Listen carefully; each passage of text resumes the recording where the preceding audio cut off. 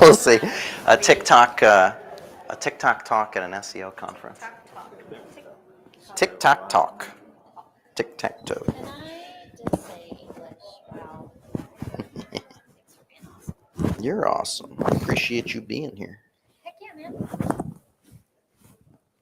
You're like a pro. You know how to make yourself up. Oh, I gotta hide that wire. And remember to take this off before going to the bathroom. I've seen horror stories. I've heard, yeah. So funny. Oh my gosh. So funny.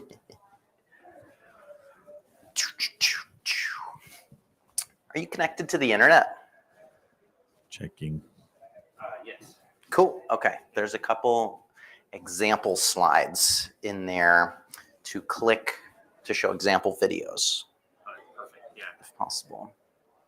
Where the heck is?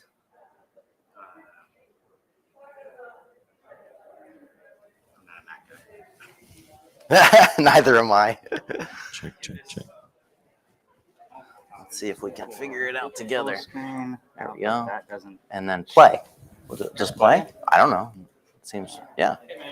Hey! They're gonna send good to me. see you, brother. They're gonna let us use the videos. Hey, no worries. Hey, I want to show you real quick. I threw our video up online last night. Awesome.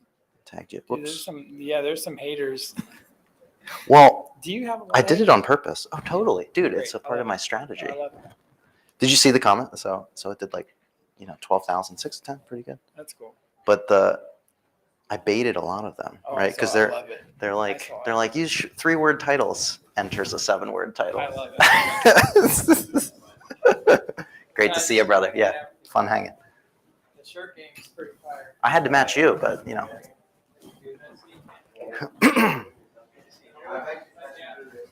What's that? Yeah, I'll just sit over here with my slides. Cool. Is it dangerous if I well, let's see.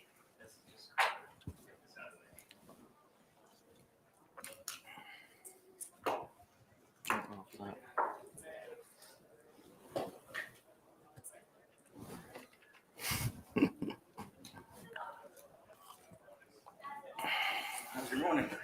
Oh, good. Just getting started. Waiting for that caffeine to kick in. I'm really interested in this one. Are you? Oh, Yeah, thanks. I've been Casey was really trying to getting me into TikTok. And Yeah. We had a speaker come to one of our monthly meetups, Mm-hmm. talking and then I had her on a video, and it's fantastic. This is going to change things.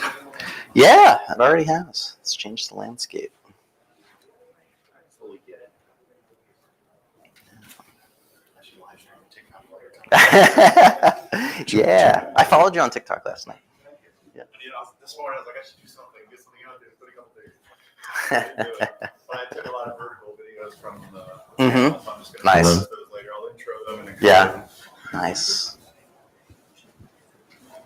What time are we starting here? What time does it start? 10 or 10:10? 10:10. 10:10. Oh, we got out of time. All the early adopters in the room here. Yeah. It's kind of cool Okay. with the projection. Yeah. Maybe we can get you taller, like on a chair, and have TikTok on your shirt. Oh. Oh. You wanna Dig try that. something Yeah. interesting? 'Cause that's fun. Yes, I am totally 7 feet tall in real life. Is this I'm trying to see where. Okay, it's really dark. Here. also? It's a pattern, right? I'll Does sit that? down for a second. Yeah.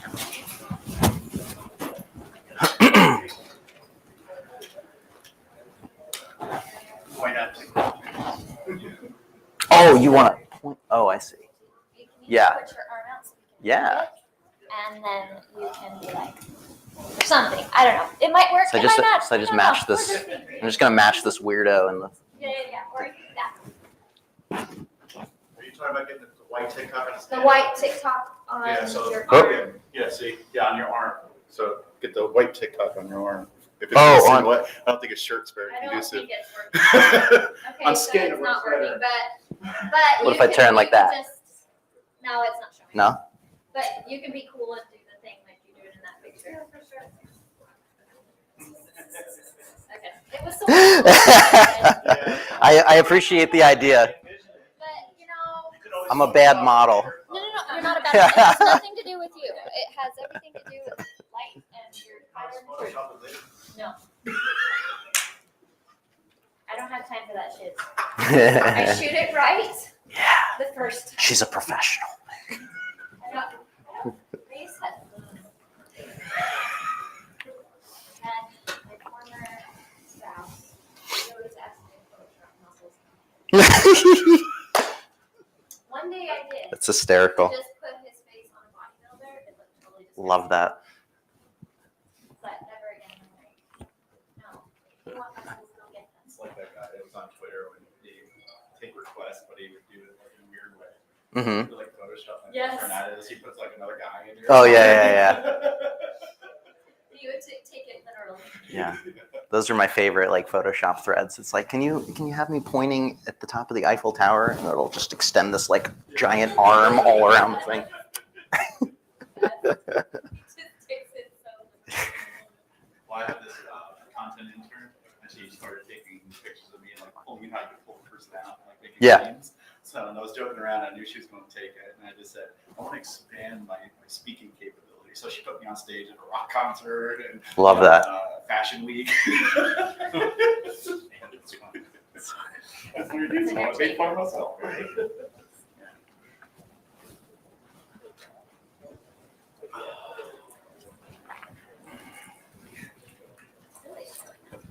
Oop.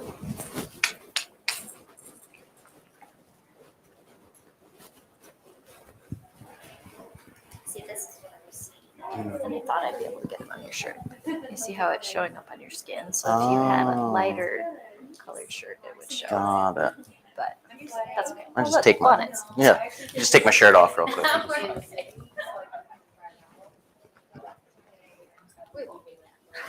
How was your evening? It was great. Hung out with Jeremy and Amanda. I don't know if you know Amanda. She was at Video Marketing World too. Yoga instructor. Yeah, she was. Dude, that's great. Look at you, rock star, man. Who knew? Yeah. Oh, it's so good. Hank's rocking it out. Hank's on the I red think- carpet. I love the red carpet. Or the cat, whatever that is. Yeah. Did you guys stay close or did you go to some restaurant? We made a mistake of going to the best barbecue spot 35 minutes away that was closed when we got there. Said, We yeah.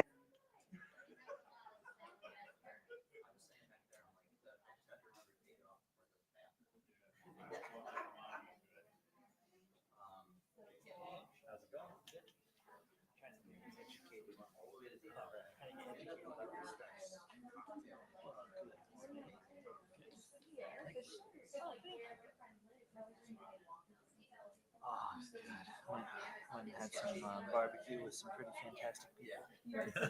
The something eight or whatever. No, I just heard too that they went there.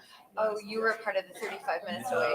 No, they did. We went to a place right up the street that was as good as Hard Eight. Oh, nice. Because we went to Hard Eight last night and they had Blanton's burger. They had Lamburger? Blanton's burger. Oh, Blanton's. Ooh, yum. We went to Lockhart Smokehouse. Oh, cool. Oh, that's a nice. That was delicious. I still have the meat sweats. And Curtis, did you know it's your 1 year anniversary, which is nice? I didn't know that. We're a year old. Yeah. Yeah, That's we're, exciting. we're one year old as of yesterday. Happy Yeah. birthday to you. Oh, it's crazy to think the company's only a year old. I know. We've got all of this in a year. We got a long way to go though. Okay. I know.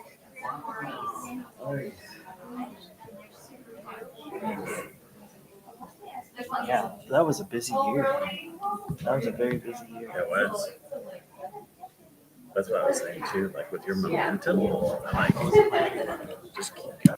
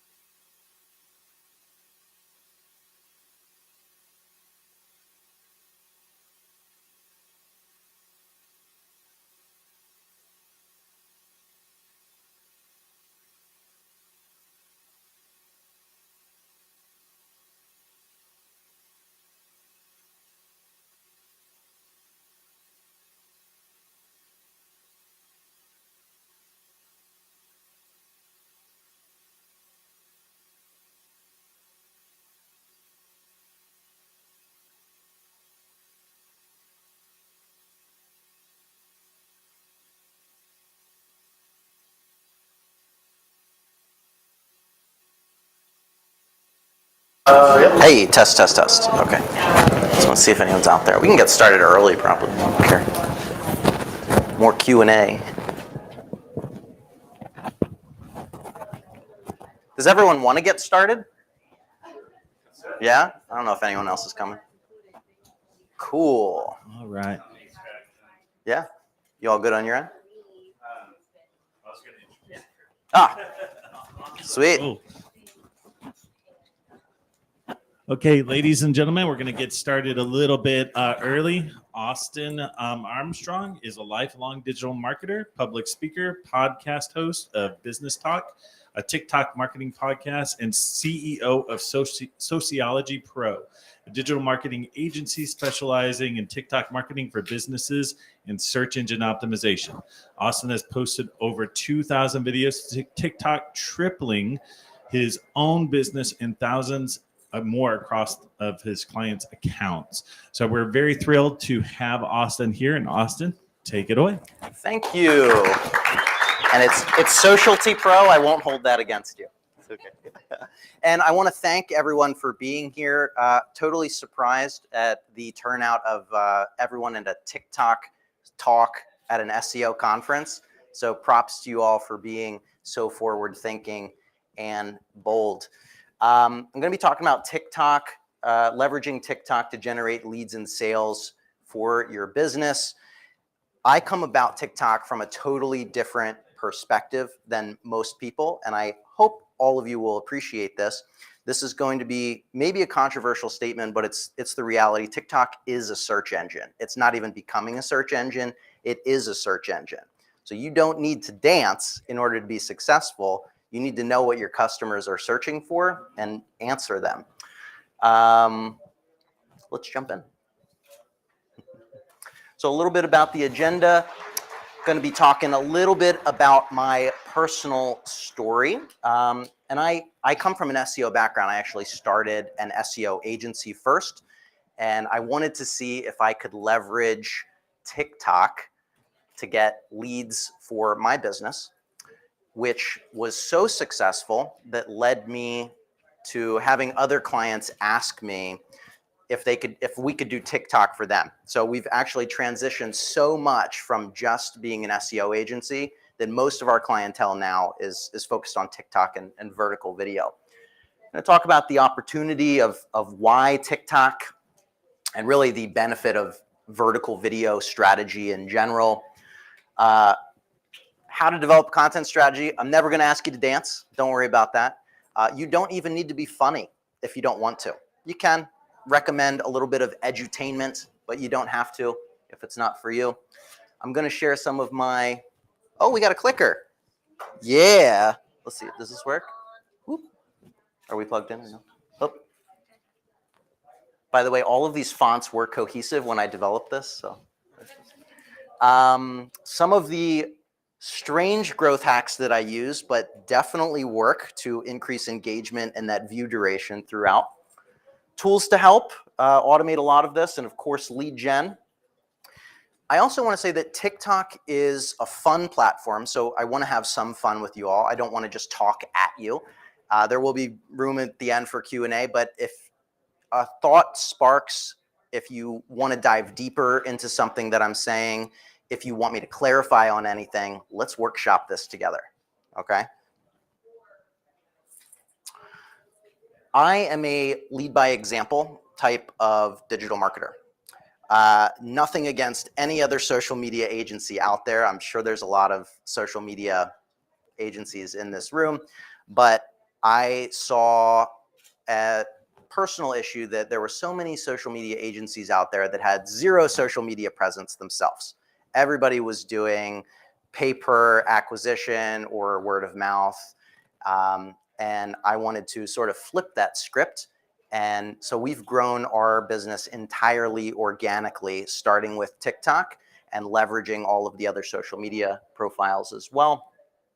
These are a couple of our clients, left to right. This is a local therapist in Orange County. So I'm going to be talking about not just a broad strategy for TikTok, but how you can actually leverage TikTok to get local leads for your business. I also focus on the good side of TikTok as well. All of these clients are doing something impactful for the world. This is an autism nonprofit, amazing organization called POAC. They do autism. The CEO, Gary, has a son who has autism. So he shares the stories of what it's like living with someone who has autism. He does a lot of autism safety and training, how to prevent drowning and wandering and burning prevention and all these things that you don't necessarily think about in the autism space. This is American Addiction Centers, one of the largest drug and alcohol treatment centers in the world. I work a lot in the behavioral health space. That's what my early background is, working with drug and alcohol treatment centers, therapists, psychologists, and we've since rolled a lot of these practices out to service-based businesses. I want to poll the room here real quick too, so just to see where we're kind of at. Raise your hand if you have TikTok on your phone, you're absorbing but not creating content. More than I thought. Awesome. Who is leveraging TikTok, creating videos to generate leads for their business? One person. Love that. 2 people. Cool. And be honest on this last one. Who does not have TikTok installed on their phone for one of the polarizing reasons out there? They're just not sure. They don't like it. A couple people. Cool. We'll address that too. I'm not afraid to dance around those questions too, if you have any. Okay. A little bit about me. I've been doing social media for a very long time. I got started back on MySpace 17 years ago. So we 14-year-olds discovered how to gain a following online. I won't say what we were called, but it was pre-influencer. It was a negative term, but we shared each other's profiles around to gain large followings of people. I got bit by that bug. I was very fortunate to know what my calling in life was, and I have been doing social media marketing ever since. I absolutely love it. I took a very untraditional path in life. I actually don't even have a college degree. I was terrible in school, barely scraped by, a D.C. student who was daydreaming about growing a following on MySpace and building websites with my friends while the teacher was talking about whatever that they were talking about. I went an internship route. I took an internship at a video marketing agency that specialized in the behavioral health space. I was started as an unpaid intern, put my time in there, loved it so much, stuck with it, went from unpaid intern to paid intern to part-time to full-time. My boss is now my business partner. And just this year, we made $1 million organically from TikTok. Thank you. Again, lead by example. And nothing against advertising. It's just not for me. I'm an organic guy. I've never spent a single dollar on advertising. Everything I'm going to show you is what I've personally done, not just for clients, but what we're doing for clients as well. Cool. So is TikTok really worth it? Some crazy stats. There's a ton of reasons here, but TikTok was the most downloaded app in 2021. All of the apps worldwide, most downloaded. TikTok has over 1 billion monthly active users worldwide and over 130 million monthly active users in the United States alone. This is growing incredibly fast. It's the fastest growing social media platform of all time. TikTok is the top app for consumer spending. A lot of that's because of impulse buying. You're scrolling late at night, you see those leggings that you have to buy. It's so easy to just click and purchase it. TikTok is going so far in this purchasing behavior. I just saw a report on this earlier last week that they're actually opening up fulfillment centers. So they're going to be taken on Amazon. TikTok's not going anywhere. It's only getting bigger. Let's say 67% of users say that TikTok inspires them to shop, even when they weren't planning to do so. TikTok's advertising slogan is, don't make ads, make TikToks. When you understand what type of content really works well on TikTok, it doesn't even look like an ad. Even though that you see that sponsored on there, it's really sneaky. So if you're at all experimenting with doing video ads or vertical video ads, just consume content on TikTok so you have a better understanding of what's working. And this is crazy. In 2021, TikTok was the most visited website in the world. Has anyone heard this? More than Google. More than Google worldwide. TikTok is a search engine. I'm going to keep repeating that. And I want to reframe all of your mindsets to approaching TikTok as a search engine. That's why this has worked so well for us. We're not dancing. We're not doing cat videos. We're not even pointing at things on the screen.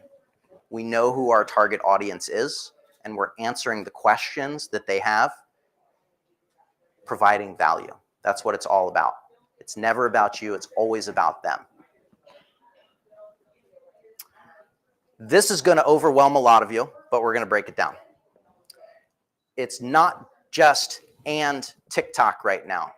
And I'm gonna disagree with the panel back there, not to validate their perspectives. This is my personal anecdotal evidence and what we're seeing on our clients. Because of that fast growing push that TikTok has had, every other platform is playing catch up right now. So if you go in with a short form vertical video strategy, you are going to dominate across the board. And again, leading by example. Jeremy had mentioned me yesterday in his keynote. I have 625,000 followers on TikTok. I have 400,000 followers on YouTube. I have 186,000 followers on Instagram. I have 150,000 followers on Facebook. Same video. Same video. A vertical video strategy, talking to your audience that's evergreen, will work across the board right now. We're not talking about quote square images that suck and that's not engaging people. We're talking about content, cutting through that noise, that's resonating with who you're trying to reach. All of these platforms are pushing vertical video right now. And if you think about it, vertical video is becoming more and more adopted into our life. And does everyone know what a vertical video is, by the way? Yeah, perfect. It's a simplification of an extra step, if you think about it that way, right? Up until this point, up until the last 3 years, everything was horizontal, right? To watch a YouTube video, pull out your phone, right? Our natural positioning is vertical, right? But we turn that wrist sideways and we'd incorporate another hand. All advancements of technology are a reduction of steps. So you're going to see more and more vertical video. You've probably already noticed it watching television, ESPN highlights, vertical television screens here in the lobby that show the timeline of all the events and whatnot. Vertical's not going anywhere, so we have to embrace it. These are some of the platforms that we share on. The opportunity is really endless. YouTube Shorts, Instagram Reels, Facebook Reels, which are different than Instagram Reels, by the way. Yes, you can share your Instagram Reels to Facebook Reels, but if you upload them natively onto Facebook through the app, onto Reels, you're going to reach a different audience, and Facebook is going to organically push that more on your profile. Fun fact here, Meta will actually pay you 3 times. They pay me 3 times for uploading Reels on Instagram, Reels onto my personal Facebook profile, and Reels onto my Facebook business page. Again, same video across the board. I personally don't like Snapchat, but if anybody's a Snapchat fan, you can totally upload that on there. I post them on the LinkedIn every single day. I post them on the Twitter every single day. I post them onto my Google profile. I have to get used to saying that. Yes, you can upload vertical videos that you've downloaded from TikTok onto your Google business profile. Helps out with all the optimization there as well. I want to show a couple quick examples. This is a fun lawyer. Does anyone know Law by Mike? It's awesome. And this is one of our clients. Let's play the Law by Mike video first, if we can. Just click on it. Oh. Yeah, oh, good. Let's see, maybe we can we have audio? If it's not, I can explain it. Yes, also a great hack that I'm going to talk about later is adding hard-coded captions on. Because only like 20% of people are watching videos right now with the sound on.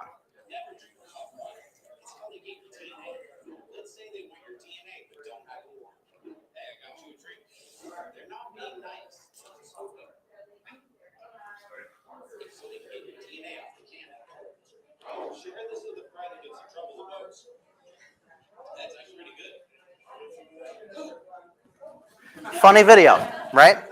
It's edutainment though, because he's a lawyer. He's providing valuable information that you should know. And I love something that he does at the very end.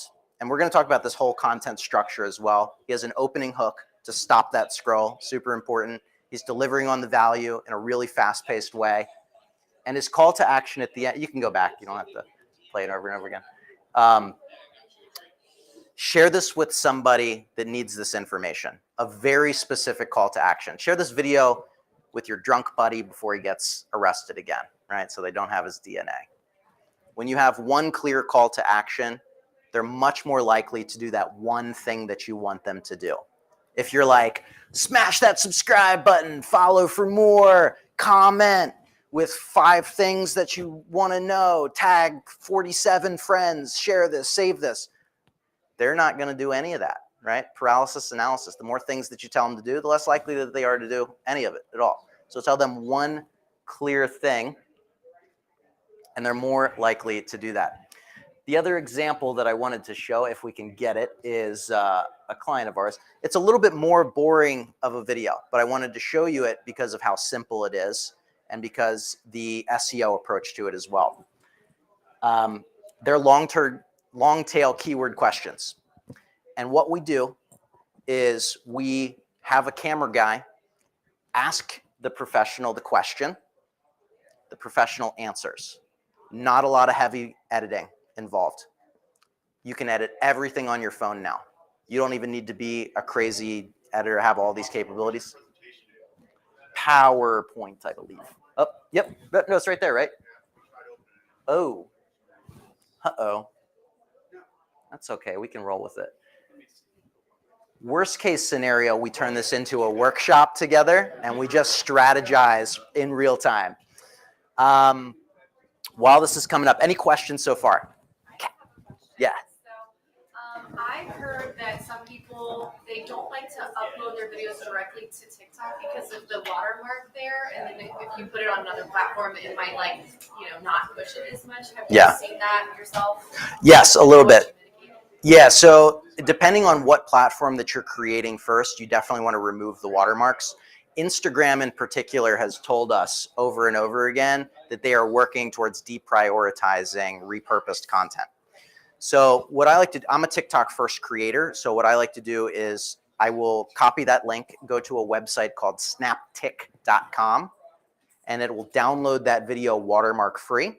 And then you can re-upload that onto all of those other platforms. If you're an Instagram Reels first creator, you can do instavideosave.net. I'm going to have these tools on the screen, by the way. It's like you're a plant. You asked me this question. Yeah. This is fair warning, it's a little bit boring of a video, but 1.1 million views, okay? And this is the therapist I brought up earlier. And let's see if we can you start it over? Because I want to share.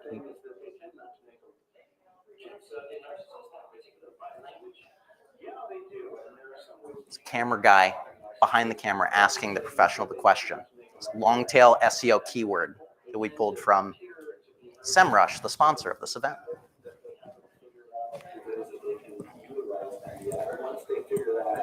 "44 seconds. I'm sure everybody in this room gets questions from their clients. Everybody in here knows how to do keyword research, right? Look at those long tail keyword questions, answer them. Start with an opening hook, immediately deliver value, cut around the uhs and the ums. 44-second video. This guy is on a 6-month wait list of local clients for his therapy practice because of these videos. This client in particular, Jim, he's got he just hit 140,000 followers on TikTok. He's got 86,000 followers on Instagram. His YouTube channel's blowing up right now. About 5,000 followers. Yeah. Yeah. Yeah. I'll give you 2 examples off the hand. Roger Wakefield and Twin Home Experts. I know both of those guys. Texas-based plumbers. Check them out. They're amazing. Roger Wakefield in particular will review expert plumbing hacks. And he'll, as an expert plumber, and he'll review like septic tank, opens, and they'll go into Home Depot and be like, don't buy this tool. It sucks. Here's why, right? Establishing yourself as an authority. And it's a great example. Any business can thrive on social media. You have to know what your customers are interested in, work on some top level, broad funnel strategies as well. A couple other examples of things and niches that you wouldn't think would be great on social media. And this is my counter argument for anybody that says that it's only young people on TikTok. Real Scott Sims, his entire channel is about Medicare enrollment for 65 plus.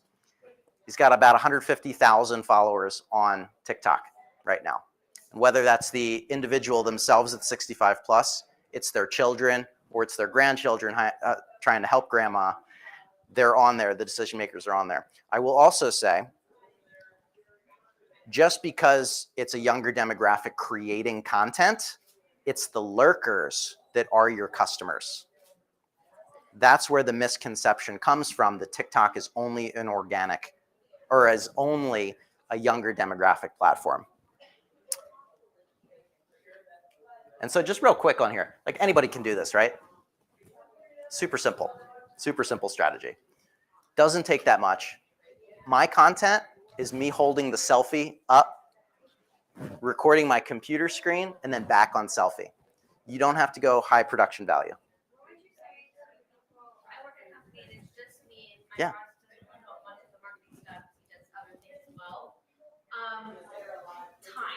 Yeah. One of the biggest preventers is the Totally. time. I'm also doing ads, I'm also doing emails, and I'm doing everything for the company. And we're growing, and eventually we'd love to hire more people, but when we can't, what would you say about the time limit and how much time would it take to kind of, I would love to do TikToks. I just don't have time. Yeah, it's a great question, and it's the most burdensome point to getting started on this.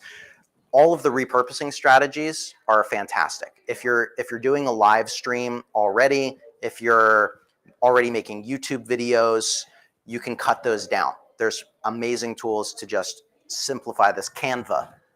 Everybody know Canva? If you go to Canva, you type in TikTok in their search bar, they have a template for it. You can just drag your horizontal video in there, automatically makes it vertical, and export it. Batching from a scheduling perspective, it's whatever's going to work best for you. Highly recommend batching if you're that busy.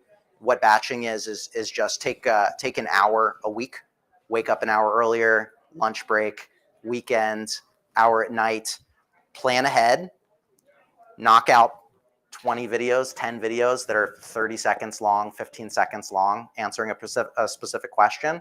Save them in your drafts on TikTok and just publish once a day. Just go in there. Yeah, absolutely. Yeah. Yeah. Our demographic is older. Yeah. So let's just take this is a local guy, right? Mm-hmm. So the users are finding this through Google search. I mean, because they're not going to TikTok, I assume, and like typing in. They are. They're going to type in what then? Therapy near me, therapists, Orange County therapists. Is most of it found through users going on TikTok and doing a search, or these are ended up in Google and it's delivered. So Google is indexing TikTok videos as well, which is a huge opportunity here. They're indexing videos, they're indexing profiles, and they're indexing sounds. You can actually name the audio sound of your file if you're not using like a trending song or anything like that. If it's just your audio content, your video, you can name that sound as something as keyword rich. We're all SEOs in this room. That is a superpower right now. Optimize everything on your videos. TikTok just rolled out everything. Yeah. So they just expanded the descriptions of videos to 2,200 characters. There's a reason. TikTok is, so people are searching for various things. This was an example about narcissists having particular body language. TikTok's algorithm is so good. If you just search for narcissist, therapist, and you watch that video, they know your intention is interested in therapy-oriented content. So on the FYP, the For You page, they're going to send you more content based around what you're searching for. And anybody that logs on to TikTok once and only sees like a kid dancing or a cat video or something, you got to just spend more time on the platform. You have to train it a little bit. It's an amazing algorithm, sometimes scarily too good. But the more that you train it based on what videos that you're watching, what you're searching for, what you're engaging with, if a video shows up, you go to their profile and you watch another video for context, these are all signals that they're tracking. TikTok has such a good audience set of lookalike audiences that it's going to put your content in front of people that are already engaging with other similar content. Did that help? Yeah, so it's also in the local, so it's geo-targeting because of a tag or because it recognizes that user's coming and it's delivering up local content. So we're using local hashtags. We're optimizing his profile, which I'm going to get into towards the end. Like the headline literally says Orange County therapist, which is a very competitive term and an expensive term to bid on, but it's wide open on TikTok. And we're also verbalizing it. We're saying it in the content. TikTok has auto captions, auto text to speech. So they're recognizing what you're saying in the video, just like Google. You know, yes, this stuff's scary, right? But it's the reality of the situation. If you're on the internet, everyone's tracking you. Sorry. You cannot edit anything on TikTok after it's posted. That's probably the biggest downside. You can't. You can edit the captions before you post it. You just click on them, click on captions, go in there, change anything that you want. After it's posted, can't change anything. So just to follow up one last Yeah. point. So the vast majority of the videos are being delivered up because of a search on TikTok, not on Google yet. Is that fair? The most views you're going to get is coming from the organic For You page. That's just where the most amount is coming from on TikTok. They're just going to serve you content. As soon as you open the app, they default you on the For You page. People are using it as a search engine. They're searching for stuff. We are absolutely getting traffic from Google, though. Absolutely. You're welcome. You had a question? I was just curious. So that opening question, do narcissists have articulate body language? Yeah. If I didn't put anything in my description of my TikTok video, is TikTok scraping like the transcribed audio or like the captions I do right on the page into the search algorithm as well? They're tracking everything. They're tracking the text that's on the screen. If you add subtitles on there, if you add the text. Oh yeah. Oh yeah. Google does this too. Google Cloud Vision.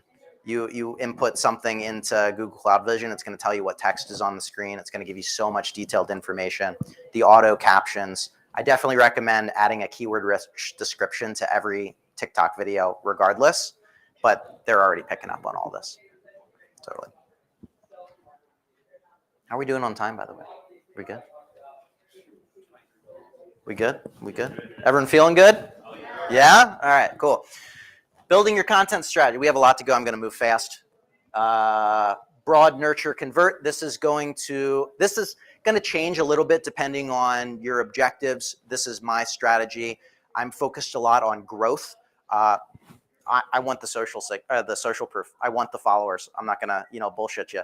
I have the process down, the funnel down. It's basically a basic marketing funnel, right? Top of the funnel, bringing everybody into your ecosystem, nurturing the people that you just brought into your ecosystem, and then conversion-oriented content. Nobody wants to watch an infomercial. So if every video that you put out is an ad, you suck. Sorry, that's the reality. You have to provide value to them. So just to give you a quick example of my funnel, my top of the funnel content is useful websites. Top 5 most useful websites every business owner needs, right?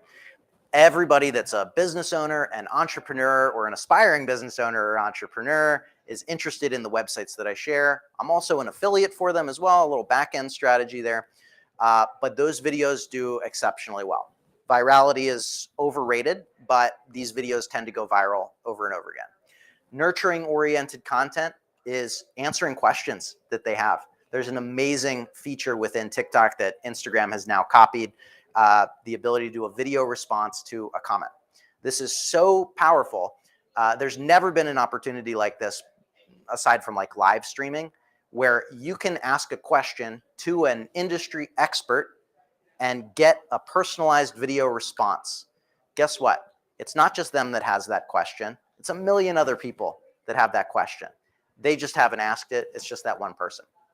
So answering specific questions, doing specific tutorials, like I started on TikTok talking about SEO, how to compress images and optimize images before you post them on your website, how to get more backlinks to your website, local SEO strategies, right? These are nurturing content. I've brought them in. I'm telling them what they do. I'm showing them real world examples of how I'm implementing that personally and for our clients. So I'm building trust. Hank talked about know, like, and trust yesterday, if anyone was in here. And then conversion-oriented content. The less that you sell, but the easier you make it for them to contact you, the more that you'll sell.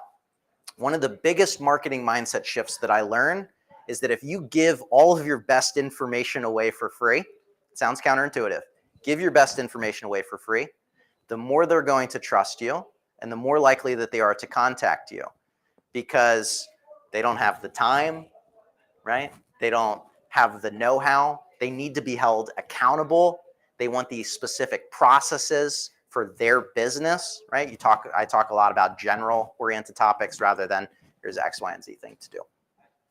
But that might shift a little bit depending on what your goals are. Here's a couple content strategy. This was for any real estate agents in the room by chance? One. Okay, this is for you. Copy the strategy. When I'm outlining a content strategy, I tend to have them as opening hooks rather than the specific question, but play around with that a little bit. The opening hook is your most powerful tool. That's the first thing that you say on that video. The attention span on TikTok is garbage. On all social media, it's garbage. So you have to hook them in like 2 seconds, or the next person will. They're swiping on. All right, so just a couple quick examples. And these are all based on categories. This is my sort of systematic approach to figuring out what's working so that you can double down. So house tours, what $500,000 gets you in Dallas, Texas? Open your video up like that, right? You're pre-qualifying them with that video. If they're interested in that, they're going to keep watching. 3 hidden speakeasies in Dallas, Texas. That's more of a broad strategy for a real estate agent, right? So all of the content, maybe they're not ready to buy a house, but you're selling them on the area, right? Top 5 dog-friendly hikes. Maybe they're a dog owner. The perfect weekend trip in Dallas, Texas. Top 3 date night ideas. I love this one down here. If you love your dog more than life itself, this backyard will have you and your furry friend drooling. Homebuyer tips. Be the expert. Educate as well. This is going to be your nurturing-oriented content. Do this before you buy your first home, etc. TikTok is a search engine. We talked about this a little bit. So I love doing the research right in TikTok. So I think I typed it, what is this, home buying? It's a little blurry up there, but I typed in home buying. You can filter the search results by most liked all time. And it doesn't have to be all time. You can sort by recent, in the last 24 hours, in the last week, in the last month, 3 months, etc. Look at what your competitors are already winning at. If you're just getting started, look at the top performing videos in your industry, model them. Don't straight up copy them word for word. That's not cool. But model them. Add your unique perspective on it. You can also do this, sort by the videos tab. There's all these things that you can filter by up there. You can filter by accounts as well. I'm going to show you that later on with the therapist client, how we're optimizing his profile for this. But then you can also go down this rabbit hole of hashtags. So this is how we do hashtag research as well. Just type something in related to your industry, whatever you want to be found for, whatever your clients want to be found for, just type it in. Another cool thing, I don't think I have it on here, but let's see. Oh, yes, I do. Okay.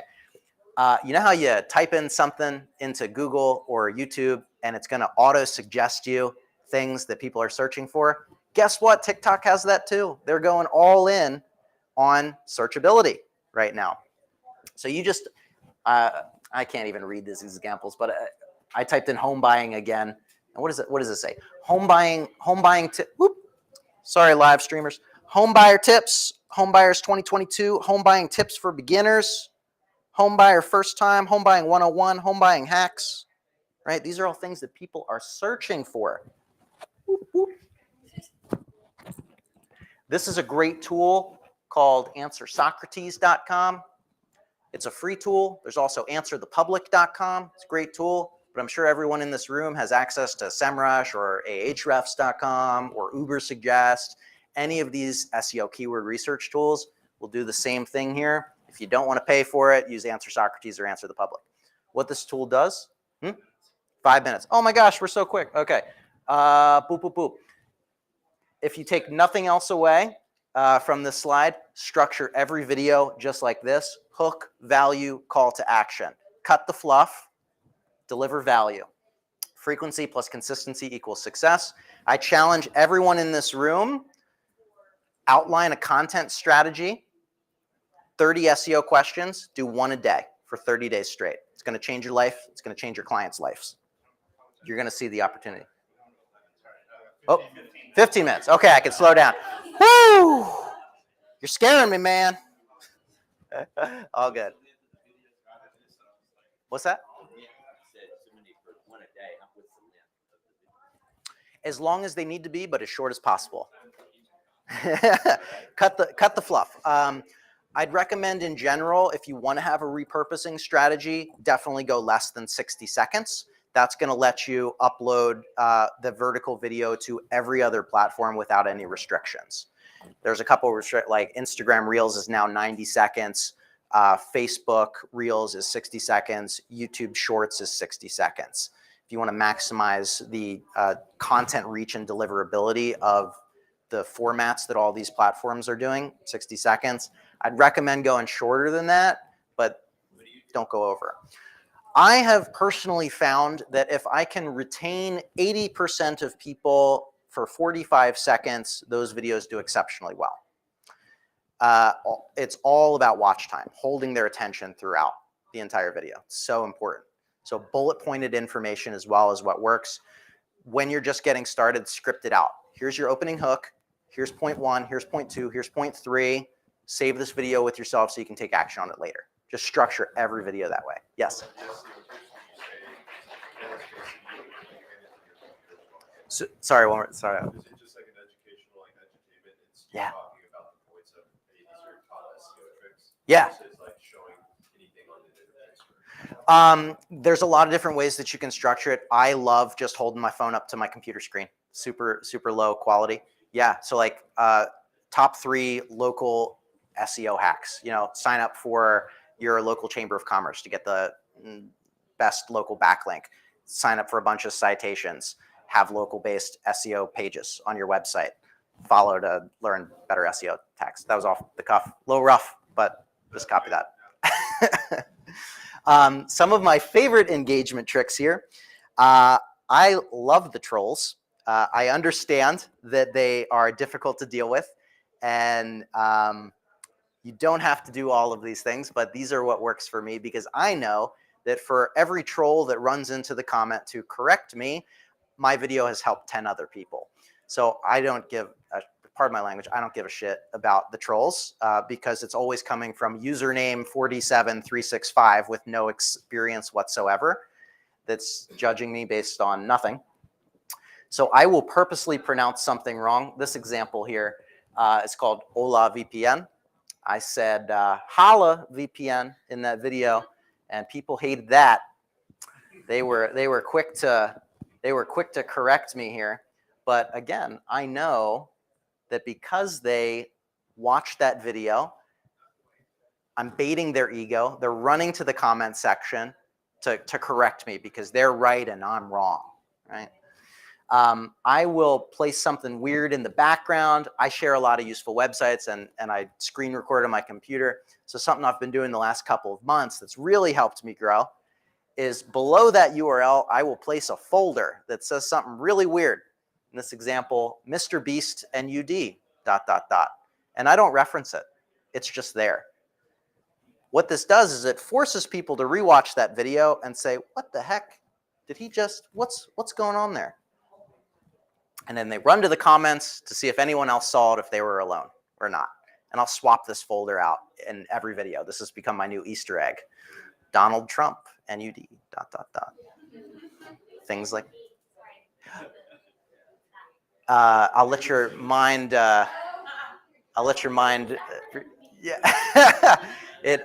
I do that on purpose because I leave it up to the imagination, and because I know that TikTok and all these algorithms read the text on screen, I don't want them to flag my content. So I leave a little bit of it to the imagination there. I remember they said something about that with Starbucks. Like they would intentionally miswrite your name so you take a picture and it would just be free. Brilliant. Exactly. It's great social proof. Yeah. People love to, I mean, the grammar Nazis out there. The grammar Nazis out there will be so quick. So I love baiting the trolls. You don't have to do this, right? Trolls are super mean sometimes. It's natural. It's going to happen. But know that if you're putting helpful content out there, those trolls are just helping you reach more people that you're helping and inspiring. So think about, what recurring Easter eggs can you put in your background? I was talking to Amanda in the back there. Amanda Panda? Amanda Panda, yoga instructor, the next viral sensation over here. And we were talking, we're like, so can she do yoga poses and just out of nowhere, there's just like a person in a panda costume, just like walking back, like no explanation whatsoever. That's going to cause people to be like, was that a panda in the back? Is that a guy? Is that Bigfoot? Is that a weird dude in a panda costume? What's going on there? So think about how you can incorporate that. These are some of the tools that I had mentioned earlier. If you're a TikTok first creator, snaptik.com, snaptik.app. Don't download the app. They're going to make you pay. The website is free forever. You just copy the URL of your TikTok video, paste it in there. It's going to download it watermark free so that you can repurpose it and not get dinged by the platforms for repurposed content. If you're an Instagram first creator, I don't have that on there because I'm just talking about TikTok, but instavideosave.net. If you want to post to every other platform and you don't have the time to manually upload it, I do recommend manual uploading. This is a tool called repurpose.io, which is an automation software that you post just to TikTok, and it will automatically post it to your Instagram Reels, your Facebook, your YouTube Shorts. You can have it automatically download watermark free to your Google Drive so that you can upload it from there. Amazing repurposing tool. These are all, you can send it to Dropbox, you can post it to Twitter, to LinkedIn, whatever. I edit all of my videos on my phone. I don't edit anything on the computer anymore. Highly recommend CapCut. In the last one here, another great tool here is to hard code your subtitles on there. Because as I was mentioning, only 20% of viewers are watching the videos with the audio on, because we're not in an environment like some of you might be on your phone right now and bored with my conversation. You pull up TikTok because we're addicted to it, but you don't want to seem like the asshole. So you're watching with the audio off, right? But you can still consume that video because there's subtitles on it. Or you're in the bathroom, right? Or you're out on a date and they go to the bathroom and you're sitting there at the table by yourself. You pull out your phone because we're addicted to social media, right? Yeah. So there's in CapCut, you just click on auto captions and it'll automatically generate captions for you that you can change the font on. You can add, increase the drop shadow, etc. Another app is called Captions. That's good. I prefer that one. Captions is cool too. Yeah. But it's very cheap. Yeah. Generating leads. There's a lot of different ways that you can monetize. This is my Stan store. This is a QR code to the Stan store if you want to check it out in real time. I just make it really easy for people to contact me. Stan is so if you're doing any social media marketing, you have one link in your bio. You got to have a link expander tool like this. This turns that one link into a lot of options. It also gives you great analytics as well. How are we doing on time? 5 minutes. All right, I'm going to rush through here. The easiest way to get clients and generate leads is to have something like this and test different lead gen options. Collect their emails. I like Calendly bookings because it's all automated. So they book a call with me on Calendly. It syncs up to my Google Calendar. It syncs up to theirs. It automatically creates a Zoom meeting link. It automatically sends them reminders. I had pre-qualifying questions to Calendly as well before they book so that I'm not just talking to anybody, but I'm pre-qualifying them. Stan in particular has upsell funnels, which I love too. So you can offer a deliverable free email, downloadable PDF, white paper, whatever you want, and then immediately upsell them within the store a $9 offer, a $100 course, anything else to qualify them and further them down the funnel. I also do a lot of brand deals and whatnot, but we'll just talk about lead gen. Wanted to get to this.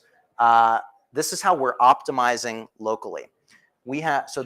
There's two name fields on TikTok in particular. There's your username, which is your @X, Y, and Z, right? And then your display name. This is also the case on Instagram, two name fields, right? Nobody's doing this. So everybody in this room, this is an opportunity for you as an SEO. Optimize that name field for what you want to be found for. My name is not my company, Socialty Pro. It's SEO and TikTok Marketing Agency because I want to be found for anybody searching for TikTok marketing or SEO agency or TikTok marketing agency. I come up first. Same thing with this therapist, Orange County therapist. That is a very competitive term. It's a very expensive term to bid on with ads, but he's ranking #1 instantly because nobody's doing this. TikTok is a search engine. Optimize everywhere. This is an example of a Stan store for one of our clients. All of these are UTM parameters through their Google Analytics as well that we're actively tracking and tracking conversions on all of them. They have a lot of different lead gen metrics. And then these are the analytics from Stan as well that you can get a click breakdown from all of your social media, all of the traffic sources, funnel upsells, conversion ratios, etc. If you want, it sounds like we're running out of time. If you want to book a one-on-one consult with me, that's this link. But honestly, I just love talking about this stuff. That's the secret why I got into public speaking is because my wife hates me talking about TikTok all day. So I just have to talk to you all. So if you have any questions or follow-up, come at me in the audience or out in the hallway. I'd love to chat with you. I think we're out of time, but if anybody has any follow-up questions, come grab me. Any quick questions? Okay, good. Thank you so much, Austin. We've got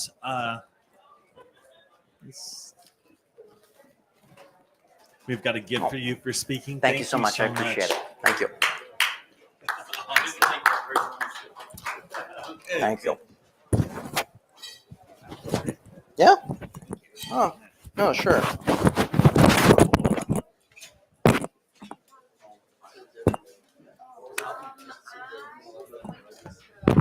Thank you for the assist, guys. I gotta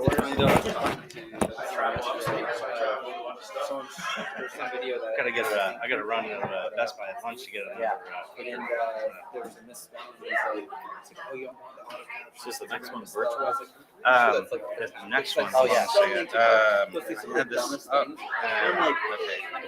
you know this, right? Coming in here, and I thought we When you were. look at the comments, I thought. it's like, Wait, No, but it went viral though. yeah, we are. I do it on purpose. I love it. Is the second one? Oh, It cool. is. Yeah, the second one is virtual. GoPro. So. Yeah, GoPro it's done. the best way to cover it. I didn't think I was going to use it. I wanted to use it for my session, but I forgot to set it up. But I got it. Awesome, cool, good. That's right. The second one is. Hello, hello. Really like informative and like seriously everything else. So what was that? If you're in this room. This is virtual, so it's canceled. Okay. Yeah. Hello.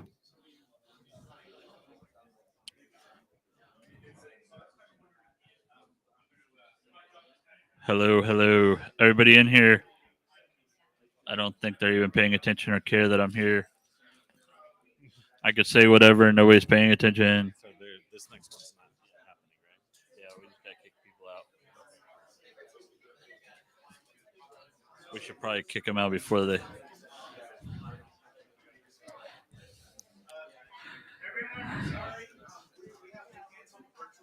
Yeah, this section's.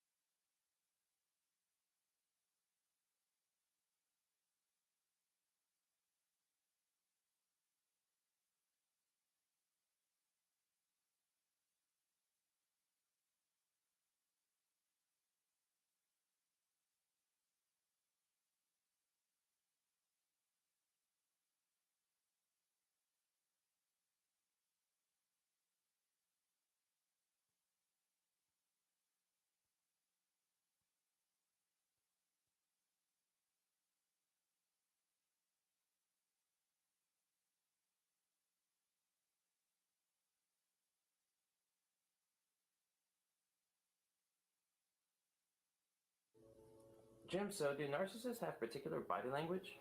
Yeah, they do. And there are some ways that you can spot a narcissist. One thing is that they tend not to make a lot of direct eye contact with people. They tend to appear to be very disinterested in new people, that they haven't figured out the ways that they can utilize them yet. Once they figure that out, they're all kinds of interested in people. They demonstrate something that's thought of as silent resentment. They might appear like they're just not interested in other people. It's interesting because those traits can also appear in people who are really shy. So sometimes you can mistake shyness for narcissism, and a shy person actually wants to reach out to people but may not know how to. Jim, so do narcissists have particular body language?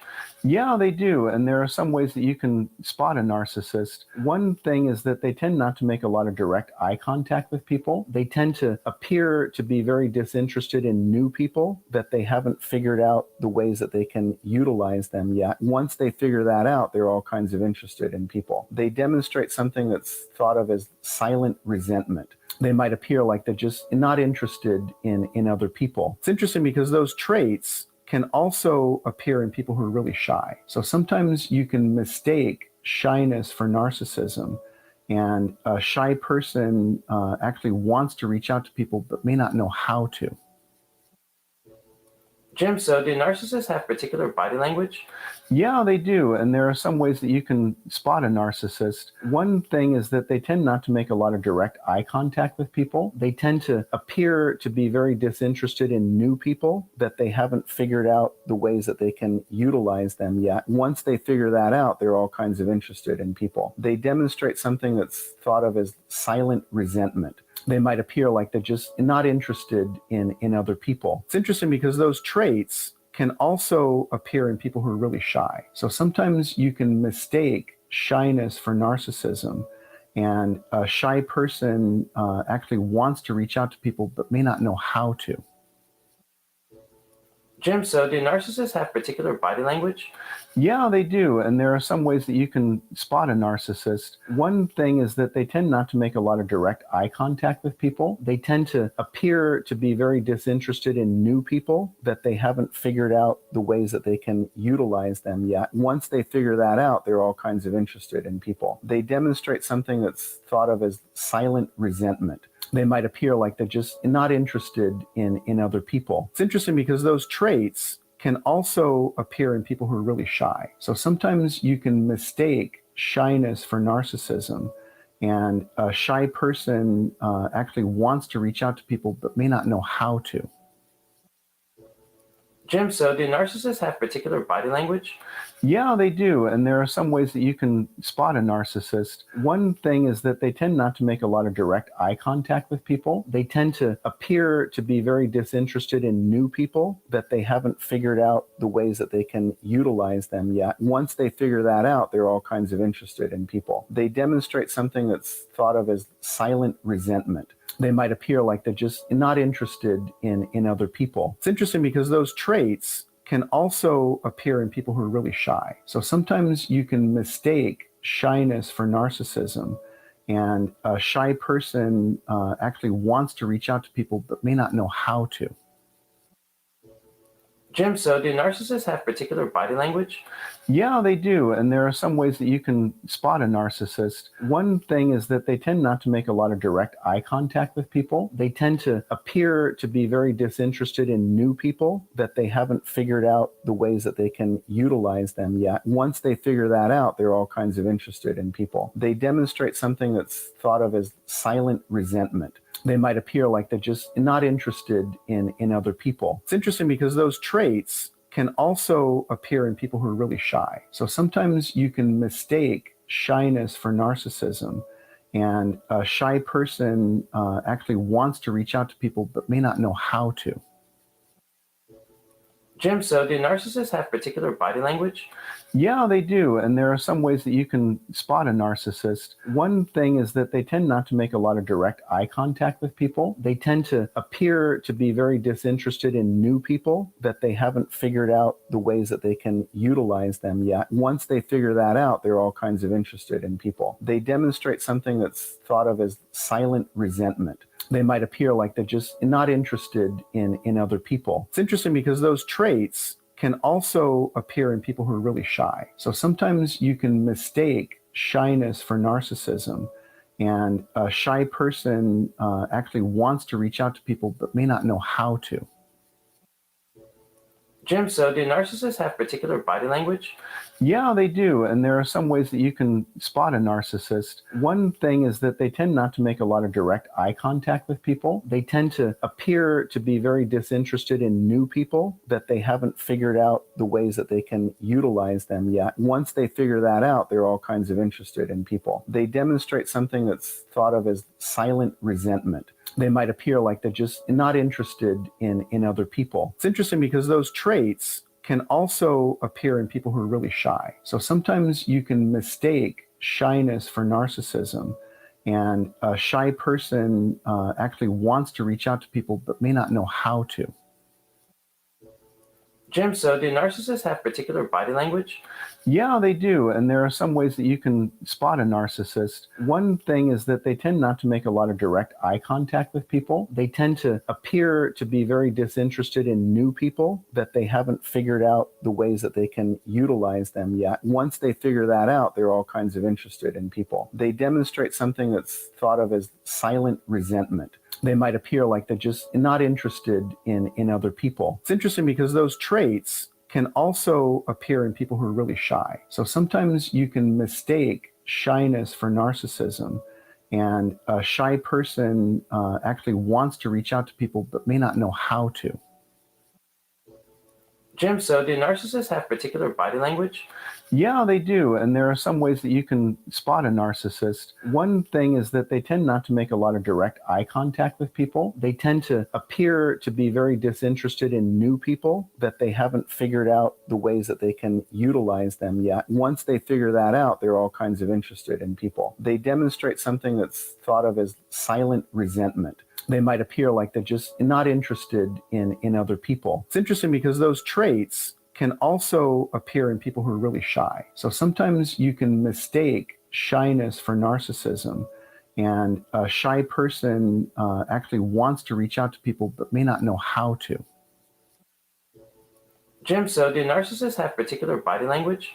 Yeah, they do. And there are some ways that you can spot a narcissist. One thing is that they tend not to make a lot of direct eye contact with people. They tend to appear to be very disinterested in new people, that they haven't figured out the ways that they can utilize them yet. Once they figure that out, they're all kinds of interested in people. They demonstrate something that's thought of as silent resentment. They might appear like they're just not interested in other people. It's interesting because those traits can also appear in people who are really shy. So sometimes you can mistake shyness for narcissism.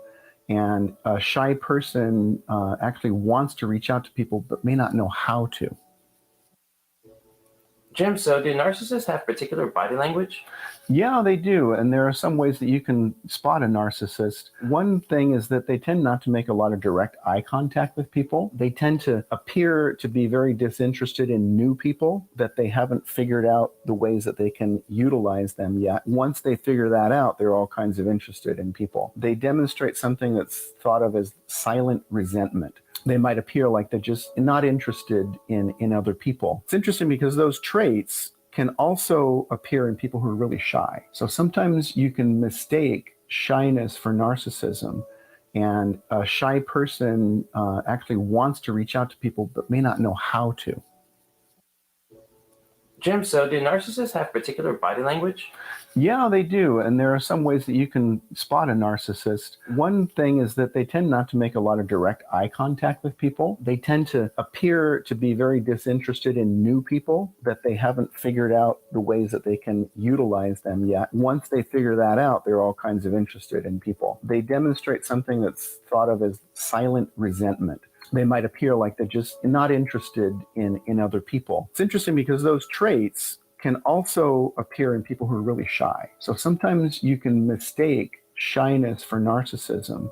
And a shy person actually wants to reach out to people but may not know how to. Jim, so do narcissists have particular body language? Yeah, they do. And there are some ways that you can spot a narcissist. One thing is that they tend not to make a lot of direct eye contact with people. They tend to appear to be very disinterested in new people, that they haven't figured out the ways that they can utilize them yet. Once they figure that out, they're all kinds of interested in people. They demonstrate something that's thought of as silent resentment. They might appear like they're just not interested in other people. It's interesting because those traits can also appear in people who are really shy. So sometimes you can mistake shyness for narcissism, and a shy person actually wants to reach out to people but may not know how to. Jim, so do narcissists have particular body language? Yeah, they do. And there are some ways that you can spot a narcissist. One thing is that they tend not to make a lot of direct eye contact with people. They tend to appear to be very disinterested in new people, that they haven't figured out the ways that they can utilize them yet. Once they figure that out, they're all kinds of interested in people. They demonstrate something that's thought of as silent resentment. They might appear like they're just not interested in other people. It's interesting because those traits can also appear in people who are really shy. So sometimes you can mistake shyness for narcissism, and a shy person actually wants to reach out to people but may not know how to. Jim, so do narcissists have particular body language?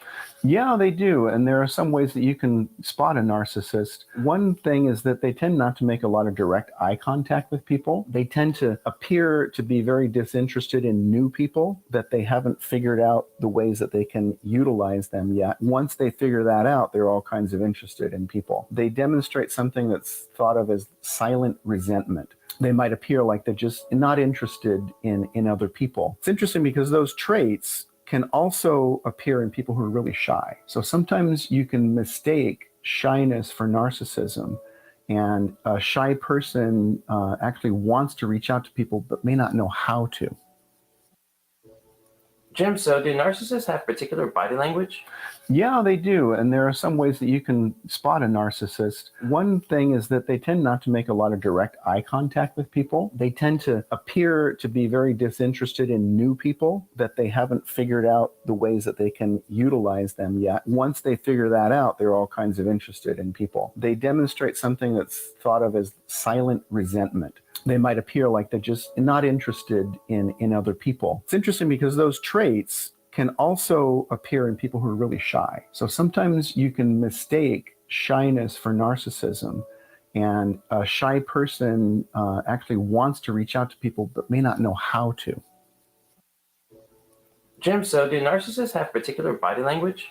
Yeah, they do. And there are some ways that you can spot a narcissist. One thing is that they tend not to make a lot of direct eye contact with people. They tend to appear to be very disinterested in new people, that they haven't figured out the ways that they can utilize them yet. Once they figure that out, they're all kinds of interested in people. They demonstrate something that's thought of as silent resentment. They might appear like they're just not interested in other people. It's interesting because those traits can also appear in people who are really shy. So sometimes you can mistake shyness for narcissism, and a shy person actually wants to reach out to people but may not know how to.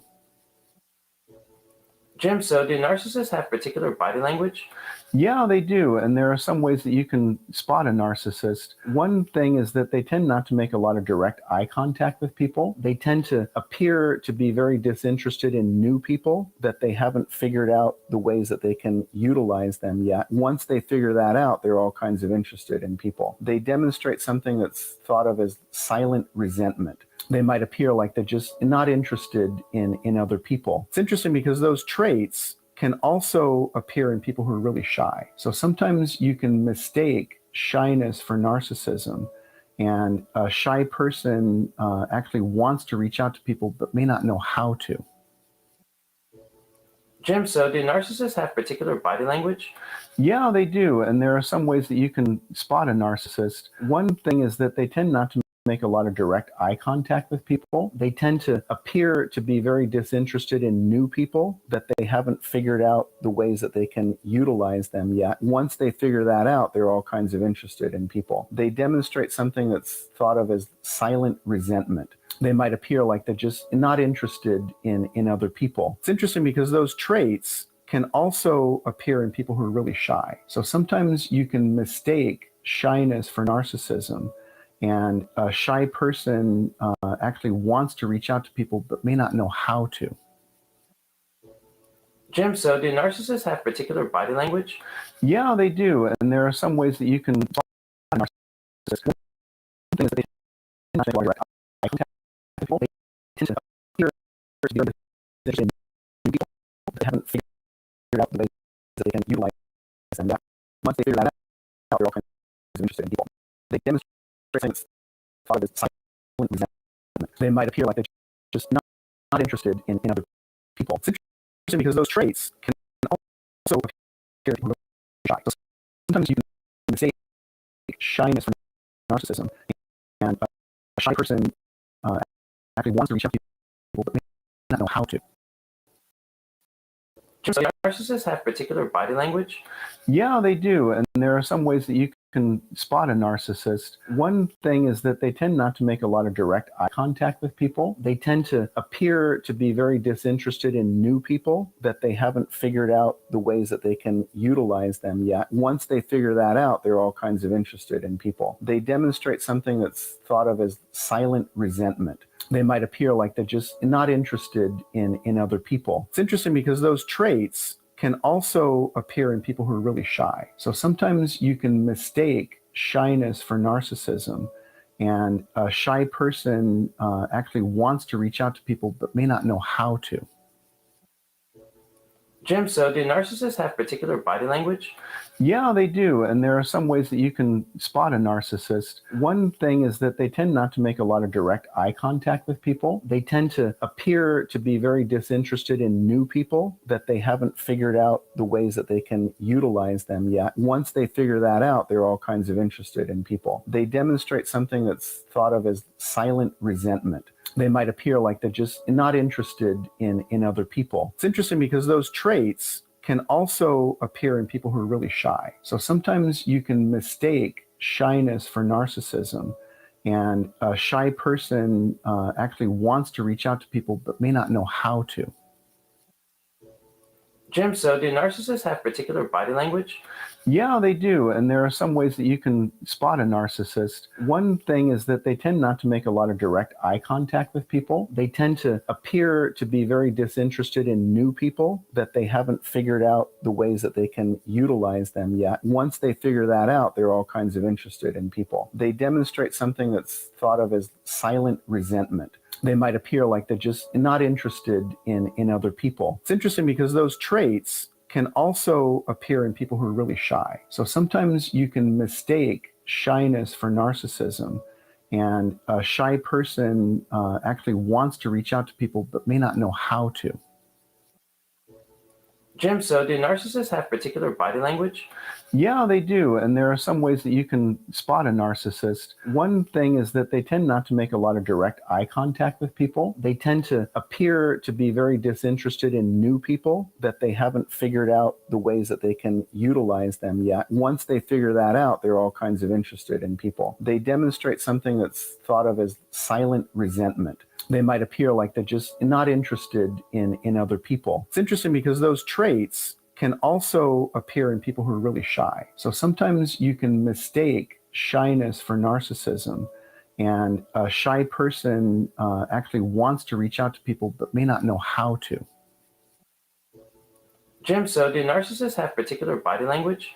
Yeah, they do, and there are some ways that you can spot a narcissist. One thing is that they tend not to make a lot of direct eye contact with people. They tend to appear to be very disinterested in new people, that they haven't figured out the ways that they can utilize them yet. Once they figure that out, they're all kinds of interested in people. They demonstrate something that's thought of as silent resentment. They might appear like they're just not interested in other people. It's interesting because those traits can also appear in people who are really shy. So sometimes you can mistake shyness for narcissism, and a shy person actually wants to reach out to people but may not know how to. Jim, so do narcissists have particular body language?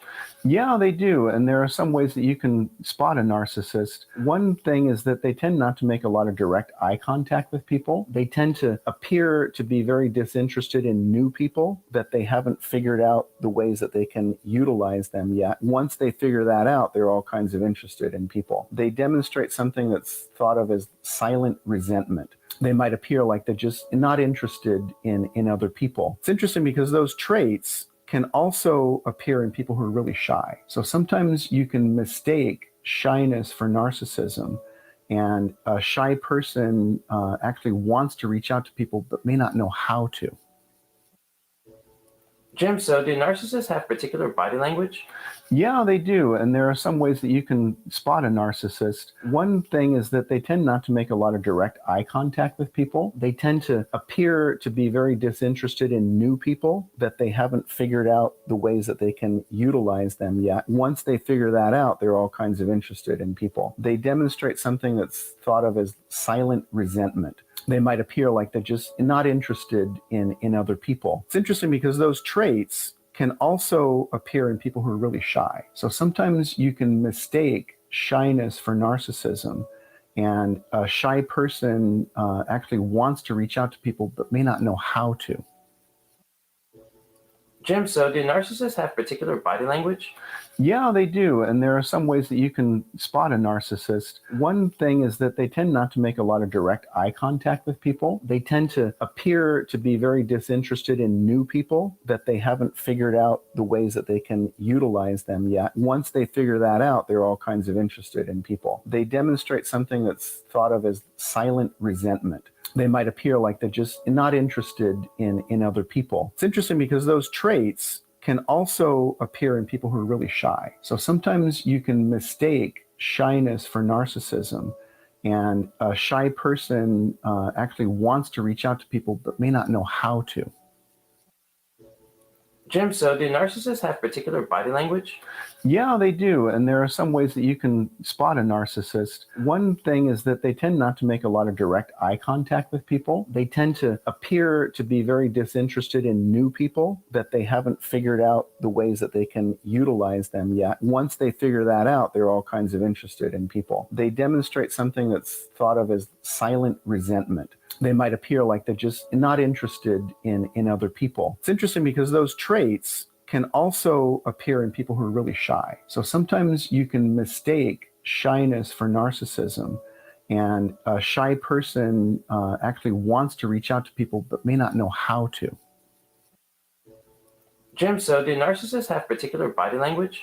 Yeah, they do. And there are some ways that you can spot a narcissist. One thing is that they tend not to make a lot of direct eye contact with people. They tend to appear to be very disinterested in new people, that they haven't figured out the ways that they can utilize them yet. Once they figure that out, they're all kinds of interested in people. They demonstrate something that's thought of as silent resentment. They might appear like they're just not interested in other people. It's interesting because those traits can also appear in people who are really shy. So sometimes you can mistake shyness for narcissism, and a shy person actually wants to reach out to people but may not know how to. Jim, so do narcissists have particular body language? Yeah, they do. And there are some ways that you can spot a narcissist. One thing is that they tend not to make a lot of direct eye contact with people. They tend to appear to be very disinterested in new people, that they haven't figured out the ways that they can utilize them yet. Once they figure that out, they're all kinds of interested in people. They demonstrate something that's thought of as silent resentment. They might appear like they're just not interested in other people. It's interesting because those traits can also appear in people who are really shy. So sometimes you can mistake shyness for narcissism, and a shy person actually wants to reach out to people but may not know how to. Jim, so do narcissists have particular body language? Yeah, they do. And there are some ways that you can spot a narcissist. One thing is that they tend not to make a lot of direct eye contact with people. They tend to appear to be very disinterested in new people, that they haven't figured out the ways that they can utilize them yet. Once they figure that out, they're all kinds of interested in people. They demonstrate something that's thought of as silent resentment. They might appear like they're just not interested in other people. It's interesting because those traits can also appear in people who are really shy. So sometimes you can mistake shyness for narcissism, and a shy person actually wants to reach out to people but may not know how to. Jim, so do narcissists have particular body language? Yeah, they do. And there are some ways that you can spot a narcissist. One thing is that they tend not to make a lot of direct eye contact with people. They tend to appear to be very disinterested in new people, that they haven't figured out the ways that they can utilize them yet. Once they figure that out, they're all kinds of interested in people. They demonstrate something that's thought of as silent resentment. They might appear like they're just not interested in other people. It's interesting because those traits can also appear in people who are really shy. So sometimes you can mistake shyness for narcissism, and a shy person actually wants to reach out to people but may not know how to. Jim, so do narcissists have particular body language? Yeah, they do. And there are some ways that you can spot a narcissist. Turn it on. Testing. Testing. Fantastic. Yeah. Good to go. All right, we're going to go ahead and get started. What we have today is a really interesting program on SEO myths. And I can tell you, I teach at SMU, and I have students, and we talk about, what do you think about SEO? And you hear the wildest things. So we're going to have wild things. Oh, we don't have. That could be a presentation in itself. Yeah. Yeah.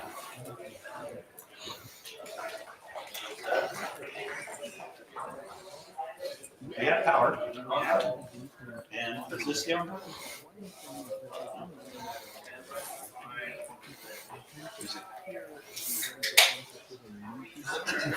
All right, while we're waiting for this, who has an SEO myth? Somebody who has an SEO myth? Should be. I don't think anything's changed. Yes. The more content, the better. There you go. Yes, sir. Link juice. Link juice. Hey. Yes, sir. I can't rank for recipes unless I tell my life story. That's a good one. That's a good one. That's a good one. Yeah, it's going to be good. We're going to cover a lot of those today, actually.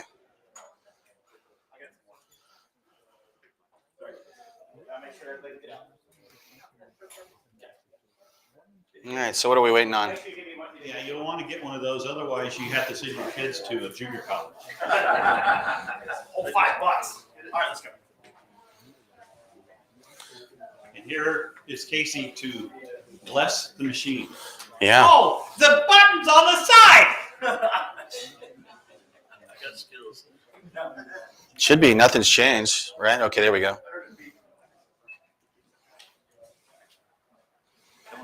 Come on, buddy.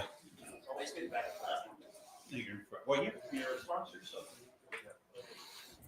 Still not. Oh, okay. Just can't see it.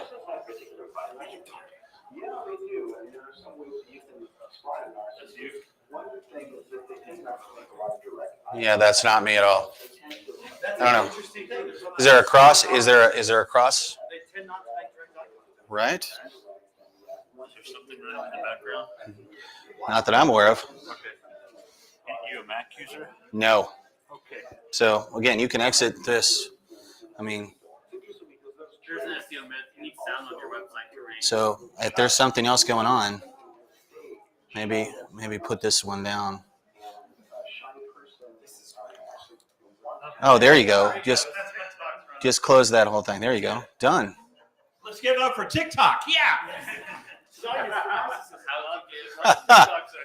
That's fantastic. Okay, this is where you do take two. All right, everybody, we have a wonderful speaker, Casey. Take it away. Hey, thank you so much, everyone. Welcome. First of all, I want everyone to know that my favorite holiday in all the world is coming up. It's not Halloween, it's National Candy Corn Day. Sunday, the 30th, okay?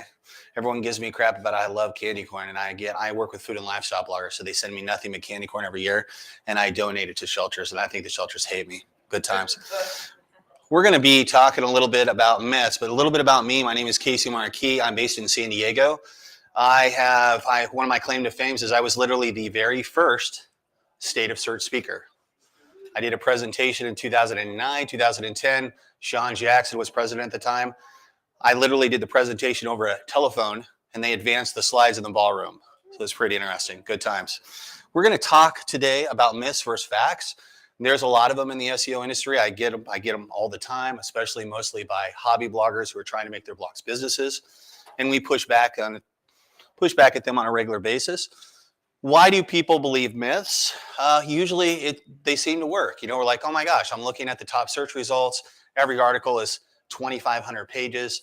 No one wants to read a recipe having to do with how to steam asparagus. That's 2,500 words in length. And yet this seems like that's what Google's favoring. The other one is that the source seems legit or trustworthy. We've had many times where Google reps have had to correct other Google reps on things they've said. Many of you are familiar with the SEO Starter Guide controversy that happened just about a year ago, where they actually had to remove slides from the documentation because it was incorrect, and one team was not able to correct the other team. Remember that specifically? One about was content length, I think. There was one in there about content length. We're going to get into that today as well. Also repetition. You hear it constantly. How many of you have heard that schema is a ranking factor? You guys ever heard that? Yeah, hey. Bouncer Joe in the back, or content length, or things like that. You know, I just need to write a longer piece of resource or a longer article and everything will be fine. It's easier to believe a myth, mostly because a lot of people don't want to put in the time to run studies themselves, or studies are expensive, or other things like that. I currently operate in the food and lifestyle niche. I'm very fortunate. I have an 8-month wait list for audits. The average SEO as an independent might have a 3-month wait list. And the reason that my audits are so successful, from everyone from Simply Recipes to Stevie Kitchen to iHeart Naptime to all the other bigger sites in the world, is that I run countless usertesting.com studies all over the United States for years. And I have people tell me in very glorious detail what they hate about recipe sites. And then I make sure that we do that to the extreme. No, I'm kidding. So whenever you see, you go to a recipe site and you see, oh my gosh, they have these really long, needless. I'm telling my life story about how this Dutch apple pie is great, but before we talk about that, let me talk to you about my summers I spent on my grandma's farm in Tennessee. Yeah, if you ever see a site like that, they haven't worked with me. I'm trying to actively combat that to your benefit. Well, and it's SEO misinformation is rampant. We see it all the time. And this is my goal today with the presentation, is to provide some of the top level issues that most of you will have experienced yourself, and what you can say to push back against that misinformation. So how do we push back? We ask the right questions. We also talk about how experienced is the SEO giving that advice. People ask, oh, Casey, why should we trust you over anyone else? Well, you shouldn't. I've been doing this a long time. I've made plenty of mistakes. I've been doing this since 1999. Don't let the fact that, I have a column in search engine land sway you. Don't let the fact that I was the first speaker for SEO State of Search ever. Don't let the fact that I have an 8-month wait for audit sway you. I get things wrong as well. And my goal is always to go directly to the source whenever we can. If there is a patent, if there's an information, if there's a quote from Mueller or someone else, we want to make sure that we show that, we bookmark it, and we send it to our clients. Studies. This is a big one. As I said, I use a lot of usertesting.com studies. There's some experiments in here we did, but it's just one experiment. Doesn't mean necessarily that experiment is correct. We all know, repeat after me, correlation is not causation. Okay, we see that a lot, and this does make a note of that. Word count is a ranking factor. How many believe that at some point? How many have had an SEO tell you that at some point? Yeah, right here. This is Mueller affirming that a number of words in an article is not a quality factor that Google considers. Number of words on a page is not a quality factor, not a ranking factor. This is one of many quotes. There's like 12 of them over the last couple of years. same word count as a top ranking article, is it going to make your pages rank first? The problem is a lot of the AI tools out there using GPT-3 or other algorithms use this to determine the type of content you should be adding to your site pages. Topic is a tool using that algorithm that's used by AdThrive, one of the bigger ad companies in the world. And one of Topic's top recommendations is, hey, you're number 4. Your article count is 1,263 words. Article counts 1, 2, and 3 are 1,700. So I need you to write another 600 plus words. Waste of time. That's not how Google works. Word count is also not a sign that a page is thin content. This is pretty interesting. I see this all the time. I'm like, oh, you're never going to rank. You don't have enough content on your page. Has anyone ever typed in, is it Christmas into Google? Well, imagine that. What happens when you do this? This is the #1 result in Google, is it Christmas.com? It's been the #1 result for 8 years. There's only one word on the page. Hey, when does that say yes? Hey, that's right, on the 25th. You guys are quick. I don't care what the state of search people are telling us speakers. You guys are much quicker than they're saying. Now, Google doesn't care how long an article is. It cares how relevant it is, how you match the intent on the page content to the query, all of that. So just be aware. So with regards to the bottom line takeaway here, SEO myth or fact, not really true. I would certainly question the credentials of any SEO or course who would say that word count is something you should really focus on, okay? Deleting content has no SEO benefit. How many of you have heard that? Oh my God, you should never delete content, ever. You should repurpose that content. We never want to delete content from our site. Here's John Mueller. If content removal helps you, removing that does help you understand the rest of the site better. Makes sense, right? If I have a garden and I filled the garden with these luscious tomato plants and I've got these weeds in the background and I don't pull the weeds, what happens to the tomato plants? They die. It's the same thing with a site. Look at your site as a content garden. Every bottom line piece of content should work well. And Google even has a thin content penalty. I don't know if you've ever seen these. This is a manual action penalty. It's a site-wide match. I still see these all the time. If you have a lot of thin content, Google will provide a manual filter against your site in the form of a manual action.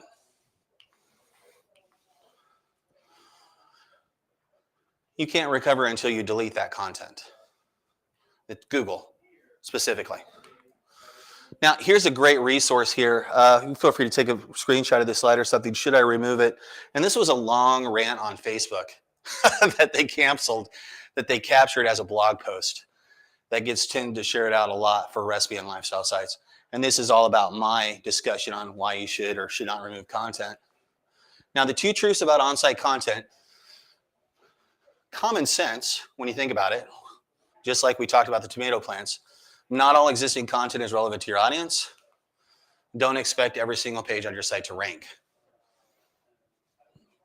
I might have a site that has 700 pages, but only 20% of that content is driving 80% of my traffic. Well, my goal is to do a content audit and find out where the deficiencies are and either turn those weeds into flowers or pull the weeds of the content altogether. This is an example of a site with a ton of low quality content. Look over the no traffic URLs right there. And this is an example of a very large site doing extremely well after content auditing. You see how we removed a ton of content and then we either turned those weeds into flowers or we just combined and consolidated with other content to make larger, more in-depth articles that ask and answer questions, fulfill user intent, things like that. This is our content removal meme. I have a column with Search Engine Land, and I recently published an article called The Worst SEO Advice I'd Seen in 2022. And it had these memes.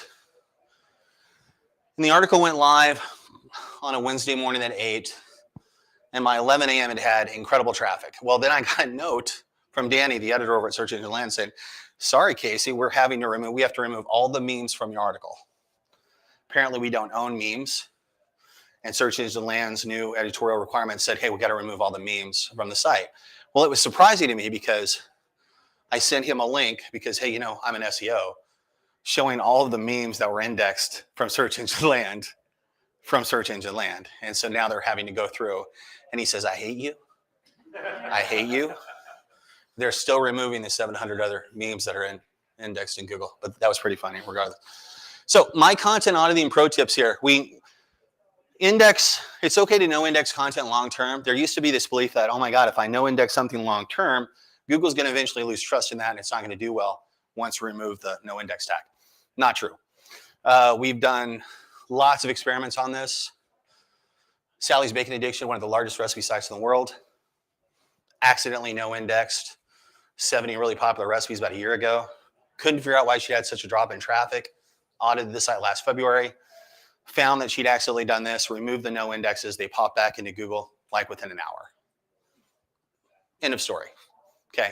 Whether it's a big site or a small site, Google tends to recognize high quality content regardless of whether we had a no index on it and for what length. 410 is always better than a 404 to remove index content fast. I would say that this is in weeks, not days. We've had content get removed out of Google between 50 and 74% faster using a 410 than a 404. There's no limit to how much content can be deleted. I get this one a ton. Casey, I've got 400 recipes. I have 400 articles on my site. I'm not going to keep any of these. I've changed focuses. I'm a gluten-free blogger now. I don't want to keep all this other content on. Do I have to delete like a certain percentage every day? No. Google, that's not how Google works. Google doesn't give a crap about that at all. You want to get it off your site as fast as possible? No worries. I was fortunate to consult with newegg.com several years ago. At one time, we had to remove 33 million URLs from the Google index. Well, we removed several million a day.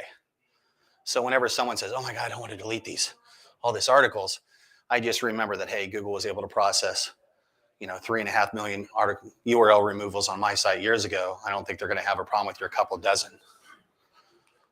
Once you delete content, we always run a broken link checker to remove internal links. This is a big one. Internal linking is by far the most underutilized SEO benefit to build traffic. People just don't use internal linking enough. So what we want to do is that whenever we remove content, we want to immediately remove the links to that deleted content. It's good for users, it's good for Google, but it's also good to remove links to no index content as well. We want to recover that link equity and have it flow elsewhere through the other sites, other site links. Very important that we do that. And then again, don't link to no index content. You're literally sending your internal link equity down a black hole. We just don't do that. Cool. Removing content can result in big traffic changes. Here's an audit, recent audit client, deleted about 200 posts. Then we had the core update, the page experience. They were positively impacted. 132% increase in traffic. This is the site a year later. This is not an anomaly. This is the average that I would expect. Okay? Dozens of examples. We always want to remove expired giveaways, thin content, non-niche content, whatever we can do. The goal is bottom line quality of the entire site. Deleting content has no SEO benefit. That's a myth. Okay? Moving on, we're going to talk, this one is a cool one. This is expired domain SEO. How many of you in the room remember the Florida update? Come on, Dan, I'm waiting for you to raise your hand there. Okay. Yeah, so expired SEO works in that. It's pretty simple. Try to make this as easy as possible. Domains expire every day. We pick them up with the goal being that we can recover some of their existing link equity from their backlink profiles, and then we redirect them. We either redirect them as a whole or we individually redirect them. This is a very simple kind of a graphic overview of what happens when a domain lapses. There's usually a 30-day grace period where it's frozen, we can't do anything, and then we can grab those domains in the future and redirect them. So it's kind of usually within 30 days. It adds a holding period known as a redemption period. The owner fails to renew, becomes available to others via an auction. There are people that do absolutely nothing but expired domain SEO, And they have been lauding the benefits of this for years, even though Google has been very clear that there's no benefit to this, supposedly. All of these auctions happen on two places. This is Dynadot, and the other one is Domcop. Now, what does Google say about this? Florida update, 2003. Google supposedly ended this practice. Here's what they said. One resulted improvement with this index is better handling of expired domains.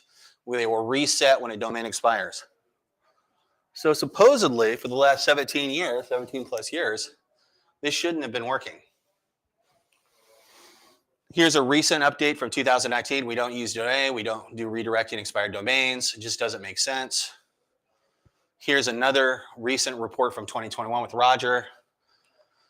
I wouldn't expect much in terms of kind of bonus because as you've had content in the past, it doesn't make sense to go out and buy expired domains. Again, this is Mueller directly. So I've had friends tell me for years that this was working for them. I totally didn't believe them. So we went and bought a handful of domains. We bought 3 of them. These are all expired domains. You can kind of see what the numbers look like if you look at SEMrush. It's not SEMrush, okay? It's SEMrush, okay? And pretty relatively strong sites, all freshly expired, okay? Look at what happened. We redirected the content basically in June, and then look at the increase right here. Again, what do we say? Correlation is not causation, right? But this is a bubble where we didn't do anything else for the site other than those redirects. Okay, so we redirected all the domains. We tried to line up the expired content domains with appropriate pages on the site so we could do individual 301 redirects. We didn't just take all 3 domains and redirect them to the home page. You could do that, but I think that's a very mooted benefit. I don't think you're going to get much value from doing that. And again, I was super surprised about this. I think in our case, these were niche relevant sites operating within the same niche as the site we redirected them to. And we had a rising tide lifts all ship situation where you have currently about a 27% increase in traffic now. But we've also done other initiatives, so it's hard to say how valuable that was. So in this case, more of a disclaimer.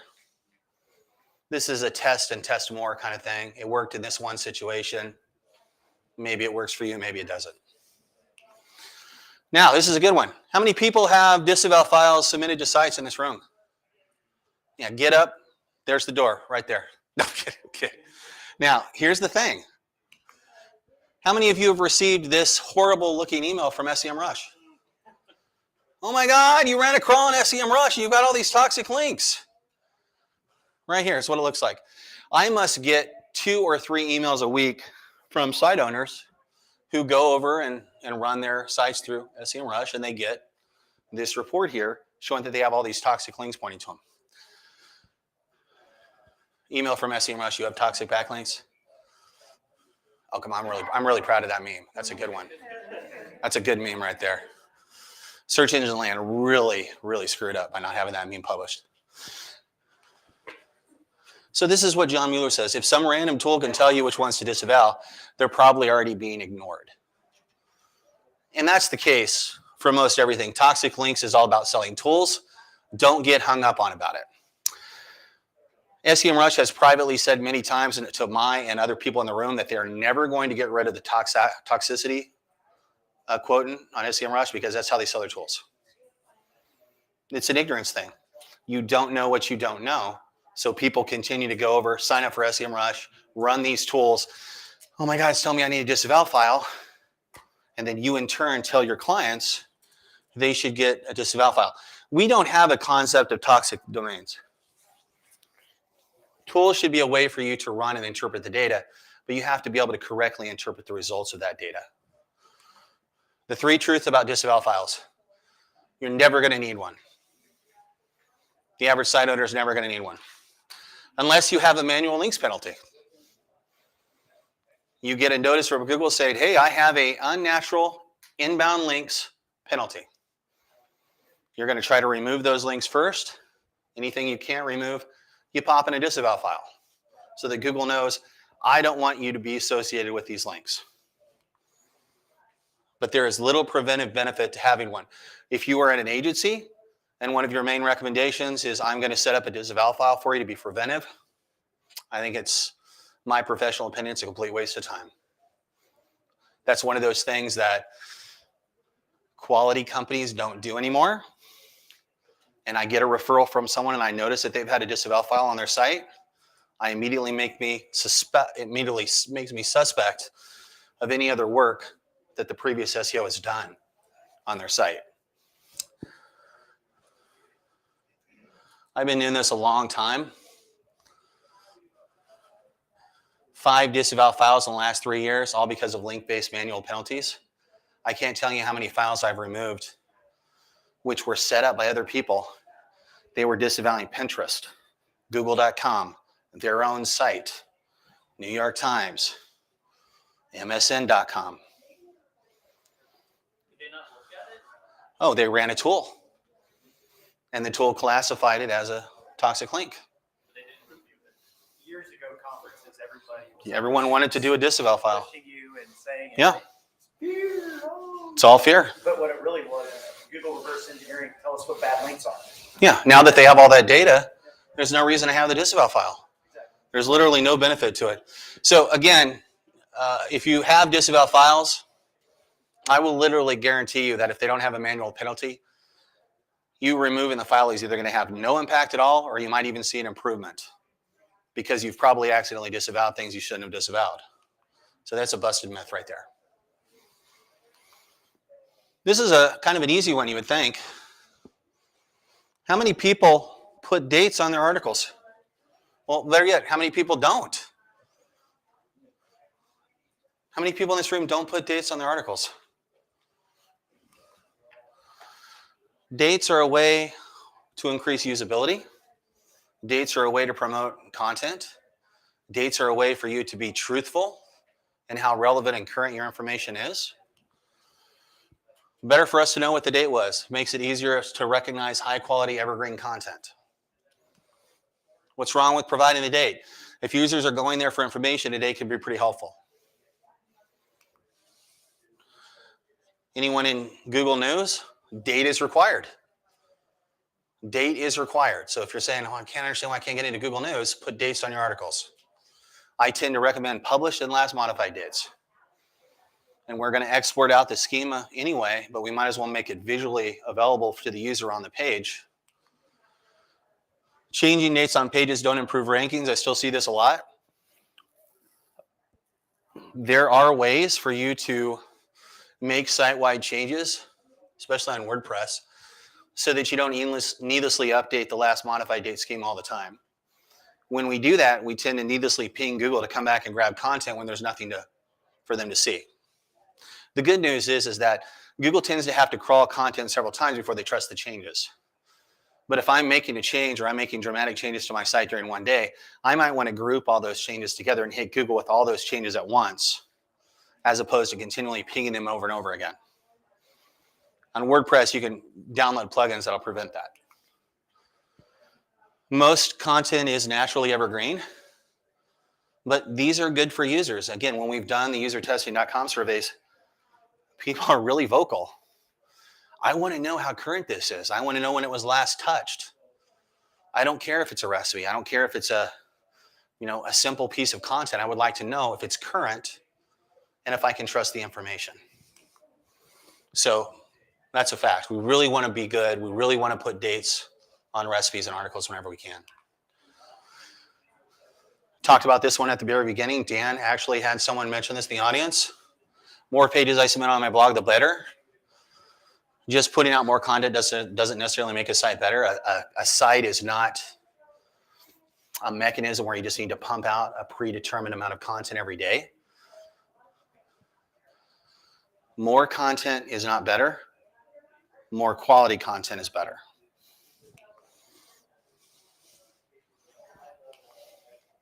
Site isn't a machine that pumps out content. There you go. I get this a lot. One of my biggest niches for food and lifestyle bloggers is respectfully correcting the mistakes of other SEOs. They'll go and have an audit with someone else and they'll tell them to do this information. And we will literally spend a couple weeks reversing all that information and the traffic goes up. This is a big one. Making sure that they're only pumping out quality content. Now, we all know about the helpful content update. Google was very clear, hey, all content isn't helpful. More content is not helpful. Helpful content is helpful. Systems automatically identify content that sees of little value, low added value, and you could be penalized for that. So removing unhelpful content could help the rankings of your other content. This is a sample XML sitemap from Yoast.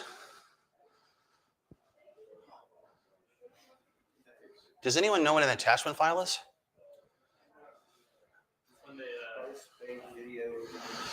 Yeah, see these right here?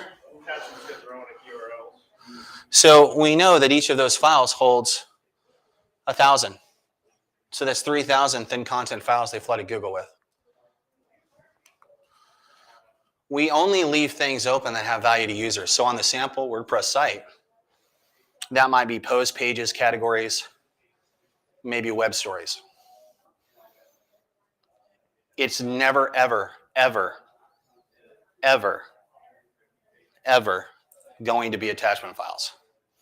We always no index those as a default. We redirect those. These are very thin content files. And they're basically just, if I was to pop one up here as an example, there'd be nothing on the page but a photo, and that would be that. And that, unfortunately, really dilutes your crawl budget, which honestly is not a problem for most sites, but in this case it was. This is the Search Index Purge plugin from Yoast. Still works very well. If you run across a site that's left their attachment files in, pop this in, let it run for 2 weeks, pings Google relentlessly telling them all the attachment files are 410s so that we can get them out of the index. And then you just turn this off and Yoast automatically no indexes any of the other attachment files. Still see this every week in audits. This is the epitome of thin content on an average WordPress site. Incredible how many times I still see this. You do nothing but remove attachment files, traffic goes up. Here's what a regular WordPress site should look like. See post pages of categories? That's literally all you mostly need. Everything else, create duplicate content, needlessly wasting internal link equity. Google wants high quality content. We've talked about this. It's better to publish, like I said, better content, not more content whenever possible. More pages I submit on my blog, the better I will deal with Google. And that's a myth. Now, this is a good one here. Running too many ads can lower site quality in the eyes of Google. How many of you work with clients who are running AdSense, Mediavine, AdThrive, Gourmet Ads, Monumetric, Ezoic? They're all guilty of this. If you ever run their recommended settings, you're going to be in trouble. We never run recommended settings on ads. We always run below the recommended level. Otherwise, we can get little issues with Google like an ad experience report. See this violating ad experiences on mobile? Now, Google kind of did away with these. They removed them from the ad experience part. What they did was they automated this algorithmically now. And we're seeing this. There's a big increase over the last year on these. They're now handling these issues algorithmically. Does content have an excessive amount of ads that distract from and interfere with the main content? This is right from the Quality Rater guidelines. Let's talk about what an excessive amount of ads may look like. This is a desktop site. See how there's nothing above the fold but an email, but a newspaper sign up. There's an ad here, and then there's a basically kind of a gum ad across the bottom. Well, that's not a very good experience for the average user, is it? That's a desktop site. Here is what excessive ads would look like on a regular blog. Ads pop in here at the top. Here's an ad. There's another ad here. We call this a continue to content button, which is hilarious. And that's when ad companies try to take over buttons and jump people to ads. I won't even get into that, but that's an accessibility violation. Don't do that. And then we get into mobile interstitials. See these mobile interstitials? Well, you would think, you know what? Those don't look that bad. Well, the problem is on mobile interstitials is Google's really clear. They cannot activate on the first click from Google, period. If you're going to run any of these, they must be exit only. They cannot activate on the first click from Google. I can have these ads pop up if I have a visitor coming from Pinterest, Facebook, any non-Google referral.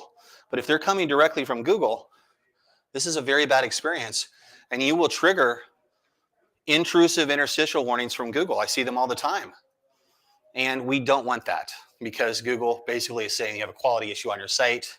That's why if we're going to run pop-ups, we only want to run pop-ups when they're exiting the site from the first click. A lot of people ask, well, Casey, I'm visitors coming from Google. I'm on my mobile phone. They're scrolling down. They get about two ways down the page. Then I have a pop-up. Is that okay? No. A delayed pop-up on the first click from Google is still an intrusive interstitial. So we can't do that. And please don't run these. I don't know if you've seen these. These are between page ads. Vignette ads. Horrible experience. They pop over. You're going to see a lot of these during Q4. And these people are not going to stick around. And I say this metaphorically, but it's true. If your ad rep says, hey, you should run these, maybe metaphorically punch them in the face. Don't necessarily want to do that. Google has really covered ads multiple times. Page layout algorithm, page speed algorithm, 2018, the core web vitals, 2021. All of them have a huge ad component to them.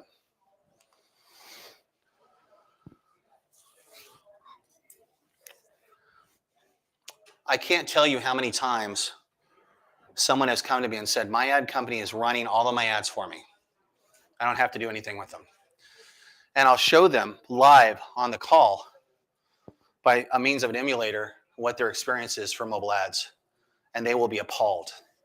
They will like, oh my God, I can't believe that I'm loading 16 in-content ads on my recipe for balsamic rice. And so we'll lower those, and they'll just be shocked at how their traffic jumps up.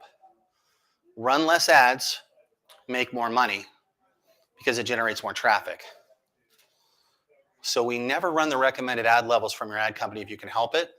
Q4 is always the biggest, so that's the only time I would even recommend running the recommended level. But I would always lower those down in Q1 for the rest of the year.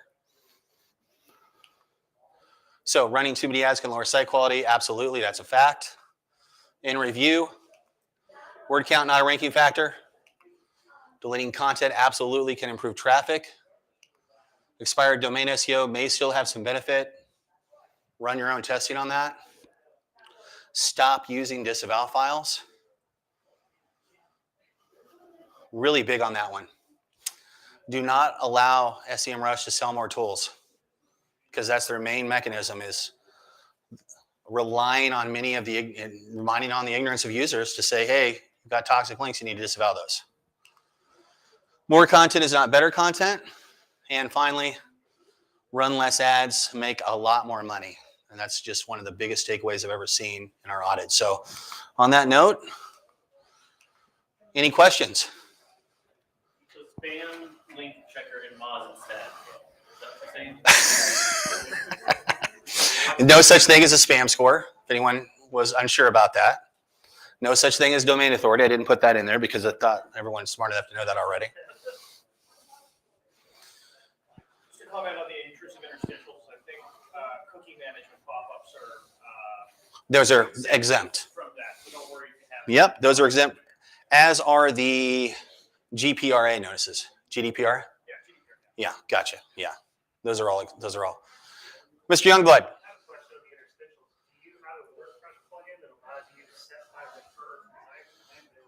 No, there's no good ones. Usually when you're running those, you have to run them through ConvertKit, ConvertPro, Flowdesk. And the problem is that all of them do it very poorly. Flowdesk is a great plugin, but it doesn't allow for exit-only interstitials, so I can't recommend them. And yeah, you gonna put that plugin together? Done. Mr. Jones. I have a comment and a question.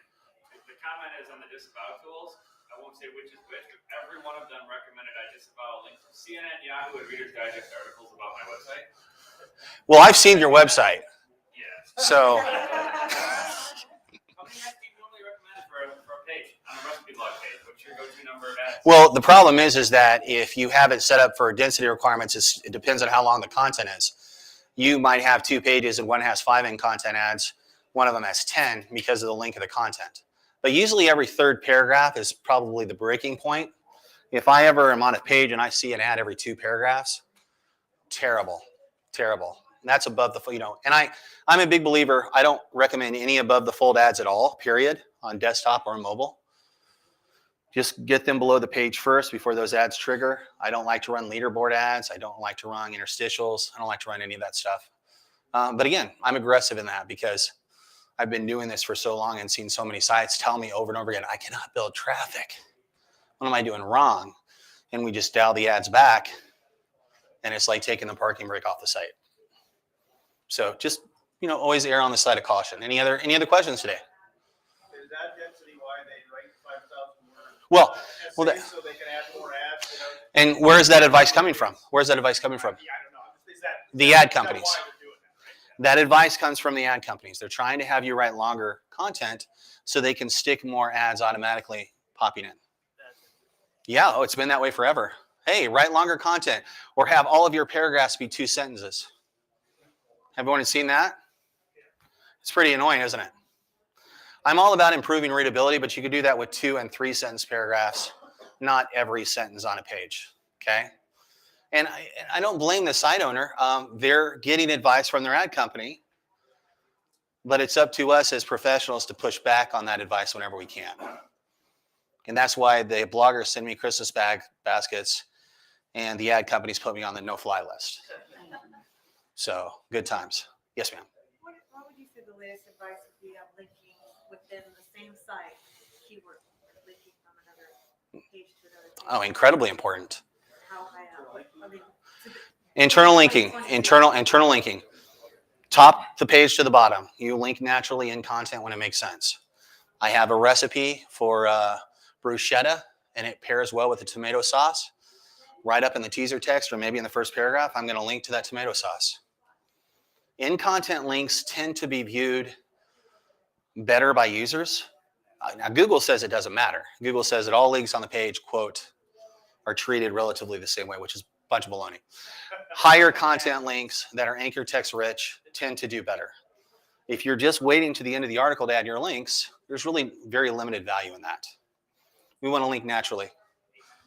Plenty of time. Plenty of time for any other questions. Yes? Maybe anecdotally, I'd love to hear your opinion on seeing more AI content being written and seeing more things in Search Console that are discovered, not indexed. Well, question number 1 there about the AI content. I think it's great for us SEOs because the content's terrible.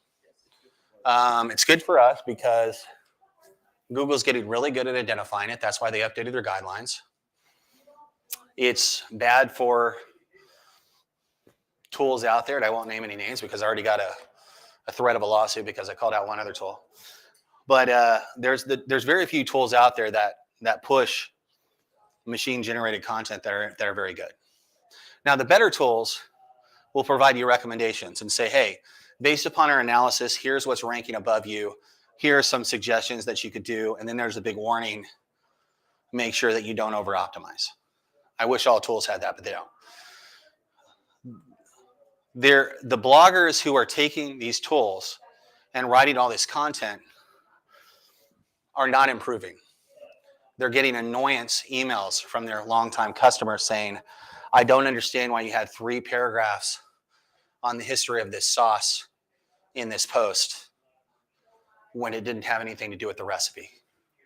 And they've been told to do this. And that's, again, why my audits are so eye-opening, because I just cut all that stuff out, make it a little bit easier to understand. Include jump links. Jump links are great, guys. If you're not using jump links, use jump links. Table of contents, jump links at the top, linking all of your H2s. Don't link to your H3s and H4s, just H2s. Google really likes those. You can generate some jump links, especially in the recipe and food lifestyle niches. But yeah, we always write for the user. And in many cases, writing for the user means ignoring all the AI recommendations. Now, what was your second question again?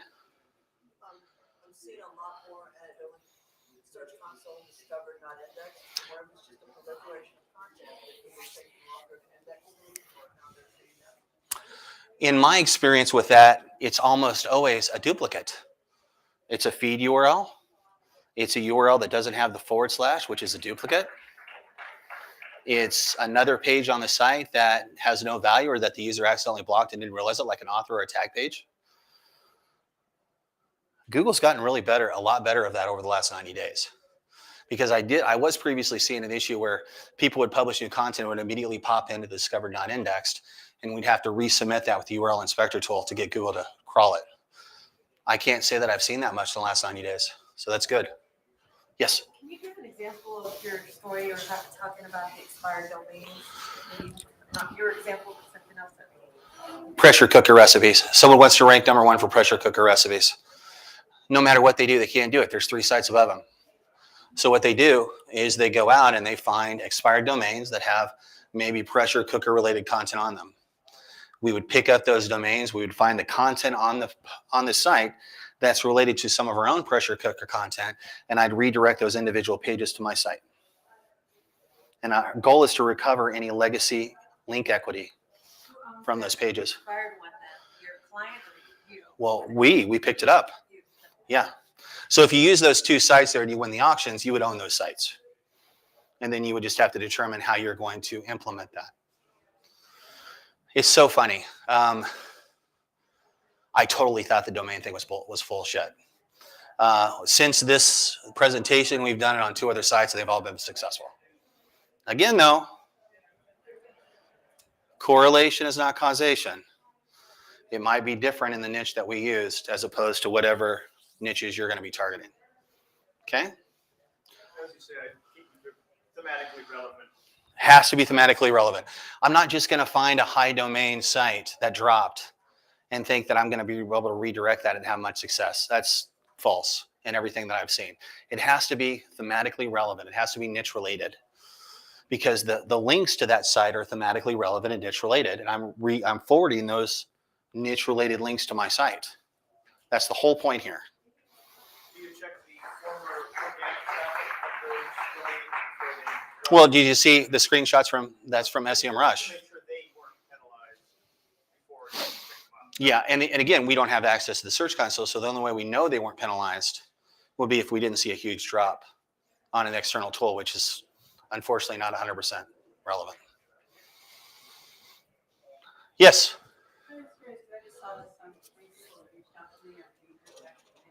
Mm-hmm.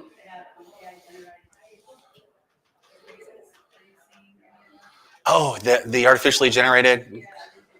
But they are creating like social profiles and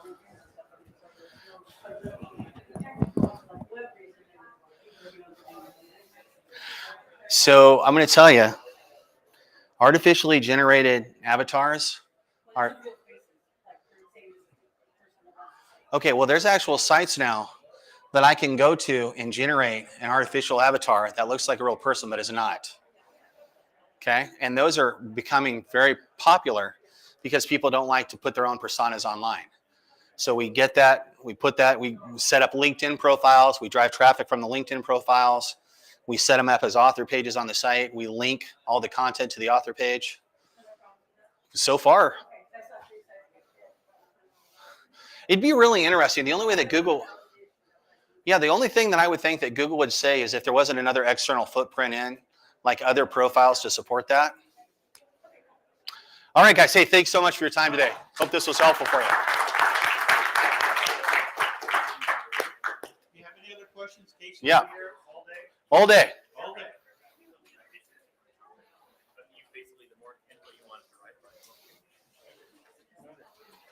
All right, buddy. You're going to do me here. Is someone after me? Okay, here.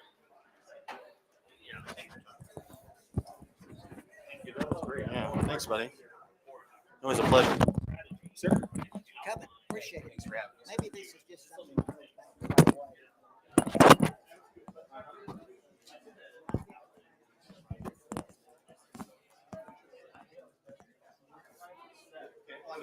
just be, especially when you start a new site, or it's, yeah.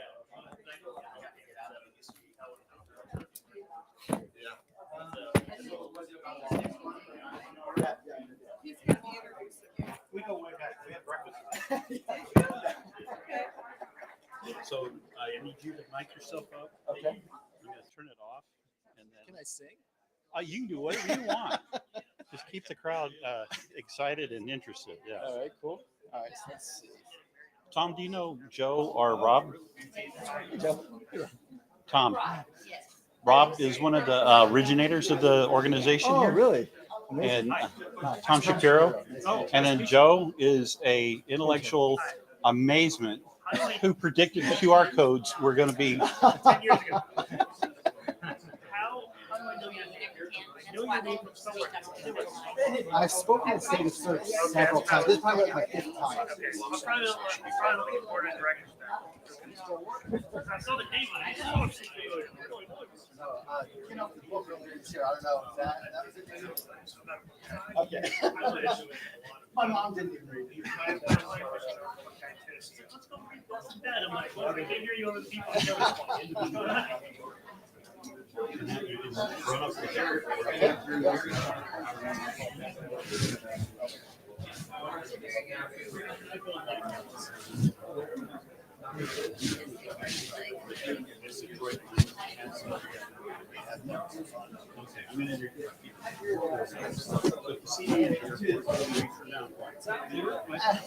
He spoke yesterday, and you guys are the two biggest Google search nerds.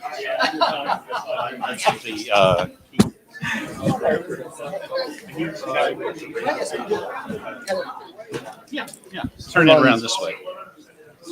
Yeah. Okay, and then Right there is perfect. right here is perfect. Yeah. Did I get it? Kind of? Yes. Yeah, now turn it on. Hey, Do you want me to be your hype woman from the back or from the front? from the front.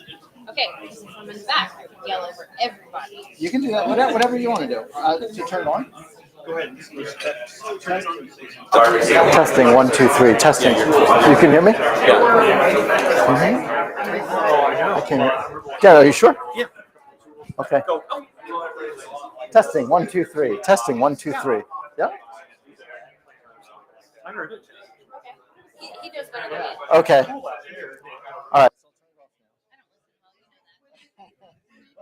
Don't listen to my presentation. I'll be falling asleep.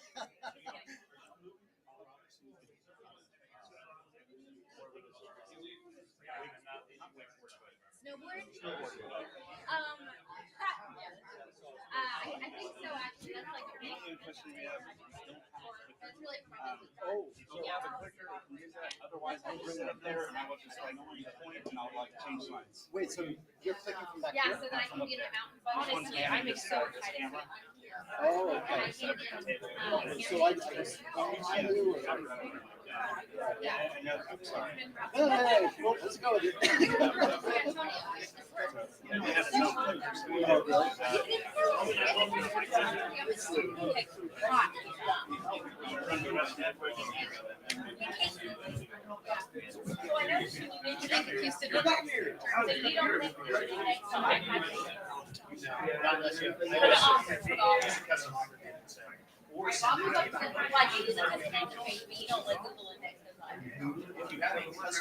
me with like a bio.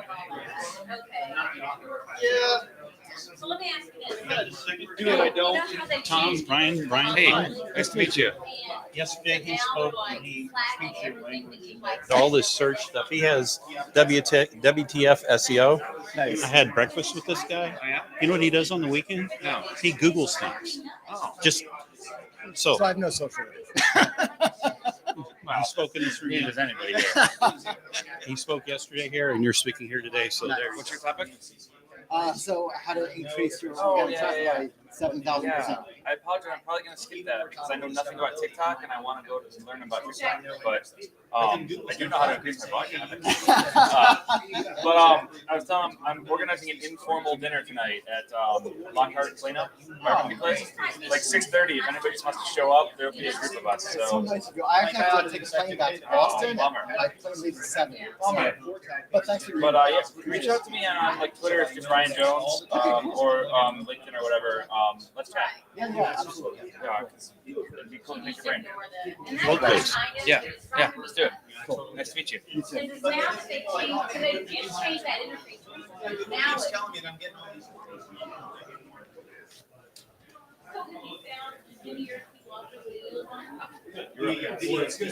I like it. It's already there.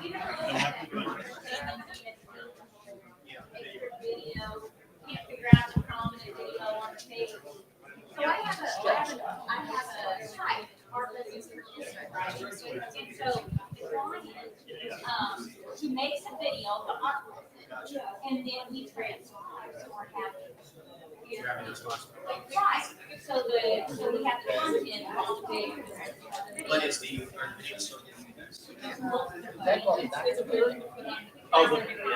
no, it doesn't matter. Oh, he said they don't have the clicker. Oh, no clicker. Yeah. I thought he had it. You know Casey? And you know what? I did find one in my bag. And I'm like, drive me crazy. And then linking to those pages also. Well, we do that. We interlink them. Were you able Thank to use you. a clicker? Yeah, that wasn't. Okay. How are you doing? So you don't have one, do Did you? you ever get Yeah. any today, I guess?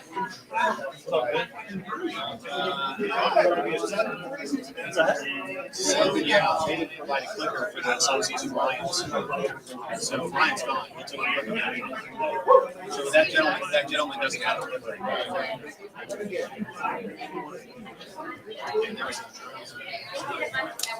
Tell you what, maybe we'll show you outside. And also. Oh. I'm not sure if the battery is still good. It's probably pretty old. So I haven't used it. This is yours? This is mine. Well, we can You try need a it. battery. Yeah, someone has a battery. Or, I mean, let's try it. Let's try it.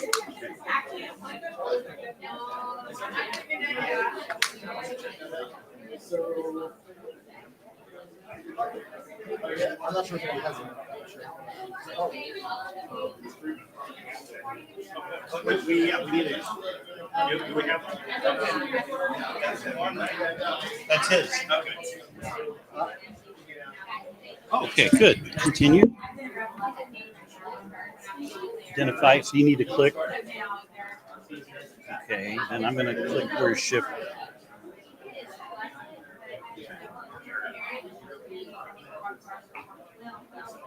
North American. Okay, try clicking. No,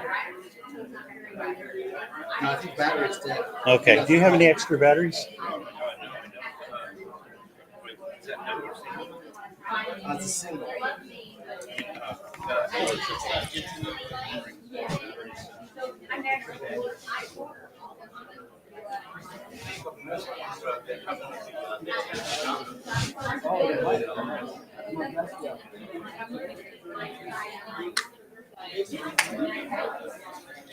Okay. And it's not. It might be a little bit off the back. Yeah. The guy just came up? Yeah. Don't do that. I'm the pandemic. I'm doing Yeah. like, oh, I know that. Yeah. I'll sit up here. Just act like you're doing it to make it look like that. Just snap. Yeah, snap. I'll sing it though. Like in elementary school on the slide decks. Yeah. We'll find a little.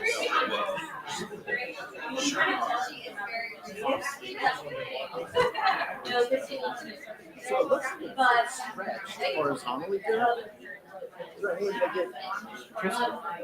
It's stretched. Now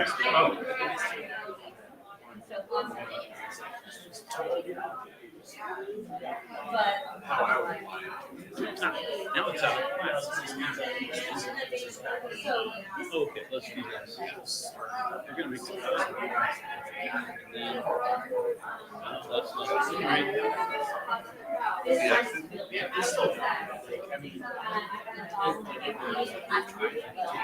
So, remember, I love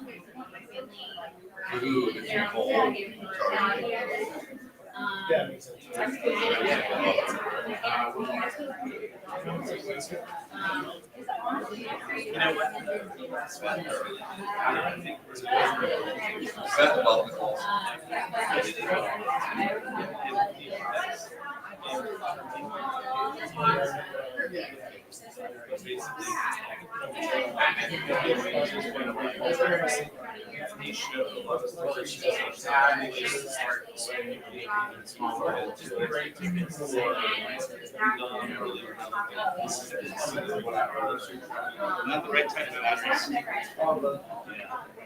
Very good stretch. Looks perfect.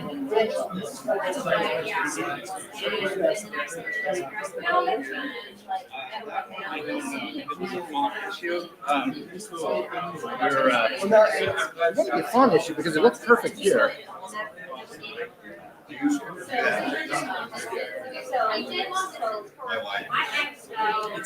don't know if MacBook very well. I don't, which is really bad.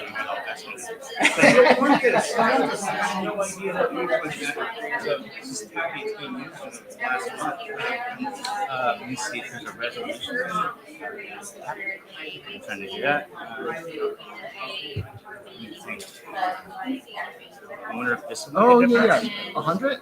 Yeah. See what happens. And then go.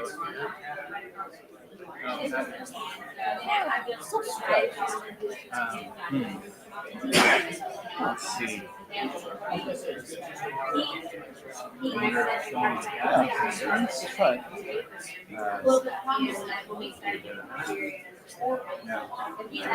I only changed this and I'm not doing each other. Okay.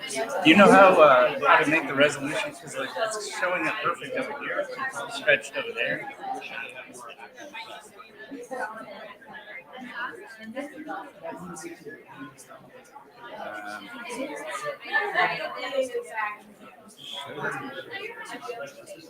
Choose the shape.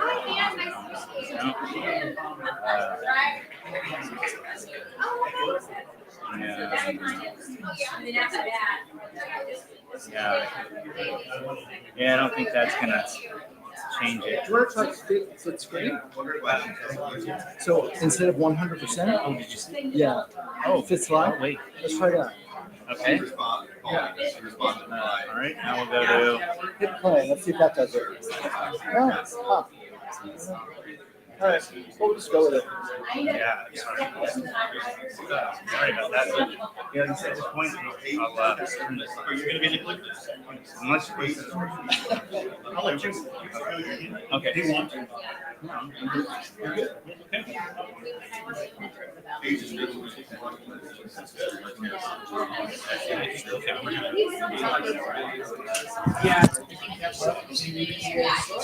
Yeah. Okay, if everybody could find a seat.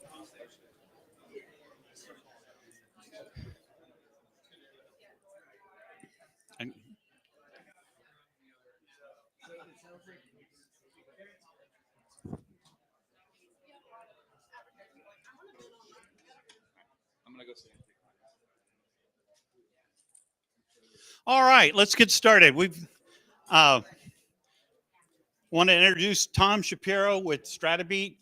They're an agency out of Boston, and then, of course, like everybody else, all over the United States. He's going to be talking about how he increased blog traffic for his client 1 million times. And so, everybody, please give a big hand for Tom Shapiro. Thanks, Dan. And thanks, everyone, for attending. I hope that you're having a fantastic state of search. So, yes, we're going to look at how you can increase your organic traffic massively, right? There are a lot of case studies that talk about doubling traffic or tripling traffic. maybe even 10xing traffic. What we're going to talk about today is how do you 70x your traffic. And so there's certain things that are going to be very intuitive and make sense. And I think that there are going to be several steps in the process that might surprise you as well. So what did we do? So we were able to get 1,508 non-branded keywords onto Google page 1 as part of this process. We were able to take the client's domain authority, their domain rating, from a 35, which is pretty low, and raise it up to a 73, which is pretty substantial. And as the title suggested, a massive increase in organic traffic of 7,236%. Now, this didn't happen overnight, so there were increases in year 1 and year 2, but in year 3 is when we were able to go over 7,000%. So this is a 3-year case study. As you all know, SEO takes time. It doesn't happen overnight. We're going to walk through every step of the process with you. And one thing that you'll see is that there were a lot of challenges. This was a client that was set up to totally fail and fail miserably. And so not only were we able to achieve 7,000% increase in organic traffic, but we were able to do it facing a lot of headwinds, right? A lot of challenges which would make any website difficult to optimize. So a little bit about myself. So I'm the founder and CEO of a marketing agency called StrataBeat. So we focus on B2B organic growth. So we do SEO, we do content development, content marketing, ABM, we build websites. And I'll just throw it out there. We are looking for an SEO and content specialist at this time. So if anyone in the audience is looking for a new position or a new gig, talk to me afterwards. And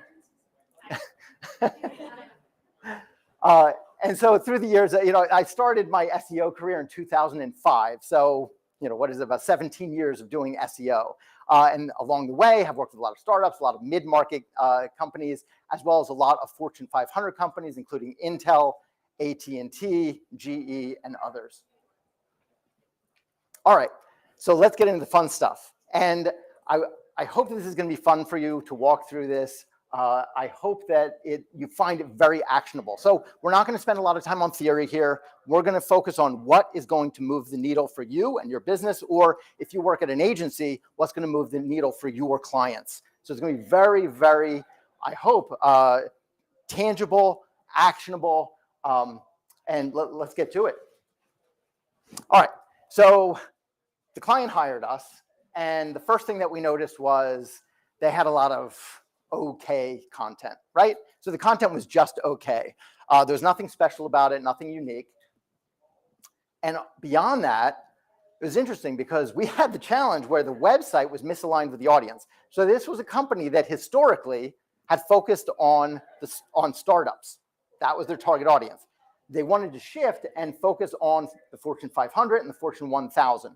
Well, that's a completely different audience segment, right? And so you have to market to them very differently. Like you wouldn't market a Lamborghini the way that you market a Honda Civic, right? They're just very, very different. You have to accommodate your marketing in order to really hit the audience very hard and very effectively. Their website was not doing that. And they were looking for us to drive a ton of traffic to it, right? So obviously, what's one of the problems with that? If you drive a ton of traffic to a website that's misaligned in messaging with the audience, you're going to drive a lot of frustration, you're going to drive a lot of bad leads, and it's just going to be horrible for everyone. On top of this, we were facing a website that was confusing. If you read the language on the homepage, it was really difficult even pinpointing exactly what this company did. So, yeah, and you might say, how is that possible? Well, they were trying to be clever, right? They were trying to be smarter than everyone in the room. Just sometimes that doesn't work. If you're not communicating clearly, right? If the audience arrives and they don't know exactly what you do and exactly how to engage with you and whether it's the right website for them, it's going to lead to a lot of abandonment, which is what they were seeing. Other challenges. So as I mentioned, they were producing content. They had a blog.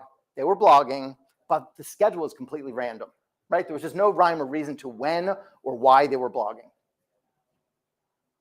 There's lack of differentiation. As I said, it was a lot of okay content. And if you asked what was different about their content versus any of their competitors, I couldn't answer. I have no idea. There's just no differentiation. So, there's a lack of a point to having a blog. There's a lack of social proof. So they did have 3 small case studies on their website when they hired us. And they were all misaligned. They were not anything that would substantiate marketing to a Fortune 500 or Fortune 1000 company. If anything, it would deter them. They would read it and say, that's not us, and leave. And so that's also what we inherited. And on top of all of these challenges, this was one of the very most competitive spaces in Google. I would argue that it's one of the top 5 in all of Google in terms of difficulty to get onto Google page 1. So we were faced with all of these challenges, right? So what would you do if you were us, right? And you were faced with this new client and you had all of these challenges, what's the first thing that you would do? You might think, oh, well, keyword research, right? Or you might think, I'm going to look at topics of interest. You might be thinking, some kind of SEO tactic or SEO secret, right? No, none of those. So let's look at the strategic areas of focus. And the first thing that we had to do was not SEO, which is kind of crazy, right? It's counterintuitive. In order to get 7,000% growth in SEO, the first thing we had to do was not do SEO. Because again, if we're going to be doing SEO and we're driving the wrong traffic to the wrong website with the wrong message, with the wrong case studies, everyone loses. The people who come to the site are frustrated. It's a bad experience, right? And so you're doing more damage to the brand than good. And even if someone does convert, it's a bad lead. So we had to fix their branding first. And so if you're faced with a company that has mediocre branding or a mediocre brand strategy, fix that first. Why? Because a rising tide lifts all boats, right? If you want easier and easier SEO wins, you got to fix the brand. So think about Coca-Cola, right? One of the reasons why Coca-Cola is so successful is because their brand foundation is so strong, right? Everyone knows Coke. Everyone knows that it's all about happiness. It's all about refreshment.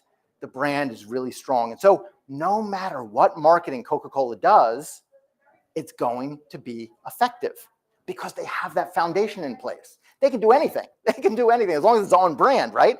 And it's going to be effective. And so it's similar with SEO. As I mentioned, rising tide lifts all boats, right?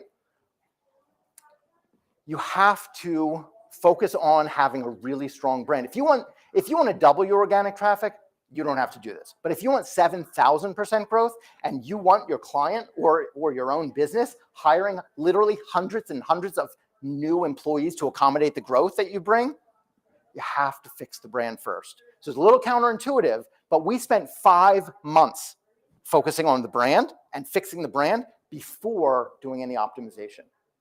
And so just consider that.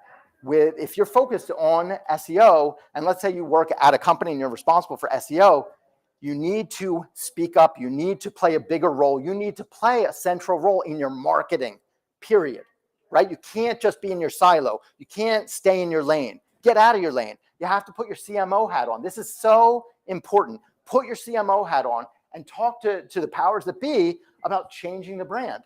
It's that important.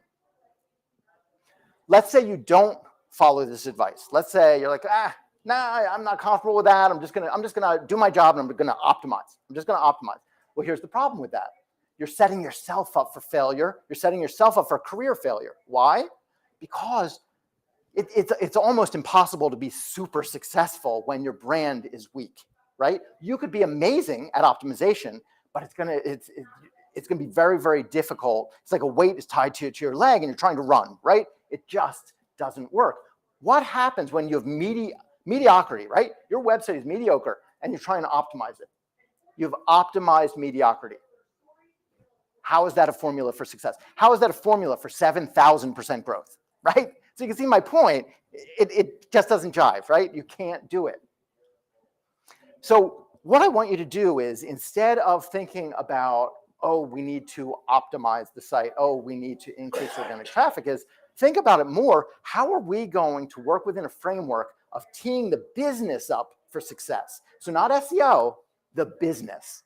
Everything that you're going to focus on is for business success rather than SEO success. So again, a little counterintuitive, but that's what ultimately will drive the SEO results. That will enable the SEO results. So areas of focus, we've talked about branding, right? And building a really strong brand. Next, we spend a lot of time on search intent. We spend a ton of time on search intent, in fact, before we do anything. Because what we want to do is understand that person who is searching for that particular keyword. Let's say they're searching for business loan. I better understand exactly what they're looking for and what they're expecting to find in Google, and I better understand what Google is serving up. Otherwise, it's all random. So business loan, I go into Google and I type in business loan, I'm searching on business loan, and what do I find? And the results are filled with small business loan information. So if you want to get onto Google page 1, very, very simple, right? You have to write about small business loans specifically.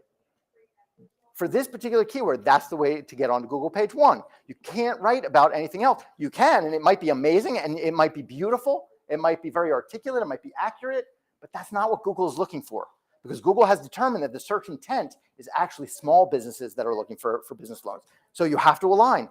Everything needs to align. So you have to do this with keyword after keyword after keyword. If you look at Best Business Loans 2022, it's going to be completely different. The intent is completely different. So you have to write very differently.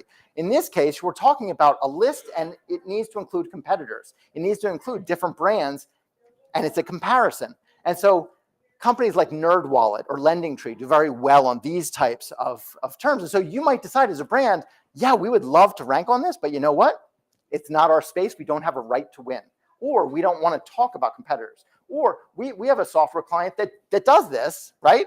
And so we'll talk about competitors on the page because that's their strategy. They want to be found no matter what. They'd much rather that they list the competitors and they frame the conversation, and that the searcher goes to their site and sees the comparison as they're framing it, rather than going to LendingTree or going to NerdWallet or something like that, a third party where it's completely out of their control. So, it's going to depend on your strategy, but you need to understand search intent. Let's say that it's business loans for veterans. Well, guess what? It's pretty straightforward. The content has to speak specifically to veterans. That is what is on Google page 1. And you can also look at Google page 2 for validation as well, depending on the topics, depending on the keywords, depending on the client, depending on the competitive landscape. It might make sense if you have an extensive list of competitors to also look at Google page 2. You can also look, so here's another keyword. What is an SBA loan? So in this case, this must be educational in nature. It must be informative in nature. And so you can't really be trying to sell your business loan services, right? You need to be very educational and answer the question, what is this type of loan? And so every keyword is going to be different. And if you go across the ecosystem of keywords that you want to cover, every single one, you need to run this type of search intent analysis. And so this is just 13 keywords related to business loans, but they're all very different. And it represents 207,000 searches a month in Google in the US. You can extrapolate this across hundreds of keywords and imagine the massive market opportunity that this represents. This is how you can massively impact your business, your company, right? But you have to go one by one by one. You look at something like a business loan and you say, well, should I start there? Because that's kind of the keystone of this topic area. No. What I think you should do is go for low-hanging fruit first. It's really important. Go for low-hanging fruit and collect some quick wins. Collect wins brick by brick by brick, and then it gets easier and easier and easier to accelerate your organic growth. I mentioned that it takes time, right, to get 7,000% growth. It doesn't happen overnight. In our case, it took 3 years, right?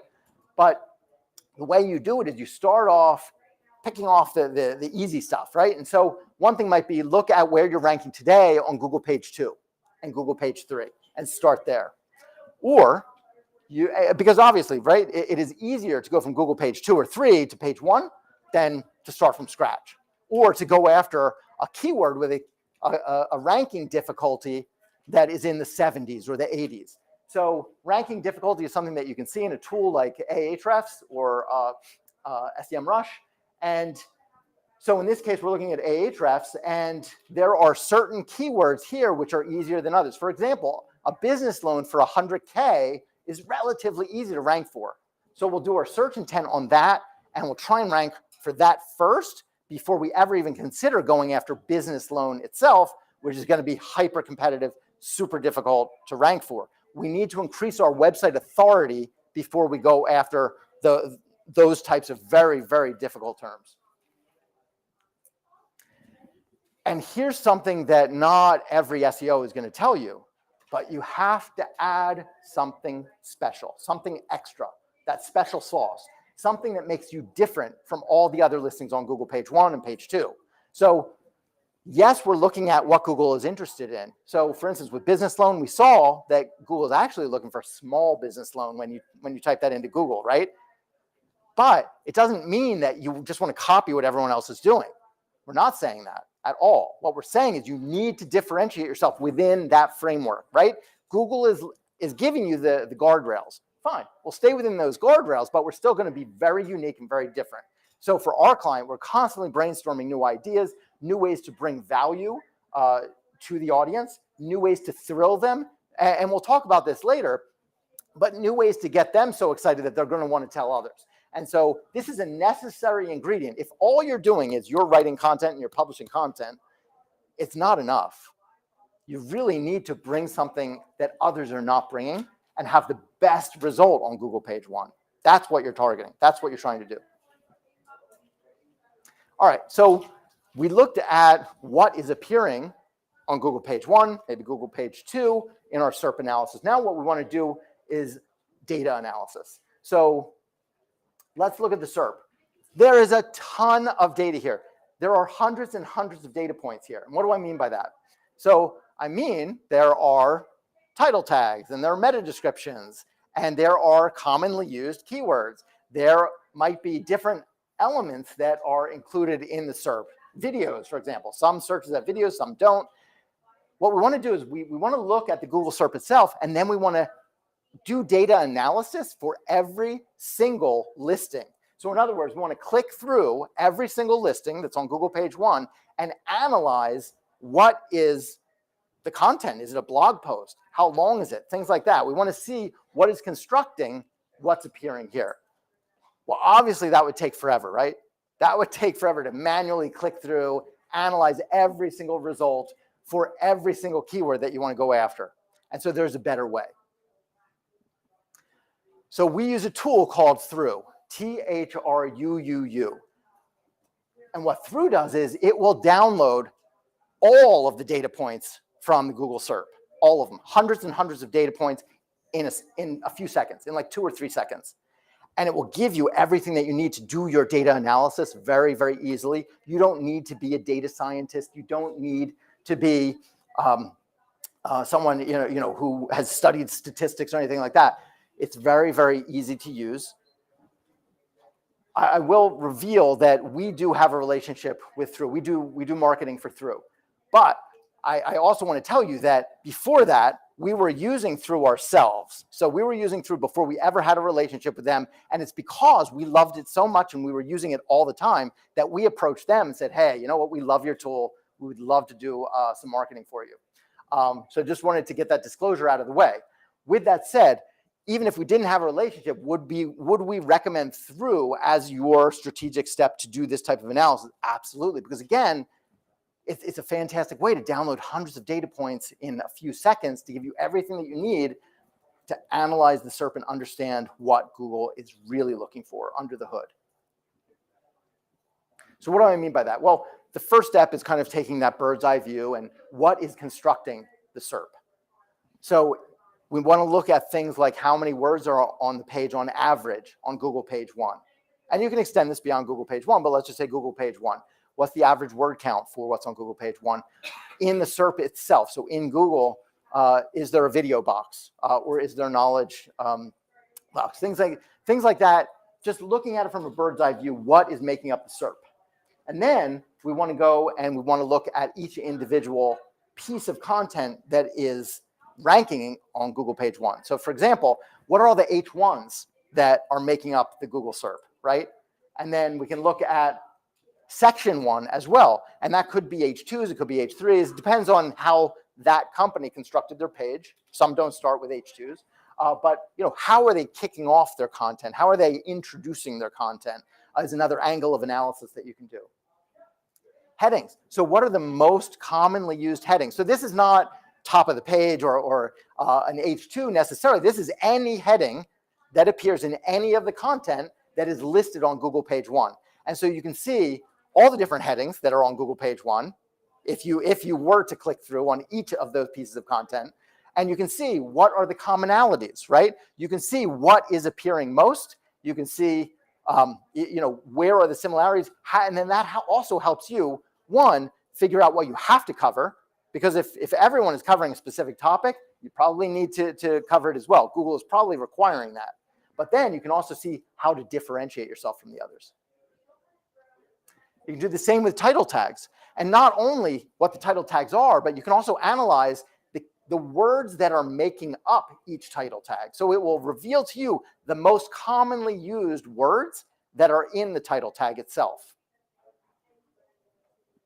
And then common keywords. So this is not keyword research. So keyword research is, I want to target business loan, right, as a keyword, or business loans for small business. And so then, if you were just doing keyword research, you would look for things like domestic keyword search volume or global search volume. If you're a global company, you would look at ranking difficulty, things like that. What we're talking about with common keywords here is it's reverse engineering Google, right? So what are those keywords that are commonly found in the content that's ranking on Google page 1? And if Google is showing you, hey, we're going to rank content that includes this keyword or that keyword, guess what? You probably need to include it in your content as well. A good example here is, even though we're searching on business loan, credit scores appears 24 times. So on Google page 1, if you click through on every single listing, you would see credit scores 24 times. That's a lot. And so you probably need to cover credit scores. Again, we're not looking to copy content, but we do need to know that the framework that Google is working with it. We want to know what Google wants to see, but then we should write about it in a differentiated way from the others. People also ask, so the questions that you see on Google page 1, so PAAs, oftentimes the PAA might include 3 questions, might include 4 questions, right? That's pretty typical. What if you could see the top 25 questions? What if you could see the top 50 questions? What if you could see the top 100 questions that Google is listing in its database? And that's what Through enables you to do. So it's very interesting because oftentimes the top 3 or the top 4, yes, they're important, but they're usually very, very basic. Sometimes they're too basic for you to really use in your content. And so by going deeper and looking at the top 25 or the top 50 questions that people are asking online as perceived by Google, it enables you to then figure out which ones you want to answer and make sure that your content is answering the questions that Google wants you to answer. All right. So any questions about SERP analysis? We're good? Okay. So next, let's talk about content structure. So what we did for this client was we would produce very, very long form content. So minimum 2,000 words per blog post. And oftentimes it would be 5,000 words or 7,000 words. We even have some that are 9,000 words. And one blog post is practically a novel, right? But for certain keywords, right, when we see what the average word count is on Google page 1, sometimes we need 5,000 words in order to get onto Google page 1. Or, Google page 1 is filled with content that has 3,500 words. And so to be more competitive, we want to know what that average word count is and then beat it. Now, there are SEOs out there, and you'll see them screaming on LinkedIn, word count doesn't matter, and, the length of your text doesn't matter. And I get it. I totally get it. And I know where they're coming from. But here's the thing. You will always, always, always find exceptions. Always. So you might find that 9 out of 10 on Google page 1 have 3,500 words on average. And maybe one, which is an outlier, has 500 words. I get it. So, someone might say, see, And I've seen this on LinkedIn a lot. See, this one has 500. It doesn't matter at all. Oh, come on.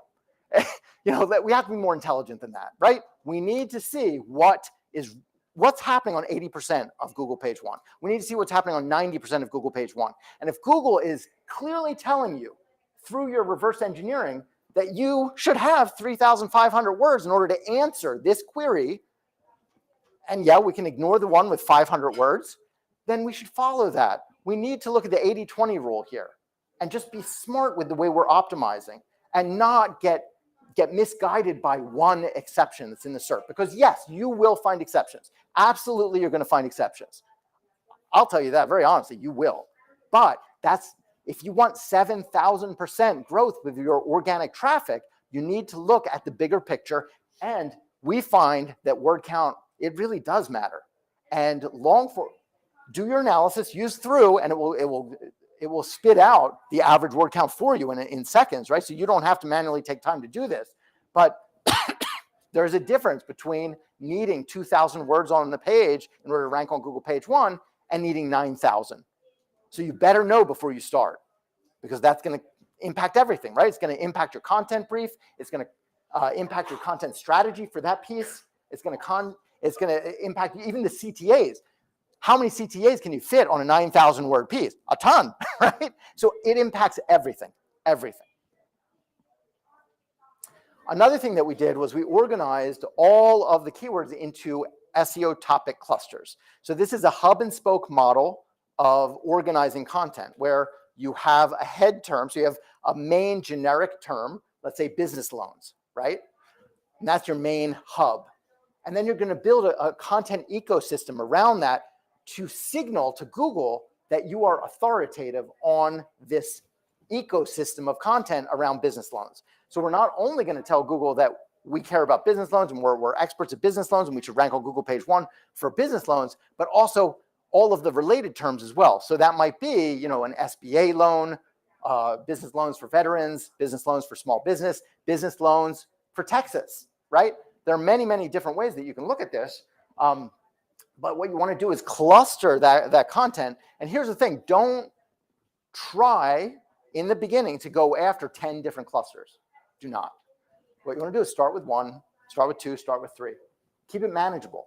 And again, get quick wins. Get wins, because the more that Google sees that you're winning, then it's going to reward you. Again, it goes back to a rising tide lifts all boats, right? And so it's not true across every topic. If you are focused on business loans, then it doesn't mean that you can write about anything, but you can start writing about things that are adjacent to that topic, right? And so you can slowly expand and expand and expand. Think of a tree, right? And tree rings. So think of starting with the middle tree ring, and then you grow out into further rings and further rings that expand your expertise. Another thing that, this is specific to B2B. So if anyone is in B2B SEO here, a lot of times we see that SEOs are missing an opportunity by targeting vertical specific content. So with our client, they had 0 vertical specific content. We said, hey, this is a great opportunity to dominate in your different verticals, your target verticals, right? Your audience's verticals. And why is this such a great strategy? Because it's so much easier to win. It is so much easier to win when you're targeting verticals, and you can really dominate the page. And so we would recommend, as part of your SEO mix, as part of your SEO strategy, we're not saying that this is the most important thing, but it's a very effective way to gain incremental rankings more easily.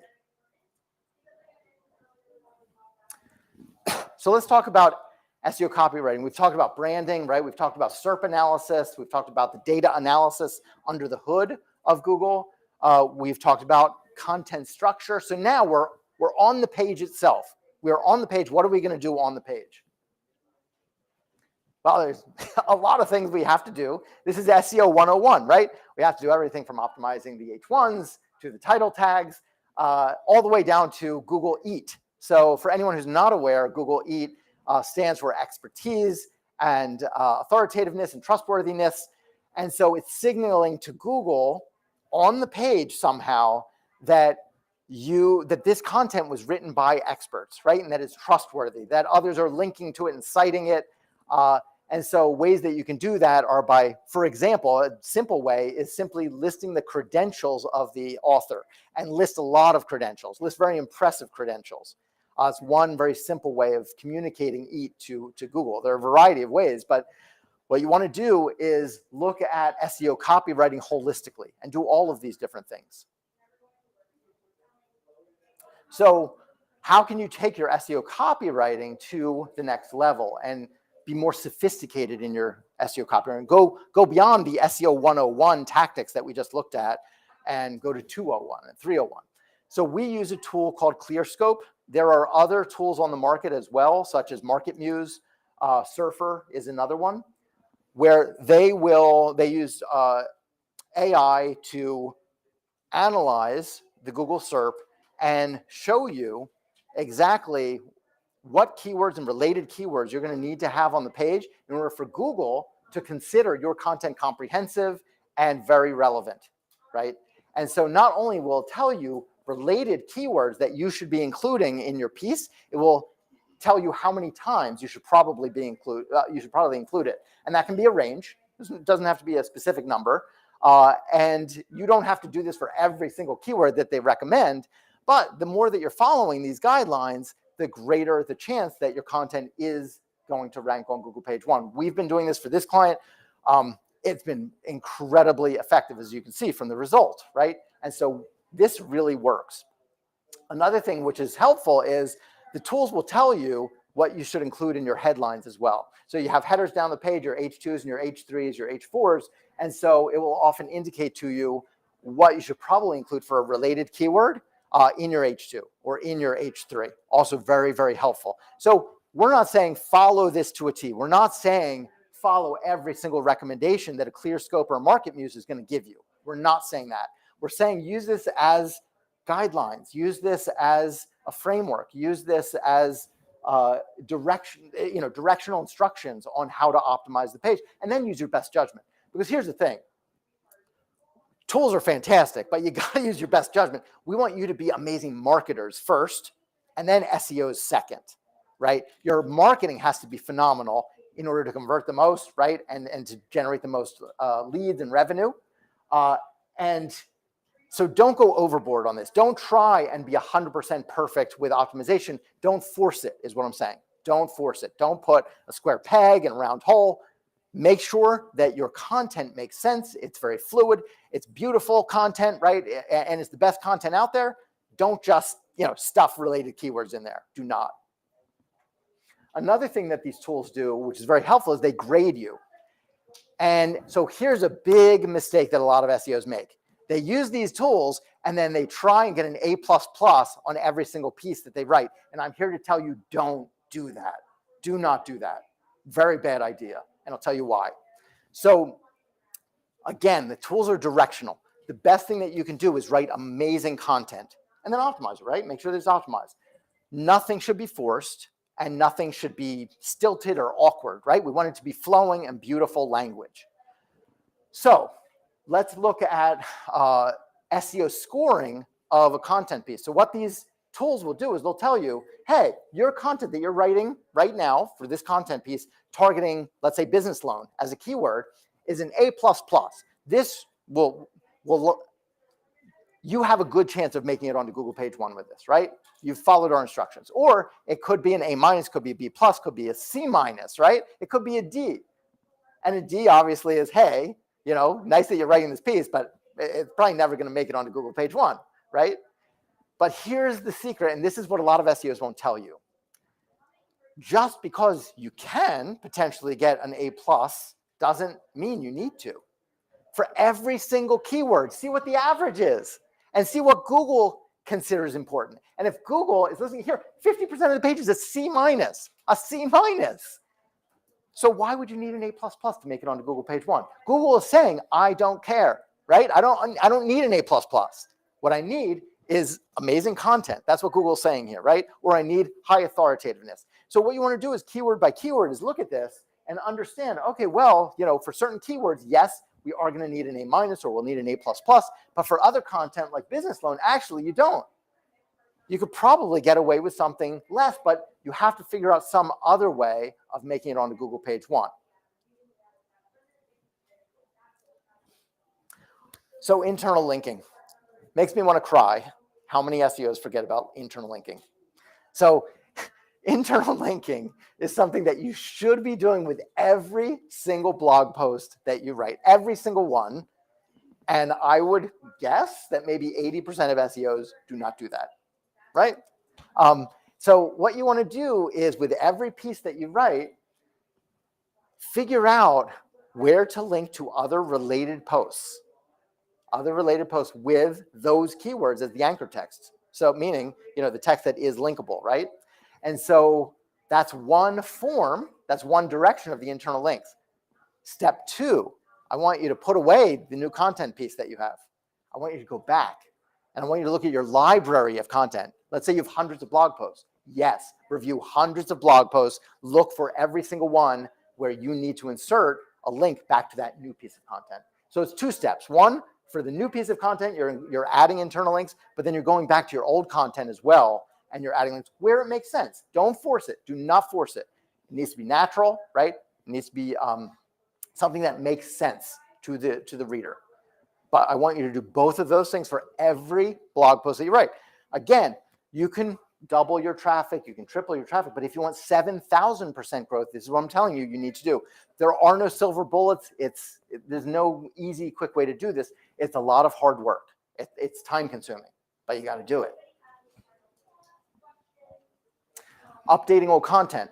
And so what I also want you to do is go back to your old content. We did this with this client. And so we analyzed all of the content they had historically in the blog, and we eliminated most of it. And so what you want to do is look at which old blog posts that you have are still serving your needs. And if they are, perfect, leave them alone.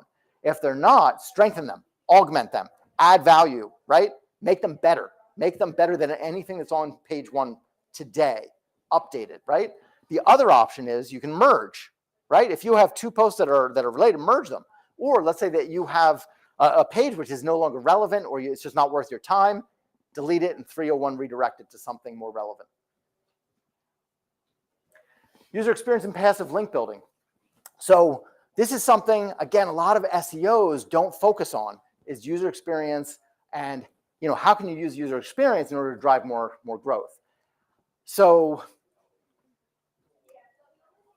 with this client, we were able, without any outreach, keep in mind, we did not do any link building for them, okay, none. And we were able to get them 3,000, 5,000. Actually, these are links from 3,500 websites. So there were thousands and thousands of links, right?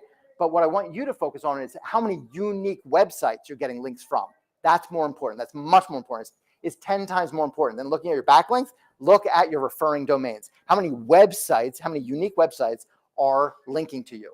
We were able to get 3,500 without, I won't say without trying, but without any outreach.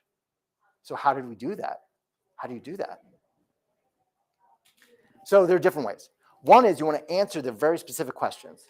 And so the psychologist, Alfred Yarbus, ran some eye tracking studies where he had a group of people and he would pull one individual aside at a time, and he would ask that individual a question, and then he would show that individual a painting.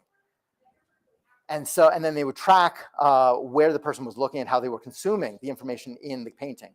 And so, for example, if Yarbus would ask the person in the study, how old do you think the people are in the painting?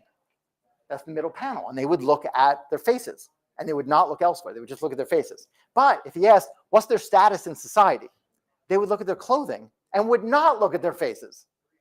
So depending on the very specific questions that your target audience is thinking in their mind and asking as they hit your content, those are the questions you have to ask. And so my question is, have you defined those questions? Have you spent the time writing down, not just thinking like, oh yeah, we know. No. Write them down. It's challenging, right? It's challenging to know the very specific questions, but there are lots of ways to do it. You can do it through search data, through social data. You can conduct interviews. We love doing audience interviews, right? So that's another way of doing it. And then what you want to do is add a wow factor. And so what I mean by that is for this client, we added stories, we added screenshots, we added case studies, anything to get them more engaged, right? And so What's interesting about stories is it actually changes the brain's chemistry. It releases oxytocin in the brain, and that is the drug of empathy. And so it leads to a better brand experience.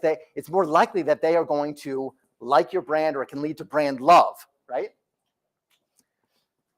So Groove Software, which is customer support software, ran a study where same exact blog post, but the first one had a story as the introduction. The next one did not. The one with the story, everything else was the same, 100% identical. So the one with the story actually wound up increasing engagement by 300% and increasing time on page by over 500%.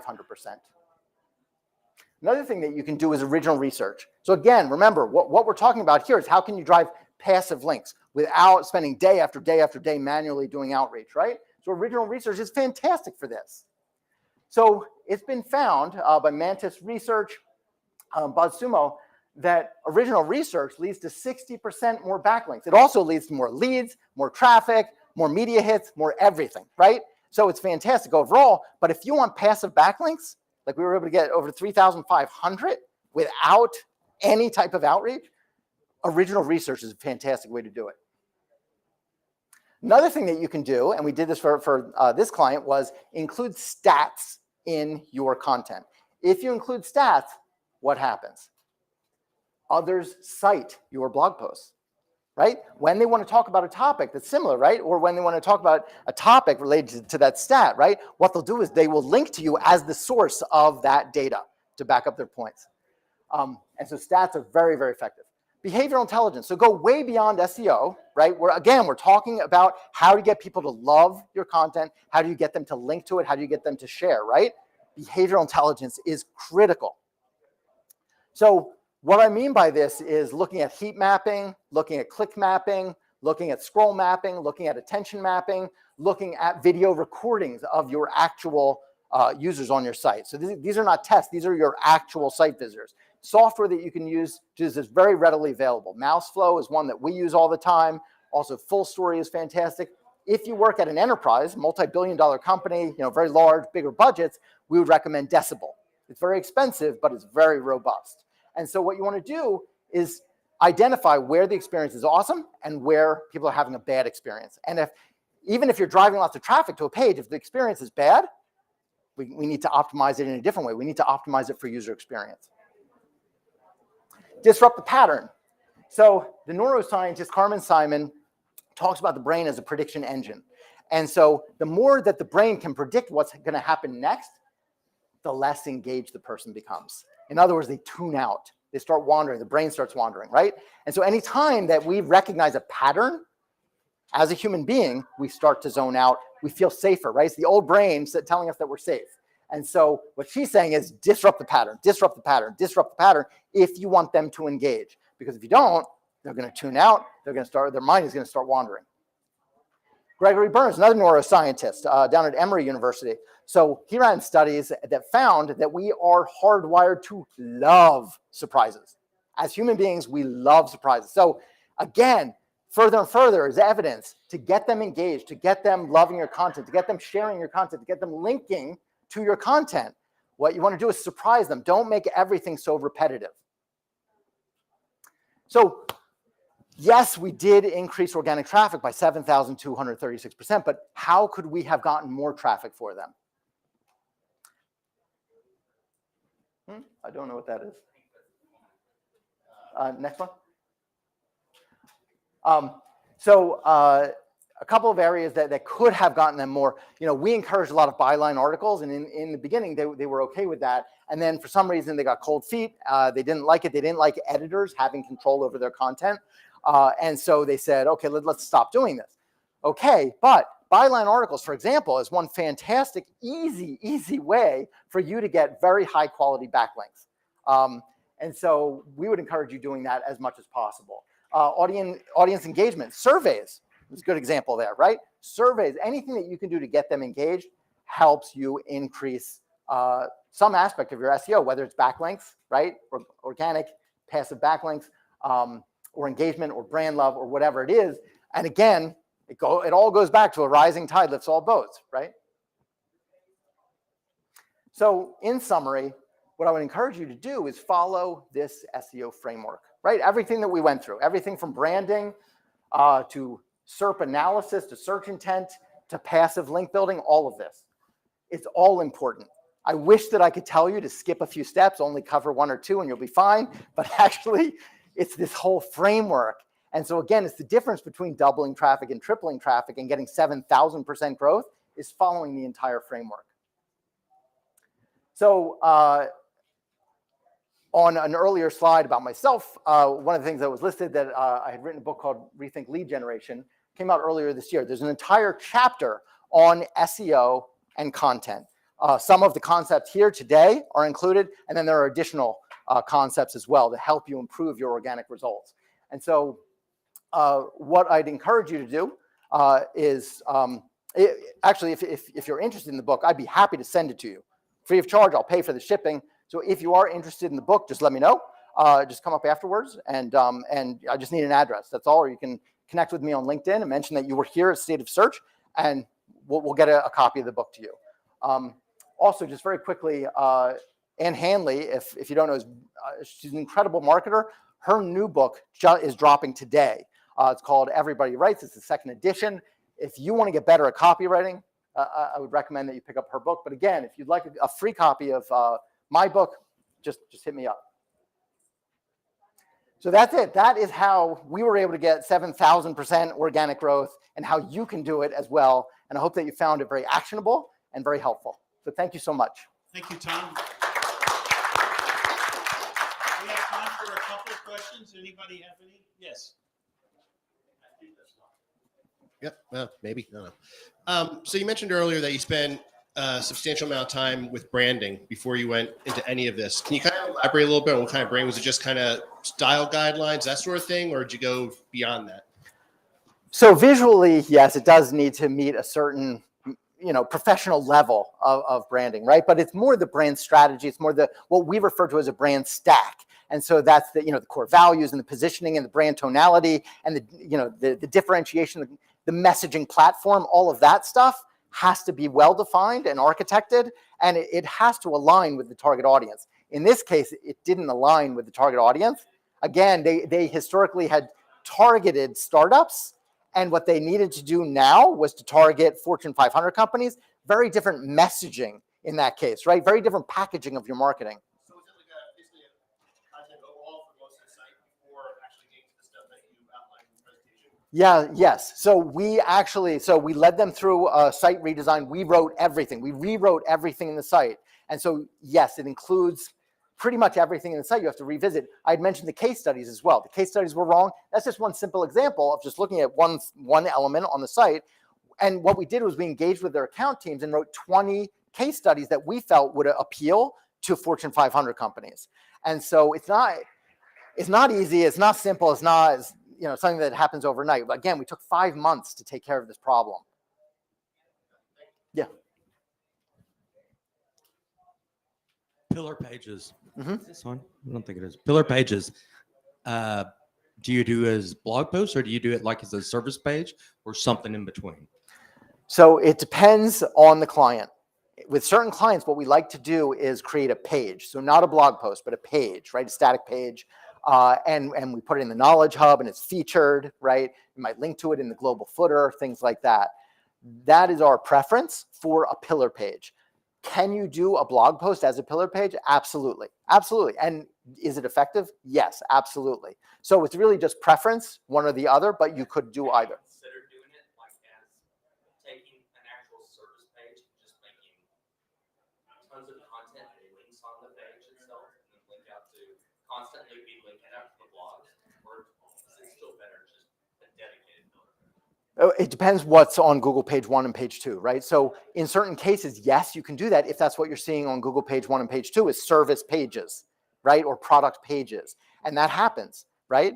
And we have one client where almost everything is a product page or a service page. And so you really have to customize those to be exactly what you're saying. Those have to be much, much longer, much deeper, much richer, much more comprehensive, and much more educational, combined with being a product page or a service page. In other cases, you'll see in Google that you don't have to do that. And actually, it could just be a blog post.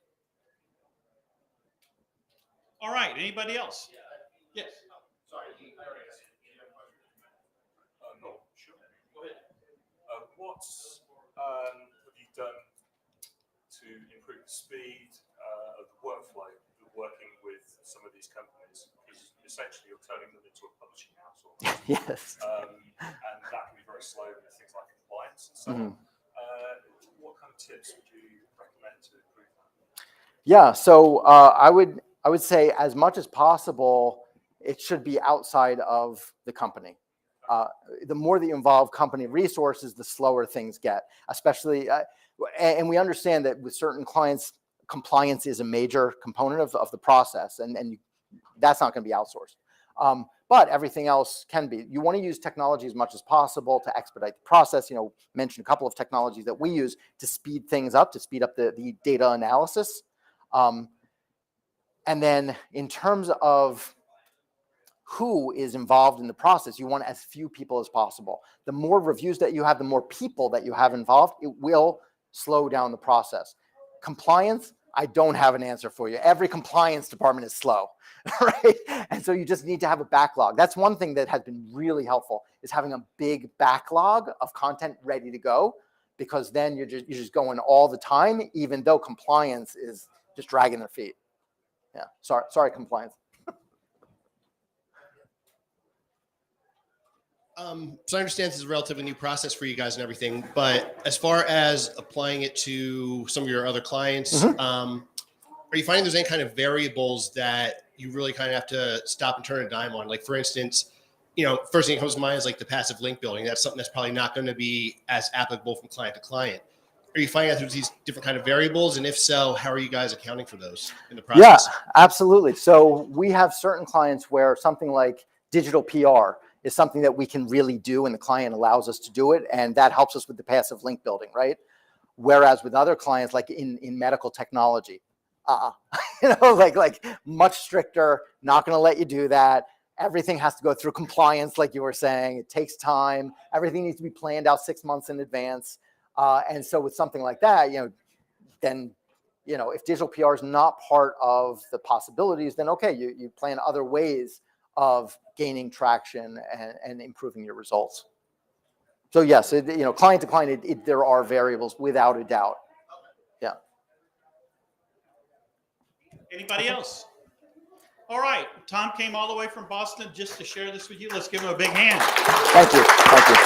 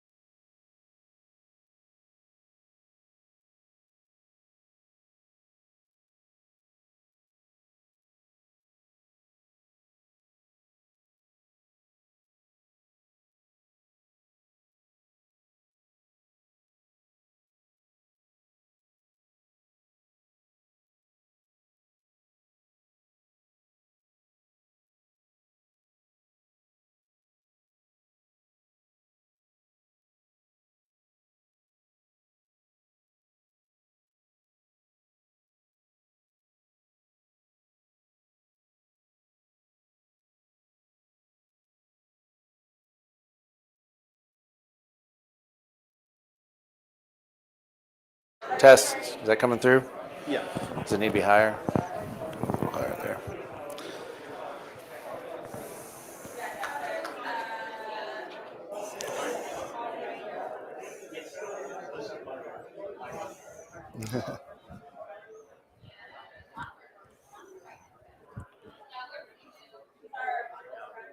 Russell, this is Ann. Ann and I work together. Oh. And Ann is not going to pay attention. Hey, Ann. It's nice to meet you. With your presentation. No, I'm trying to teach her how to find good people to come work with you too. There you go. Yeah, I think the description's a little misleading. Like I'm focused on hiring practices, not how to get a job per se. But And the original wasn't it 99 things that you can do, and the one thing that'll make it work. yeah, solve the number one challenge that. There. Yeah, 99 others.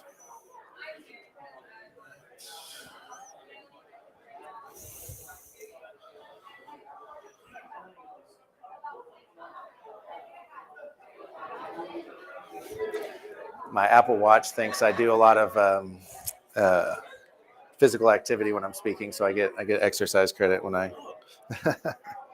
Yeah.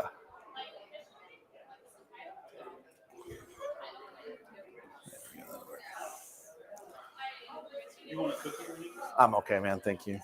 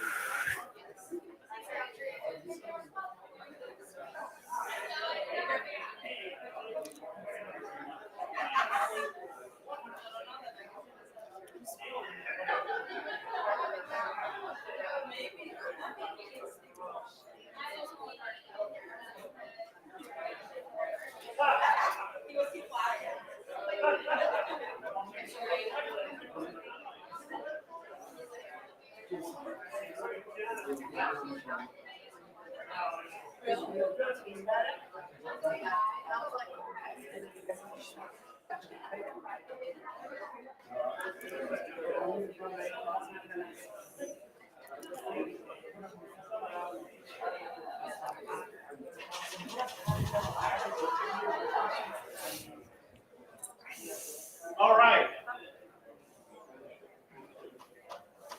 Let's go ahead and get started. Today we have Russell Dupree, and he has owned. You had an agency. How old was the agency when you left? 16 years. He ran an agency for 16 years, and I can tell you that what you're going to learn today is how to hire the right people. It's very critical. If you have a toxic work environment, you're not going to be able to grow. You have a wonderful work environment, which is what Russell's going to talk about, you're going to grow. So everybody give it up for Russell. Thank you, Dan. I appreciate that. I've known Dan for a good long time, and especially in my agency journey. All right. Well, thank you so much for being here today. Sound coming through? Everybody can hear me all right? Perfect. Okay, awesome. Thank you so much for being here today. I'm very excited. This endeavor of some of the things we'll talk about today was a big part of my career and my big part of my focus. So I'm happy to share. Basically, if we can get ridiculously good at the hiring process, we can solve so many other challenges in our business. And the reason why this is so important today is that 68 million people left their jobs in 2021, according to the Bureau of Labor Statistics. And you can go back to the start of the pandemic. The rolling 12-month number has been roughly 60 million per year. I have no doubt that 2022 is going to tell a different picture. We'll wait to see what that looks like. And we've gone through the terminology, right? The great resignation to the great reshuffle to the great, there's a new R word out there everybody's saying. Anybody know what that is? What's that? That too, probably. The great regret. That's the third one that people are talking about today. And so the pandemic didn't change who we are as people, but it did change what we're willing to tolerate and put up with, especially in the work environment and as it relates to our time. And there's another challenge in the hiring world today, and that's salaries have gone up. We've seen this especially in the tech sector and marketing sector. Sometimes some folks are able to make, I even saw it in my own case, double their salaries from what they were making previously. And this just puts more pressure to get the hiring process right. If we're going to have to pay more for talent, then it's going to put the pressure on. And so this presentation is playing PowerPoint on a keynote. So the video is not going to show, but just to give you a quick sense of what's on this video, it's basically a guy on a job interview going through and a drive-through line when he's in a job interview. So he does all kinds of skits like that. And all that to say is what we don't want to find ourselves in is getting our backs against the wall and having to hire someone that does their job interview through a drive-through. Pretty funny video. You can go on YouTube and, oh, wait, will it play? No, it's not going to play. Yeah. And then just quick disclaimer on who I am. Today's perspective is that of an entrepreneur. I'll share a little bit more about my story here in a second, but I am not an HR professional. I did spend a good portion of my career on the recruiting and hiring process and building culture, but that is not my main area of expertise, so to speak. And so what I want you folks to walk away with today is up to 3 ideas on how you can better find, recruit, and bring on talent in your organization. And if that's not something that's a big focus of where you're at in your career right now, likelihood is that it might be someday. Or you can look at, if from your own cases, if you might be looking for jobs out there, this is a way you can see that perspective from the other side of the table.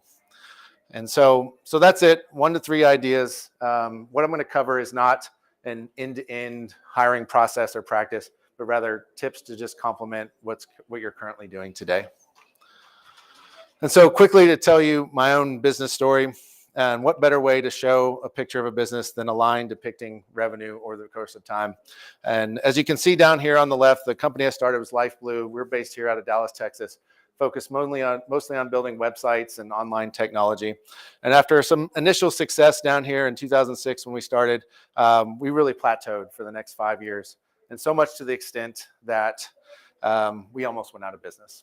But as you can see, the rest of the picture shows we were able to figure some things out, solve some challenges, do some pretty good work, especially for some local clients. And we grew the business quite significantly and sold in 2017. And so the question you might be asking yourself is, what happened here? How did we go from near failure to the success that we were able to achieve? And there was a mindset shift or an epiphany around 2011, and that was we had become too focused on things like revenue, expenses, sales, profit, your stereotypical business metrics for success, and that was really getting us nowhere. And so the mindset shift that occurred for us was we need to hire the best team possible. And that might sound common sense, but up to that point, we were hiring the best available, the best within a constrained amount of time, all sorts of things wrong with our hiring process. But then if we're going to hire the best talent, we also need to create an environment where they can thrive. And I have a whole nother presentation on that second part, which we won't get into today. Again, today's focus is on how to hire the best team. And so where do we start? We start with a goal. And do we know what our hire success rate is? And how do we define that? Well, for us, it was 100%. And the way we defined the success was that someone would basically be with the company for 2 or more years, and at that time be in relatively good standing. That was a lofty goal. I can promise you that we never actually attained it. But given the immense amount of resources that we put into not only our hiring process, but bringing someone on board and getting them spun up, we couldn't afford not to shoot to be perfect in our hiring practices. And so I think the best 12 months total was roughly 89% or 9 out of 10 hires. But it was important to shoot for that goal. And right, different companies might have a different goal, right? We were hiring pretty much full-time professionals. If you've got part-time, 100% is probably even a lot more difficult, and different things like that. So what goal makes sense, and then for your business, and then stretch it a little. There's another thing that seems common sense now, but was very new to us at the time, and that was basically up until that point, businesses had one of two methods that they would use to bring on talent. A recruiter, oftentimes, which I don't know how many of you in here have had recruiter horror stories on either side of the table. I can name a lot. Or the post and pray method, where you just put a job posting up and let's see what you get from a candidate perspective. And so, right, as marketers, we have to start thinking about our recruiting pipeline just the same way we think of our customer pipeline. How are we out there generating awareness, attraction, making ourselves enticing before we even think about, you know, the notion of posting a job or, right, bringing them through the evaluation process. And what I do like to see, you're seeing more in the marketplace today, is recruitment marketing actually being a service, which if you're going to put money somewhere, it's so much more tangible value and return on your investment than paying a recruiter for a one-off hire that really has no long-term lasting value other than that single individual. And so in the real world, or in our reality, it looks like this, right? All the different things you can start doing: meetups, go to different school programs, degree programs, direct reach outs, referrals, niche job boards, beyond just, right, LinkedIn's the cool cat. Back then when we were started, I think it was Monster, Career Builder. Are those still around? Does anybody ever go to Monster anymore? I don't know. Indeed's kind of popular today too, or still effective. But then all sorts of niche job boards relative to the industry or even demographics that you might be interested in, paid ads, social media. And if we got our backs against the wall, recruiters. But how do we get all these people into our evaluation funnel before we even get to the part of making a hiring decision? And then last but not least is, right, businesses are often so focused, especially smaller businesses or when they're starting out, getting customers, right? That's what's going to keep the lights on. That's what's going to keep the gas in the car, so to speak. But when you start to think about this way, also thinking about our brand and the content and things we're going to put out there from a recruiting perspective, just as much as from a customer acquisition perspective. And so it's these thought processes that were really game changers for us. So that kind of lays the foundation. And so what I'm basically going to go through now is 10 very, very specific tactics that I think can complement how we go about a hiring process within a business. And so we can start with number one, which is a sense of purpose. And that's basically giving people a sense or something to come work for that company beyond just the transactional nature of a job. And this is becoming more commonplace in today's business world, right? Talking about purpose. And many of you might have heard of Simon Sinek, probably one of the world's foremost kind of, what are you going to say, proponents of purpose in business. But he states it very succinctly: is people don't buy what you do, they buy why you do it. So can we give folks a sense of something, some sort of belonging or something they're going to be a part of, again, beyond just simply being a job to offer? There's a great story I'll share with you quickly in that book, and he talks about the story of two stonemasons to highlight the power of purpose.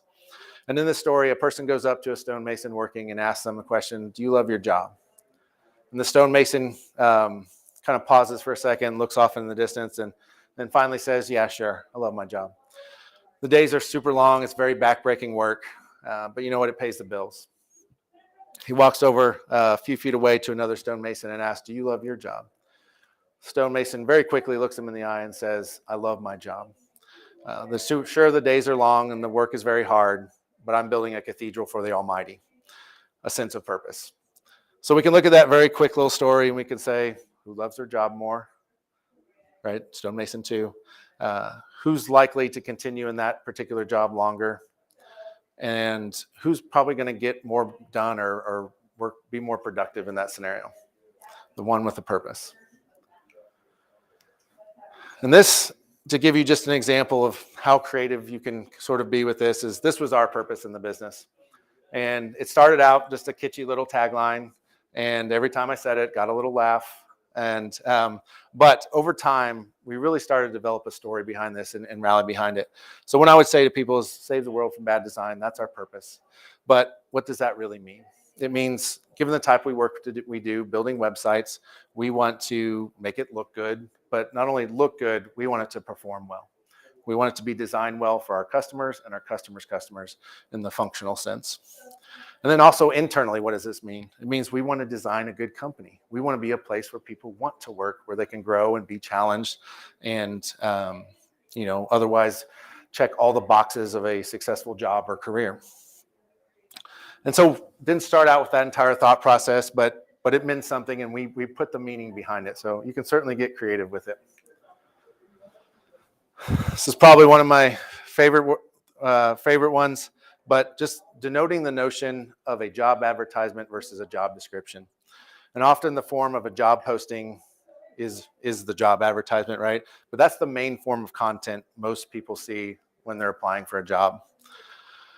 And so the question I often ask myself is, why do those always tend to read like legal documents or be job descriptions, right? That's the contract. That's what you sign at the end. We're talking about advertising. We're trying to build, right? If we know people make decisions on emotions, that's what our main form of content needs to look like from a recruiting perspective. They need to be conversational. They need to be human. And even think about when you read a lot of these, do you really read everything? Like most marketing forms of content? No, you probably look at the title. You might scan a little bit about the company, but then you're probably going to go off and research it somewhere else. You're going to look at some of the requirements, and you're going to look at maybe some benefits, and you're going to make a decision. So quick little exercise we can run through here is I've pulled just several specific line items from job postings out there. And this would be called the legal form that I pulled. And then I'll show how we can look at that from a conversational note. But researches, compliance, risk, and legal processes, requirements, and steps. What does that really mean? Well, if you're thinking about a conversational sense, protect the company from bad accidents and bad actors, right? That's emotional appeal. Here's a mouthful for you. It leverages existing brand strengths and where we want to go strategically to align the organization on a brand strategy of what we want to be known for. Anybody know what that means? Or we could just say, tell our story to the world and let everyone know what we're made of. And people don't need to know every single thing they're going to be doing at that stage, right? That's what the interview process is for. We always talked about people need to be interviewing us just as much as we need to be interviewing them. We're not signing that description at this point. So interactive moment, if y'all want to participate, read through this one. And if anybody brave soul out here wants to take a stab on how you can turn this into something human and conversational. But develops digital marketing strategy by studying economic indicators, tracking changes in supply and demand, identifying customers and their current and future needs, and monitoring the competition. I'm gonna have to take a drink after that one. Think about the client. What's that? Think about the client. Think about the client. I like that. Anybody else want to take a stab? Brave souls. Was that a hand up, or is that a? Yeah. We'll go back. Take a look.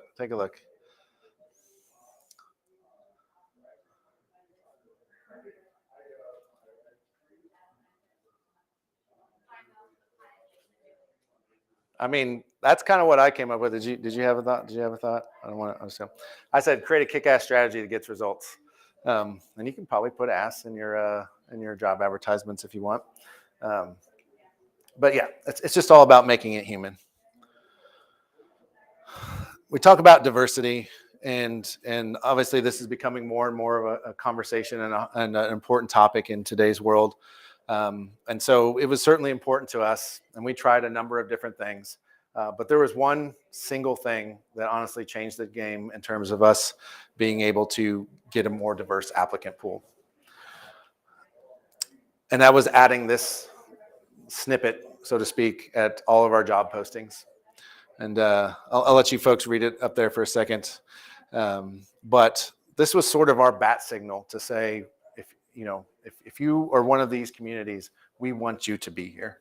And if we're saying that, then we've probably done our work, not perfect by any means, on making it a place where if you do come here, you're going to be successful and you're going to feel included. So overnight, added this one little thing, right? We did the whole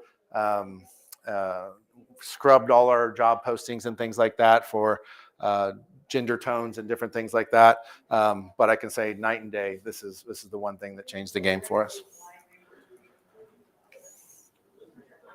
Natural states. This is my favorite.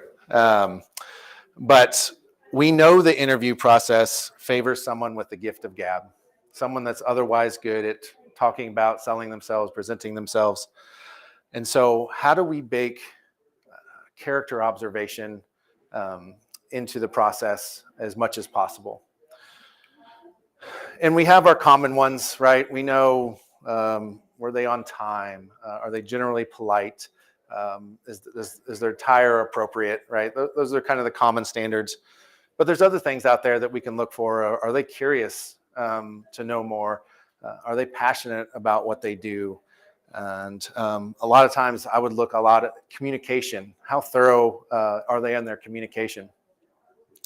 So much to the extent, just even an example of when trying to set up interviews, one thing I would look at was I'd send a note and say, hey, let me know some times you're available so we can schedule an interview. And do they write back and say anytime? That's not necessarily helpful because I could say 6 a.m. Wait a minute, that doesn't work. Then we have a bunch more emails exchanged. Do they send one time? Do they send me this whole litany of excuses about why they can't show up or certain times don't work for them? Or do they do what I asked and said, hey, here's the times I'm available? And so not by no means saying any of these notions are deal breakers, but the way I always looked at the interview process is someone's stock is rising or it's falling with every single interaction point we're having throughout that entire process. Rarely are there a few deal breakers, but someone's either increasing their value or decreasing it. I often joked about taking this to extremes. This did not happen, by the way, disclaimer. But what if we had someone walk by and drop all their papers? Does that person stop to help them pick them up?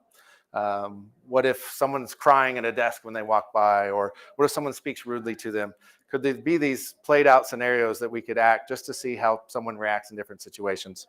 So these ideas always got shot down by the team, but if nothing else, to highlight the importance of how much value I did put into observing someone in their natural states, so to speak, especially when they maybe don't know what we might be looking for, right? A good performer can match what they think the right answers might be and different things like that. So love the natural states. Next is we need to overserve. Not talking about alcoholic drinks, but how do we create a lasting impression? How do we give value back in that process beyond just the notion of someone getting a job at the end? Because that's a lot fewer than the amount of people that are going through that process. So we wanted to create a great experience for everyone involved. And what this comes down to is if we do this well, we create raving fans. And there's no better raving fans in the world than teenage women and at their favorite rock band or rock concert. My daughter, she was a One Direction fan. And so I got to live a lot of this in my life. But right, different ways we could overdo that or overserve, so to speak. It was always important, with permission, of course, to give feedback during the interview process on how they approach certain things or even how they performed. Most folks don't get feedback about how they did an interview other than did you get hired or did you not? So we give very specific points of feedback. And then one of the things I did was I would keep tabs on other jobs out there that might be similar roles, and I would give referrals to folks to say, hey, if you're still looking, here's an opportunity. I'm sorry you didn't make it here, but here's other opportunities you're available for you. Write thank you notes, right? It's often known to expect thank you notes from candidates. We write thank you notes the other way and thank them for their time and appreciate them. We would do mock interviews for junior candidates that really didn't have a chance of getting hired, but that allowed them to come interview in a safe environment where they could practice their skills and how they talk about themselves. So all different kinds of things you can do there, but ultimately it just comes down to saying, hey, we don't just care about the people we work here. If you're a part of our community, if you come through our doors, we want to see you succeed. And I can name numerous examples where that philosophy led to hires 4, 5, 6, 7 years down the road, because we created a raving fan by doing those sorts of things. Next is defining roles. And the reason why this ends up being important is there's a lot of information that gets passed in an interview. And right, think if you're doing that interview on a one-to-one basis, you're trying to ask a question, observe behavior, listen to the answer, to think of your next question. You are going to miss information at that point. And so from a steps standpoint, we wanted to make sure that we had roles defined and that we had multiple people in the process at the same time, all looking for different things in that interview process. And right, the first step would just have been a simple cursory phone call, or right, just to get down some basic information, make sure they're living, breathing human on the other end. But then the second one, there would definitely be 2 or 3 people involved. One focused on more cultural fit or cultural add, another focused on technical skills, and then a third might be focused on either leadership or executive presence or something along those lines. And this allowed, right, when one person's talking, another person can be thinking of the next question. And right, if I'm only focused on just how, maybe call it the natural states or how someone might fit into the culture, I don't have to worry about when they're answering, you know, I'm not going to say anything technical for to sound silly, but because I'm not a technical person, by the way. But anyway, all of that set up to gather as much information in what is a limited amount of time we have with a candidate. Right? You might be spending 3 up to 4 hours in that entire process. We're making a decision that is hugely impactful to their life and hugely impactful to our business. So how do we get the most out of that time? This is what we did to do that. I don't know if this is most important, but I've been bitten by not following this numerous times. And if I go back and I look at everyone we hired, and if I look back at everyone that wasn't successful, I can easily point back to somewhere in that interview process where there's a little voice in the back of my mind that said, not quite sure about this one. And then maybe there was a conversation or got convinced, or just the pressure said, you know what, we're going to do it anyway. And it really just comes down to, if you're not super excited about a candidate, it needs to be, and you can put whatever PG to rated R adjective you want in there, but I was a hell no. So it's either a hell yes or a hell no when we're talking about a candidate. And it goes back to, again, we're investing so much time and resources. The impact of someone not working out was so huge to our business that we couldn't afford not to take this approach. The assessment. How many people have taken assessments when they've applied for a job before, or give assessment?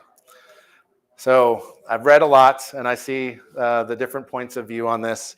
And so this was an important part of our process.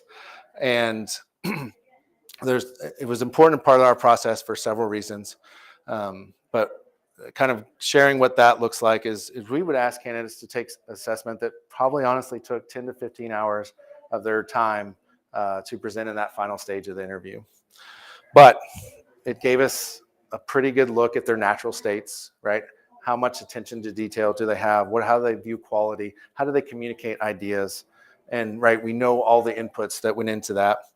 And sorry, I forgot what the other one was. Mine's gone for a second. But right, what we always did when we approached this was we did it with respect. We weren't flippant about just asking someone just as a Hail Mary, do you want to take this? And we wouldn't, our time is valuable, so we didn't want to give it to someone that really wasn't a very strong candidate for consideration. Or if we did, we would tell that candidate, say, look, if I had to give an answer today, it's probably no.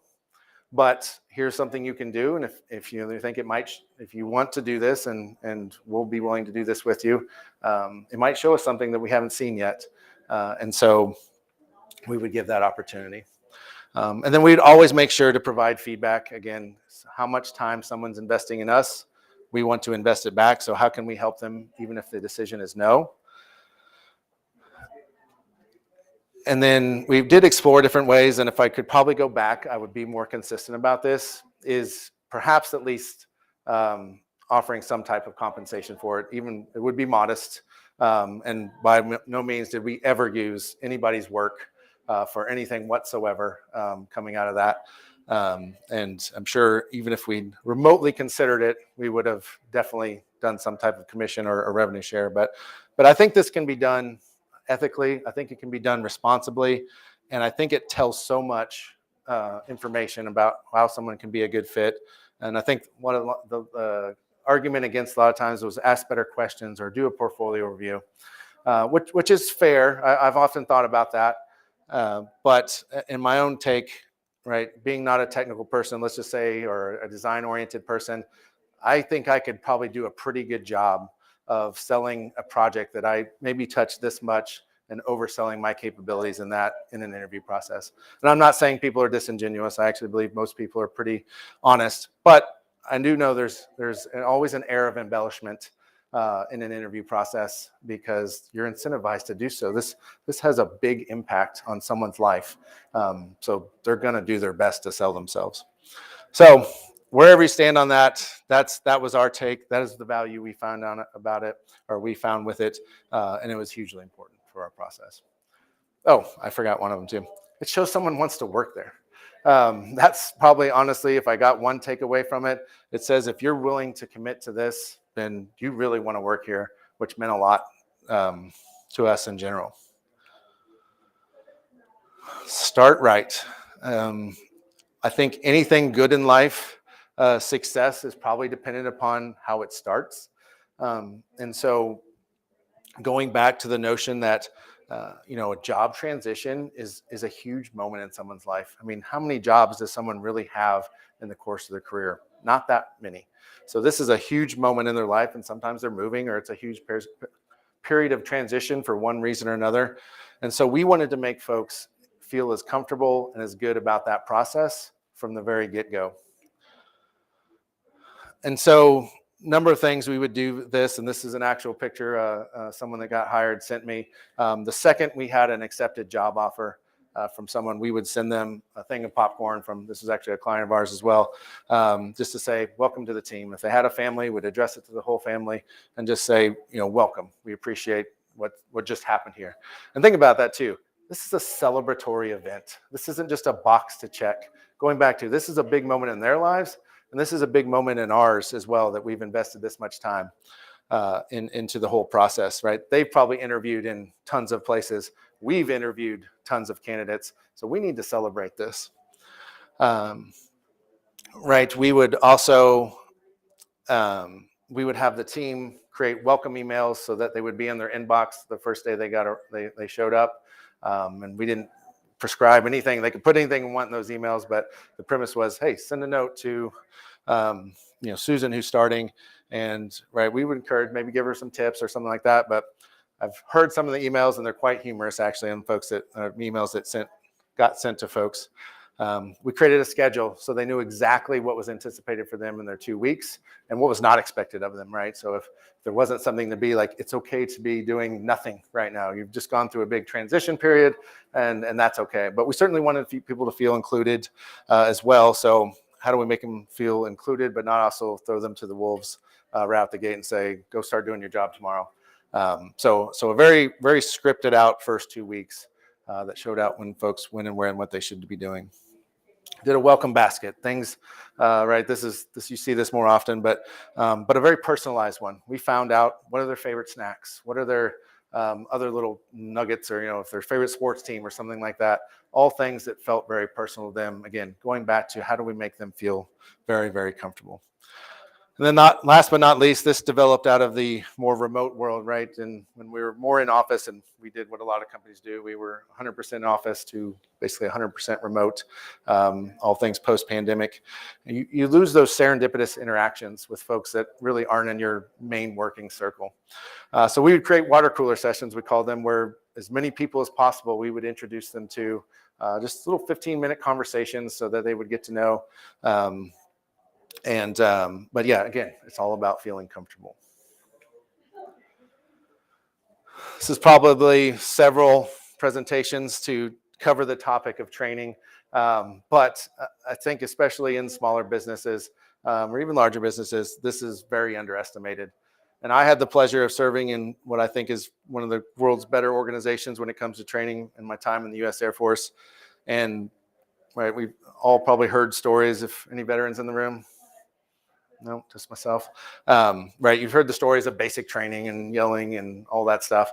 That's a very small part of anyone's military career. But from the day you start in the military to the day you leave, you are getting trained on so many different things.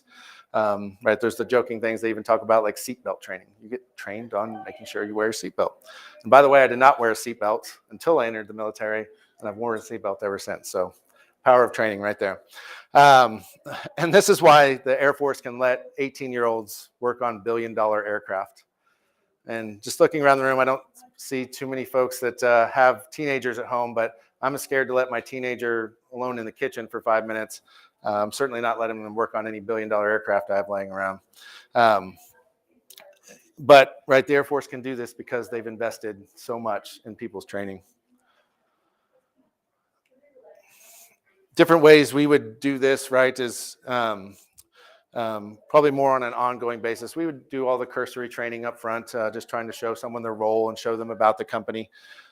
But more ongoing is we would have a weekly session where we spend an hour and different groups and people within the company would present on different topics. We called it Life Blue University, right? Talked about things from web accessibility to back-end development, database security, different things like that.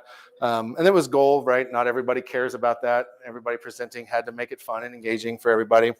And then we would go outside that box. We would have people come in and do presentations on good financial practices or nutrition, just different things like that that had nothing to do with building websites or the tech industry.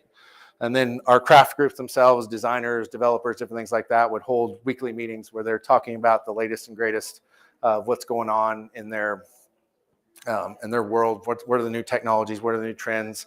How can they help mentor and educate each other on whatever those practices are? So there's tons of little ways you can kind of incorporate that into the day-to-day stuff without having to think through some entirely huge, robust training plan. There's a lot of serendipity to that process. So to bring it full circle, we talk about what happened here. And we didn't start out with all these ideas. We just asked the question, how do we hire the best talent? And that became an iterative process built over time to implement all these different tactics of how do we create the most compelling content to entice someone that might want to work here? How do we gather more information from the interview process? How do we make someone feel as comfortable as possible when they're coming on to get a new job? And so over time, right, these accumulated into all these different practices that got what I felt like was a very effective hiring process. And so the question you ask is, how does solving this one thing solve 99 others? And that's depicted basically in this graphic right here.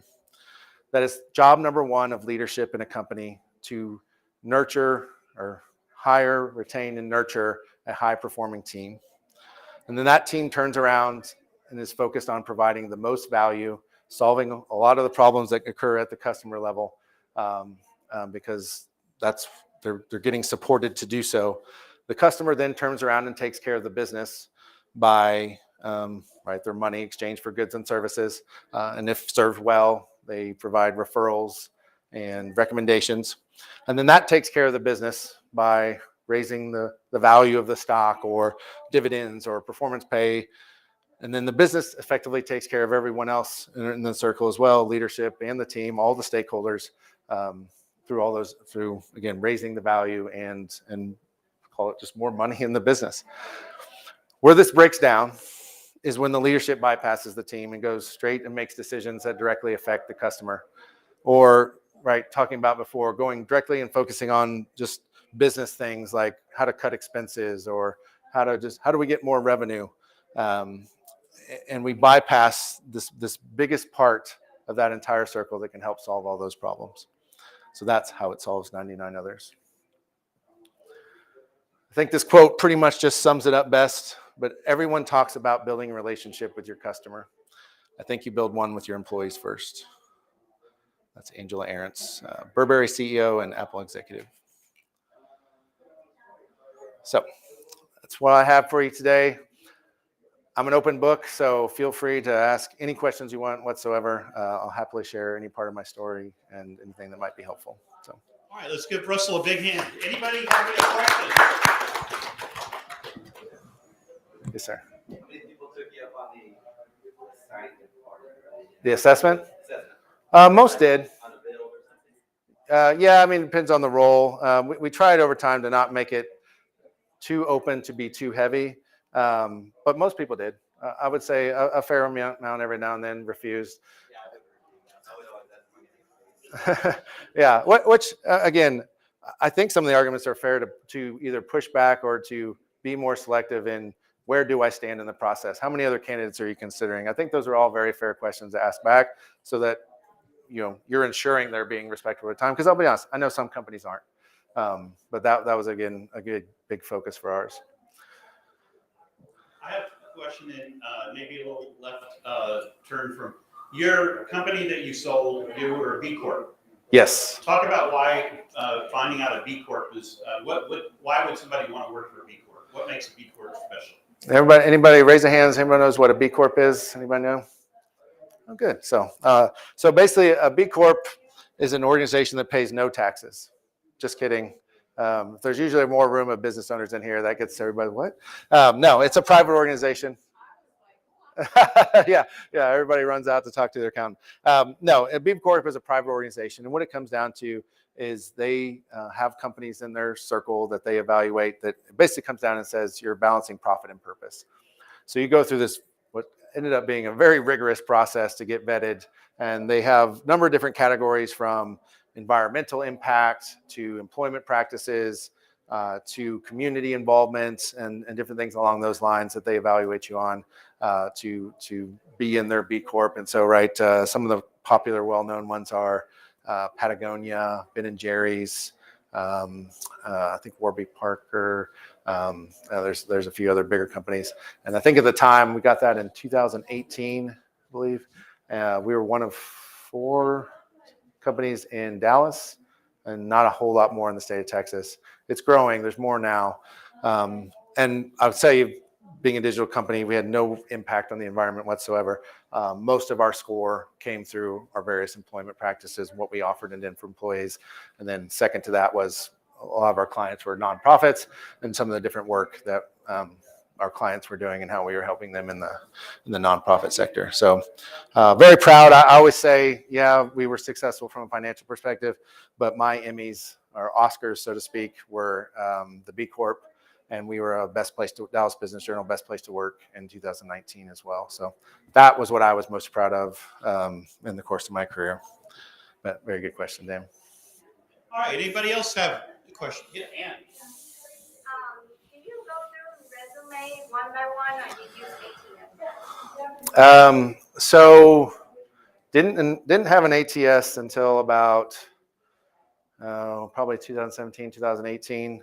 But it wasn't a smart scrubber or anything like that. So we basically looked at every single resume, if only a glance at sometimes. Probably on occasion, I did declare bankruptcy and say, I just can't get to all these, but made it a point and even used the ATS to respond to every single resume to say, you were not selected for this role. Can't say I batted 1,000 on that front, but it was certainly important. And even going back to, I don't know if I mentioned this, of the farther someone got into the process, the more time we would take to talk about them, right? If they just applied the resume, probably not going to do it. No, I'm not going to do a phone call for every resume. But if someone got deeper into the process, that would always lend to a phone call to say, where they ended up or where we stood, I guess you could say. But I can understand too, right? We're a relatively small company. I know larger companies have to rely on more different means for that. So. Anybody else have any questions? You have a few more minutes. Or is it just so darn hot in here? It is hot. And you're napping. But I just got 21 minutes of exercise according to the Apple Watch, so I'm excited. Woo-hoo! All right. All right. You have a question? Yeah, she's giving me the Arsenio. All right. Well, let's give him one more round of applause. We really appreciate you, Russell, coming Appreciate today. it. Thank you. Thank you so much. You guys, we have one last session. We saved the best for the last. So we got about a 10-minute break, and we'll meet you in the big ballroom.